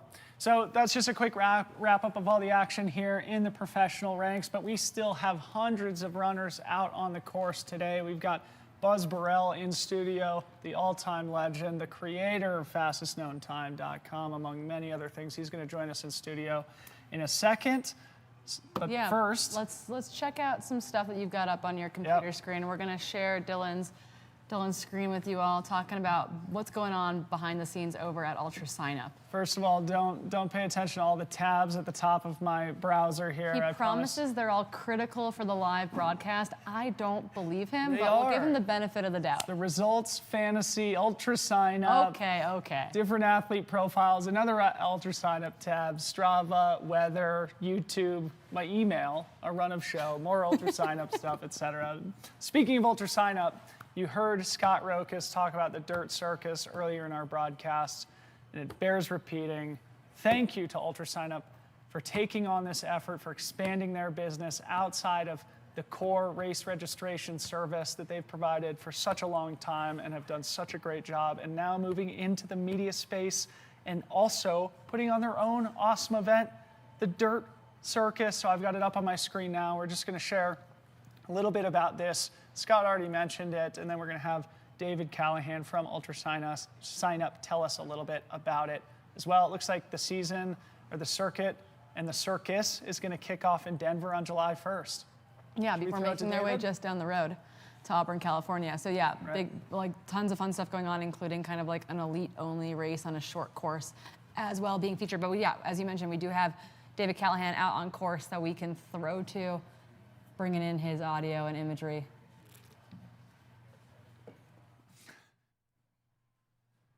To us again. Hope y'all can hear us up here. Pretty windy up here on the top. But we've just had an unbelievable day up here watching the runners first sort of scrabble up all the loose rocks earlier in the day. Now they're trying to make their way down the snow fields. All smiles. Everybody's having a great day. This weekend has been amazing for the UltraSignup team. A lot of people don't know, but almost 3 years ago when we joined, UltraSignup was a very different company. There was, just one part-time employee sort of helping keep the thing alive. Now we got a team of 20 that singular focus every day is how we can make trail running better for the community, how we can bring the community together, how we can build new tools, new products, new events, new features that keep building that community. And this weekend is a culmination of a lot of work from that team, a lot of long nights and a lot of skipped runs.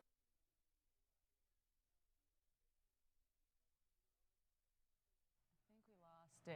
Yep. You can read that. We lost Dave, but I think we got the spirit of what Dave was trying to convey, thanking the team that he has assembled to help bring this whole broadcast together, including Scott Rokas, our executive producer, who again has been in charge of this broadcast each of the last 3 years. Corrine and I have been here for that entire time, and now Scott Rokas coming in-house and working with UltraSignup to help sort of bring this whole race broadcast live streaming experience to life within their organization. Yeah, it's been super cool to be a tiny piece of the puzzle behind the scenes, but joining us in studio, the man, the myth, the legend, you transported here from the finish line, Buzz Burrell. How was your day out there? It was a little tiring. It was a little tired, just a little tired. You don't seem tired. There's hills on this course. I guess I should have read the course profile. It wouldn't have helped you because we changed the course this morning. Yeah, that's right. All right, that's right. Yeah, so if I've known there's been hills, maybe I'd have done a little bit better. But I got through it okay. Yeah, you got through it. You did a big hill on Friday as well. You did the VK. I did the VK on Friday, and I did the Dipsy last weekend also. Did you really? How did it go? Well, it went pretty well. I won the runners division actually. Wow. Yeah, so Patty did it, won the runners division a few years ago. Now Patty won overall this year, and so. You know what that means? So I don't know what does that mean. 2024 is your year. I mean, the pressure is on. That's probably what that means. Yeah, I think that is what it means. But it's so good to see you. You guys are doing a great job. Thanks. And I emailed Ethan and Brendan 2 months ago about this race. Yeah. Like, what's up? Record-breaking snow year. There's going to be snow. I said, what are you guys going to do about this? And they said, we're on. It's a sky race. We're going to do this no matter what. Yeah, right? he was like, he's like, European standards. We'll cut stairs. They did it. They totally did it. You know how races go. It's all about the volunteers. We got our elite runners, but the volunteers, what make races possible. Without volunteers, nothing happens. Do you realize what they did here this weekend? Unbelievable. It's crazy. Yeah, They cut steps, 1,000 feet up these snow slopes. Yeah. So I want to call out the race directors and the volunteers, whose names I don't know, and say thank you, thank you, thank you. Nobody could do this without you. It was amazing. And they pulled off a sky race. They did. They sure did. They really, and even today where they were throwing this last minute wrench where the tram's not going to run, we couldn't get medical or aid up to the top of the course, and they said, hey, we got this really cool 11K course. I bet we can run that twice. Right. Did that still kind of suit the flavor of what we were going for? Well, at first you're going, we got to do laps, you kind of want to go up high. But once you're up there, the wind was blowing hard. It was cold. It was like, this is okay. Yeah. And then as Rick Trujillo used to say ad nauseum before every Emigrant Pass run, the mountains don't care. That was his famous quote. They don't care about us, which is why we like going to the mountains. Yeah. And so we're these puny little biological entities, and so we have to be safe. The mountains are in charge. We're just going to do what we can do. So I think it went really well. Yeah, I think so. How was the snow? Except I got tired. You got tired. I know. We'll talk. What the heck? Can we blame that on the race organizers? You don't get tired, do you? No, but you've raced 3 times in the last like 7 days. Yeah, you've raced more than I have this year, Buzz. It's incredible. You've raced more than the both of us. Okay. Combined, maybe, yeah. You're a coach. I am a coach. See, I need you. Okay, we'll talk about That was great advice you just gave me just now. Yeah, that you've raced 3 times in 7 days. I need to hear these things. Yeah, we had a follow cam on you on the whole last downhill. Yeah, did you know that? Yeah, you were the star of the show here for a bit. All right, look. You have been a pioneer in the sport. And so for the people who are watching who may not be as familiar with your story, I think maybe you could provide an interesting lens through which you could talk about 2 things, both like the competitive side of the sport and the media side of the sport. I think Broken Arrow this weekend sort of is proving that we are in a new generation where both of those things are concerned. Is there anything you want to say there? Well, it has changed a little bit, hasn't it? Well, when I started running, there didn't used to be professional runners. There's literally no such thing. And so now when you get these conversations about the professionalism of the sport, I'm going, well, heck, if you're getting free shoes, you're doing better than I did when I started. But it's going well, like you said, UltraSignup. UltraSignup is stepping in. They're a major player. Freetrail. You guys are stepping up. And I think the whole idea is just raise the whole sea level, right? I don't think anyone's competing, well, maybe some people in Europe whose names we're not going to mention are, but stateside, everyone's just trying to lift the boat. Everyone's cooperating. It's all for the good of the sport. It's that's symbiotic. That's my sense of it. I really like what UltraSignup is doing. Yeah, it's really, really cool. I mean, we get to, actually, in not too many hours, I've been texting with Tina, our producer for the Trailhead podcast about, okay, like, we'll talk to Buzz, we'll see when he finishes, we'll see when he wants to record later, but we're gonna sit down and talk more about this Broken Arrow experience, like talk a little bit too about, what you've been doing over at the Trailhead podcast and bringing that in together with all the folks over at UltraSignup. Right. Well, Debo, thanks for asking that question, though. I did a sky race in the Alps decades ago. It's like, this is all I wanted to do. So to be able to do it without leaving the States is really fun. Super fun. Yeah, and they did it. I mean, you could take those cameras and go like that, and you go, wow, it's beautiful. But you saw the on-course cameras. I mean, it was blue skies smiling at me, nothing but blue skies. Oops, I shouldn't do that, should I? Yeah, we'll cut you off eventually. Okay, all right. Yeah, so at any rate, sky racing is here in the United States. It's really fun. These race directors did a great job. It's in a great place. I had a good time, except I got tired. Yeah, we'll have to fix that. We'll go back to the drawing board on the old training plan. Thank you. Appreciate it. So, but Corrine asked you about the podcast with UltraSignup. Yeah, let's talk about it just a little bit before we boot you out of here. Well, it's called The Trailhead. You and I are the co-hosts. We are. We sure are. It's a plug. It's a plug. And this is the first time Corrine and I have ever seen each other in person. Yeah, we've had a lot of computer time together. Right. But I'll say, and I think our hair looks as crazy on computer as it does. We'll keep it under your hat today. Okay. But it's good to finally put the face together. It is. And it's nice to see, in flesh and blood, charming, good people. You get the vibe. Feels really good to me. But the UltraSignup podcast is called The Trailhead, and it's short. It's only 30 minutes long. And we go with you and I having a chat about topics of the day, just quick back and forth. Then you have a nice interview with a particular person. Then I answer runners' questions. So go to UltraSignup. What is it? UltraSignup.com, isn't it? Yep, it is. And then the podcast, it's a good podcast. I really think Corrine and I do a good job. And Tina, our esteemed producer, does a great job. And people call in with questions, and I answer questions. Yeah, if you want to talk to Buzz on the air, essentially, you can be a call-in question asker, and Buzz will give you all of his, personal advice. That's right. Well, we'll get to that. I hope someone calls in. I hope you get to talk to someone here who's listening to this right now on the podcast. I just put a link in our chat here for our viewers too, so they can click through to ultrasignup.com, find the Trailhead podcast, and subscribe and listen. Maybe Buzz, last thing, you're probably one of the oldest finishers in the race today. We weren't going to bring it up, Dylan. Come on. No, I think this is good. I think there's a lot of people out there who, over time, life just gets more full, gets more busy. There's just a lot going on, but you've been able to maintain the love of the sport, maintain sort of like your leadership role within the sport and nurture the next generation and still get out there and crush it yourself, racing 3 times over the last 8 days. So maybe just talk about that longevity over time, how you've kept the passion. Right. Well, thanks. Thanks, Dylan. I appreciate that. And I think Joseph Campbell said it, follow your bliss. I think if it's an external motivation, like I want to, win a prize or do this, do that, you're going to go like that. In Boulder, I live part-time in Boulder, and Arturo Barrios, former world record holder in the 10K. And as soon as he was no longer the world record holder, he quit running. And that's not kind of how we do it as trail runners. I think I have the joy of the participation. As a coach, you'd probably say the same thing. It's not really about the outcome, it's about the process. I think that's what I've done. It's like every day, I'm a streaker. Every day I enjoy it. Yeah. I mean, that's the streak. Yeah, until you're injured and we have to make you streaks. sit on the couch, you get after it every single day. On the enjoyment aspect. Yeah. Not really the number, the distance, the external, the internal part is the streak I think that you want to establish. I think that's really, really good advice. Is that okay? Internal streak. Well, Buzz Burrell, you're a legend, buddy. Congratulations on VK 23K this weekend.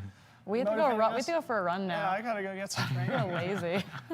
So everybody, thanks to Buzz for coming in. Make sure you go click through, subscribe to the podcast at ultrasignup.com. Make sure you subscribe to the newsletter also, and make sure you follow along with everything UltraSignup's doing for the community. It goes well beyond the legacy race registration platform now, and it's great to see it moving into this new generation with Corrine and Buzz, Jay, David, Scott, and the rest of the team over there at ultrasignup.com.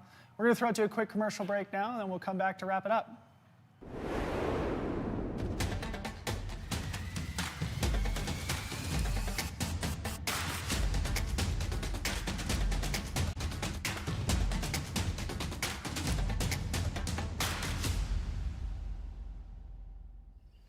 You don't get a fire in your belly with a cold breakfast. You gotta light that sucker up with the good stuff. The real stuff. Whole grains and a whole lot of protein stuff. Eating hearty sets the table for epic days ahead. Dig in, and you'll see. It's wild what you and a real breakfast can do.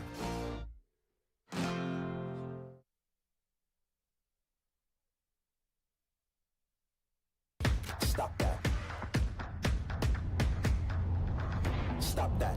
Yeah, I hear him chat to the noise. Can't stop for the talking. I hear him chat with the boys. Nice keep talking, yeah. Just too sharp with the prize. They'll tell me I'm awesome, yeah. Hot like fire on the pan. If you wanna touch me, please use caution. My name is Jeff Vierling, co-founder of Tailwind Nutrition.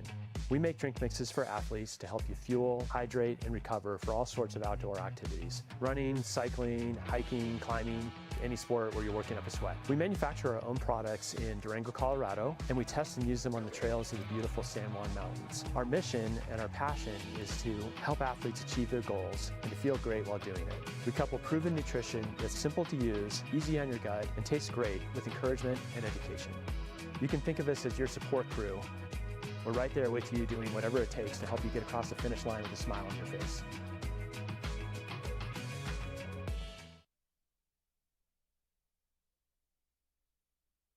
Escape to a place where you can truly connect with nature, where crystal blue waters meet towering mountains, and picturesque landscapes make every season the perfect playground for world-class adventure.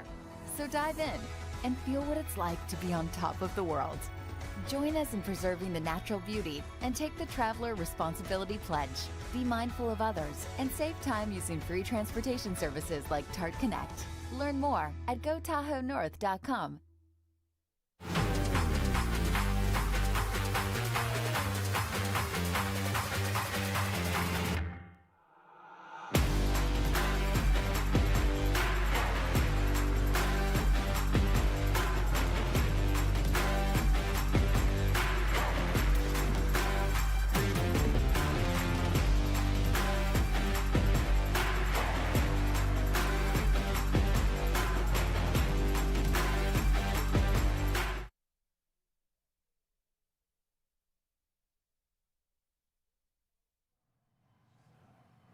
And welcome back in studio here as we wrap up our coverage of the 2023 Broken Arrow Skyrace. We are joined by the man himself, Mr. Brendan Madigan. When I bumped into you in the parking lot this morning, I came up to say hello to you. You're like, can't talk. My voice is gone. How's your voice doing? I was saving it, so I think I barely got over the finish line. Man, amazing weekend. Corrine and I, we just have so much fun coming here. This third year in a row we've been part of the race officially. It's one of my, I mean, I'm biased probably, but it's like one of the best weekends of the year. Truly, truly. Like the event that you put on, the way you support the elites, the way you support and celebrate every single finisher, the community aspect, the live stream, which is insane, the rolling with the punches, that was a little bit crazy this morning. I know that was probably way more stressful than you let on. Like it is the race weekend in the US, I feel like. Thank you. It's quite the honor coming from you. Yeah. How did it go? It went great. I mean, we're not done yet. We've got to get everyone, safe and sound over the finish line. But, I think to both of your points, the build, the collaboration, the celebration of the sport and the culture is just, you want to bottle this. You want to bottle it and put it in a freaking IV and just be juiced with it for like ever, because it's so good and fulfilling. Yeah, amazing. I'm reminded, I have a graphic up on my screen. If we still have the ability to share my screen, I think this would be relevant for the listeners and a good thing for Brendan to expand on, of just the growth of this event since its inception. I mean, Corrine mentioned, this is like an iconic race on not only the North American, but the international circuit now. We had an incredible international field assemble here today. And this is a graph showing that growth from the humble beginnings in 2016, of course, the cancellation in 2020, but maybe just walk us through this progression and more or less just give us your macro reflection on what you've built here. Sure. I don't know if I have, the answers that would explain that growth, but, I think we have an amazing team. There was no better exercise for our team than this morning with a massive, stressful curveball. But I think, just approaching it like an event that we would want to go to, celebrating everyone, celebrating the culture, celebrating runners of all walks of life is just, the way that, we would want to attend an event. So hopefully that resonates with people. And I think the collaborative organism that is now ever expanding is fun and fulfilling for everyone involved. Life is short, and I think running is a metaphor for life. And when you see every spectrum, everything on the human, like compassion spectrum, you see people at the finish line, you see people cheering strangers on and high-fiving strangers. Like, the world is a crazy place, and this is like one little safe, tree of trust that we can celebrate each other and treat each other with love. Yeah, and it was super cool to see from Scott too that like with those participation growth numbers, like the percent of the field that is women now too is really, really cool. I think it's like 45% for the weekend. Like that's a big deal in the sport of trail and ultra running, where we really do like are supporting and lifting up everyone and really encouraging people who maybe have never done a trail race before, or maybe never done an ultra before, to like step out of their comfort zone and come here and experience it with all of us. And it's not an easy first race for anyone, but I feel like we have a bunch of like people show up here because they feel that support, I think. Yeah. Well, I was in the finish line being neurotic about the straightness of the chute, and a very nice woman pulled me aside and said, this event has inspired me to become a runner, and That's like so cool. That moves the needle in the world, like it's a little hokey, but like if that's what we can offer to the world and help people, then like right on. Yeah. Speaking of neurotic, it reminds me, after I passed you, and we weren't able to have a conversation this morning so that you could preserve your voice, I saw Eric Schranz right here at the finishing chute, which we're looking at, and those black carpets had a vacuum on top of them. And my dad was vacuuming. Eric said, Brendan's so neurotic that we're vacuuming the carpets on the finish line. But I think Brian it speaks Meltzer to the was standard. vacuuming it yesterday too. You've been putting people to work vacuuming those carpets. Like a legend in the media space is out there. We didn't ask him to do that. Camera hanging off of him, vacuuming the carpet. And that's the collective, right? That's I think that's what we've always been about. and everyone is, like, it says a lot, right? At this point in the world that it resonates with people, I think. Yeah, truly. I mean, I wouldn't step on it if there was dirt on it myself, if I was coming down the finish line. Well, your gait would probably get over it all. But I think it speaks to community. You know, you're like from here. You know, this is home for you, and you're able to build this awesome event here in your neighborhood with people who I know are not only colleagues but friends. Maybe if you want to talk about, you know, the trail running world sort of coming to your neighborhood, what it means not only for you but for the greater Tahoe community. Yeah, I mean, it's a great question. I think for us, you know, we just do who we are. We do us, and you know, we try to stay true to that North Star of being a highly branded and progressive new school event, but one that still honors the DNA of the sport, which is the people. The people, you know, make everything happen, and without the people, that we don't have a race. So, you know, our team is, I wouldn't trade them for anybody. I'd put them up against, you know, any other race org. It just, you know, such a great amalgamation of people, and you know, however we put that together, I'm so grateful for it, because when you have a real challenging situation like this morning, everyone just falls into lockstep and you know, does their part, and it works out. But to have everyone descend on Lake Tahoe it's amazing for us. You know, I mean, 2015, I was just running here, and I happened on the ladder and thought, man, It'd be cool to send a race up there. it would be so rad to you know, freak some people out on this ridge and send them up this ladder. And here we are, you know, 8 years later. And what's, I think, really special for me, besides the organic build, is the Europeans are here finally. And this finally feels like we wanted it to feel. It's full, it's buzzing, it's continual. And the Europeans, like, I just talked to Raul Criado, and he was gushing about how much fun he had. So, you know, hopefully we can bring more of the Europeans back and give them some of the flavor.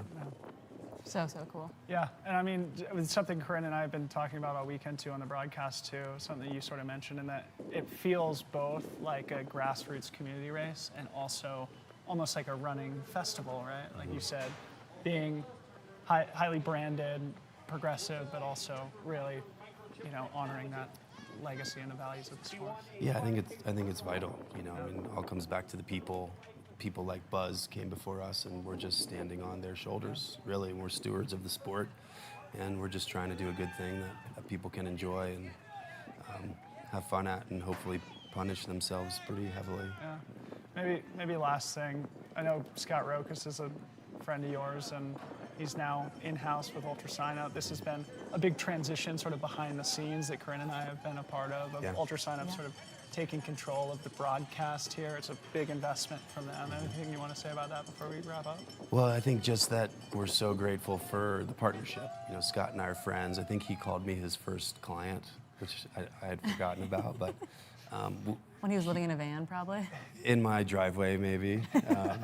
You know, we have this great kind of organic, collaborative, you know, relationship, and I'm grateful that UltraSignup has come in and supported his vision, and then, you know, he and I just try to stay, you know, continually collaborating from an artistic side to bring what you see here, and you both are part of that, you know, and the team, like, you guys have been part of it since the beginning, and you know, we're really grateful for that. It's tremendous. Like, when I walk in this room on Wednesday night or Thursday night, whatever it was, I was just floored by the amount of technology and how it looks. I mean, it looks like a newsroom. TV set. You know, it's so rad. But I know the teams that Scott is working with on the back end too has just been amazing, and yeah, couldn't be more grateful. Do you have any parting words for people who might be watching the live stream this year to get to, you know, hit that button to sign up and come join us in person next year? Yeah. So we would love for anyone who's inspired to come join us. You know, we'll promise you a good time, and many different ways, from the actual racing to weekend-long events to clinics and seminars and live music, and you know, it's just tremendously validating for our entire team to look at that finish line chute and see it looks like a really legit finish line, which is so cool. It is a really legit finish line. The dream is, you know, kind of come true. So Fully testament to a lot of hard work, a lot of investment from a lot of people. Brendan, it's an honor to be here. Thanks for everything that you do. And thanks for being a leader, not only in your local community, but in trail running more generally. And on behalf of Corrine and I, thanks for letting us be part of it. Yeah. Thank you. Huge props. Appreciate you both. All right, folks, we'll take a quick break and then we'll wrap things up.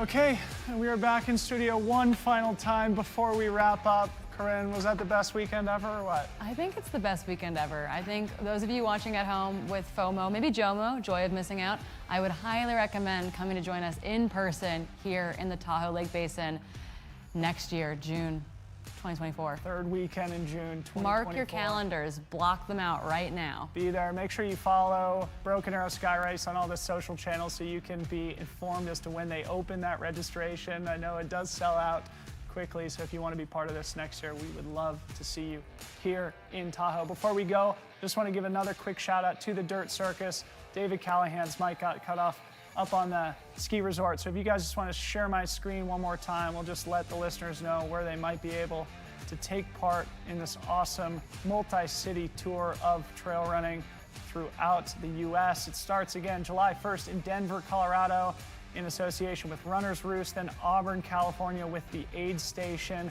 Nashville, Tennessee, the home of UltraSignup on August 26th, Flower Mountain, Texas, September 30th, Phoenix, Arizona, October 21st, and then the finale in Bentonville, Arkansas, a town that has become famous in off-road cycling, will now become a place where off-road running happens. Sounds like a super fun tour, Corrine. Yeah, it sounds absolutely amazing.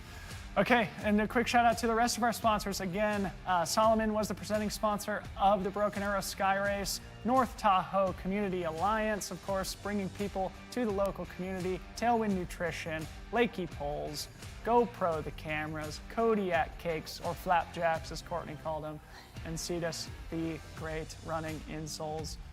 For shoes, Corrine, are you gonna go get out for a run? I'm hoping so. I might need a nap first, and then a chat with Buzz, and then definitely run. I might go run the 11K course, you know? It's marked. Yeah. Might as well go slide in the snow. See if you can run it as fast as Allie Mack. Oh, no way. There's no way. Well, what a great weekend. Corrine, high fives. We did it. We did it. Another great weekend hanging out with you. And yeah, really appreciate everybody for following along at home. On behalf of myself, Corrine Malcom, thanks for joining us. We'll see you again next time.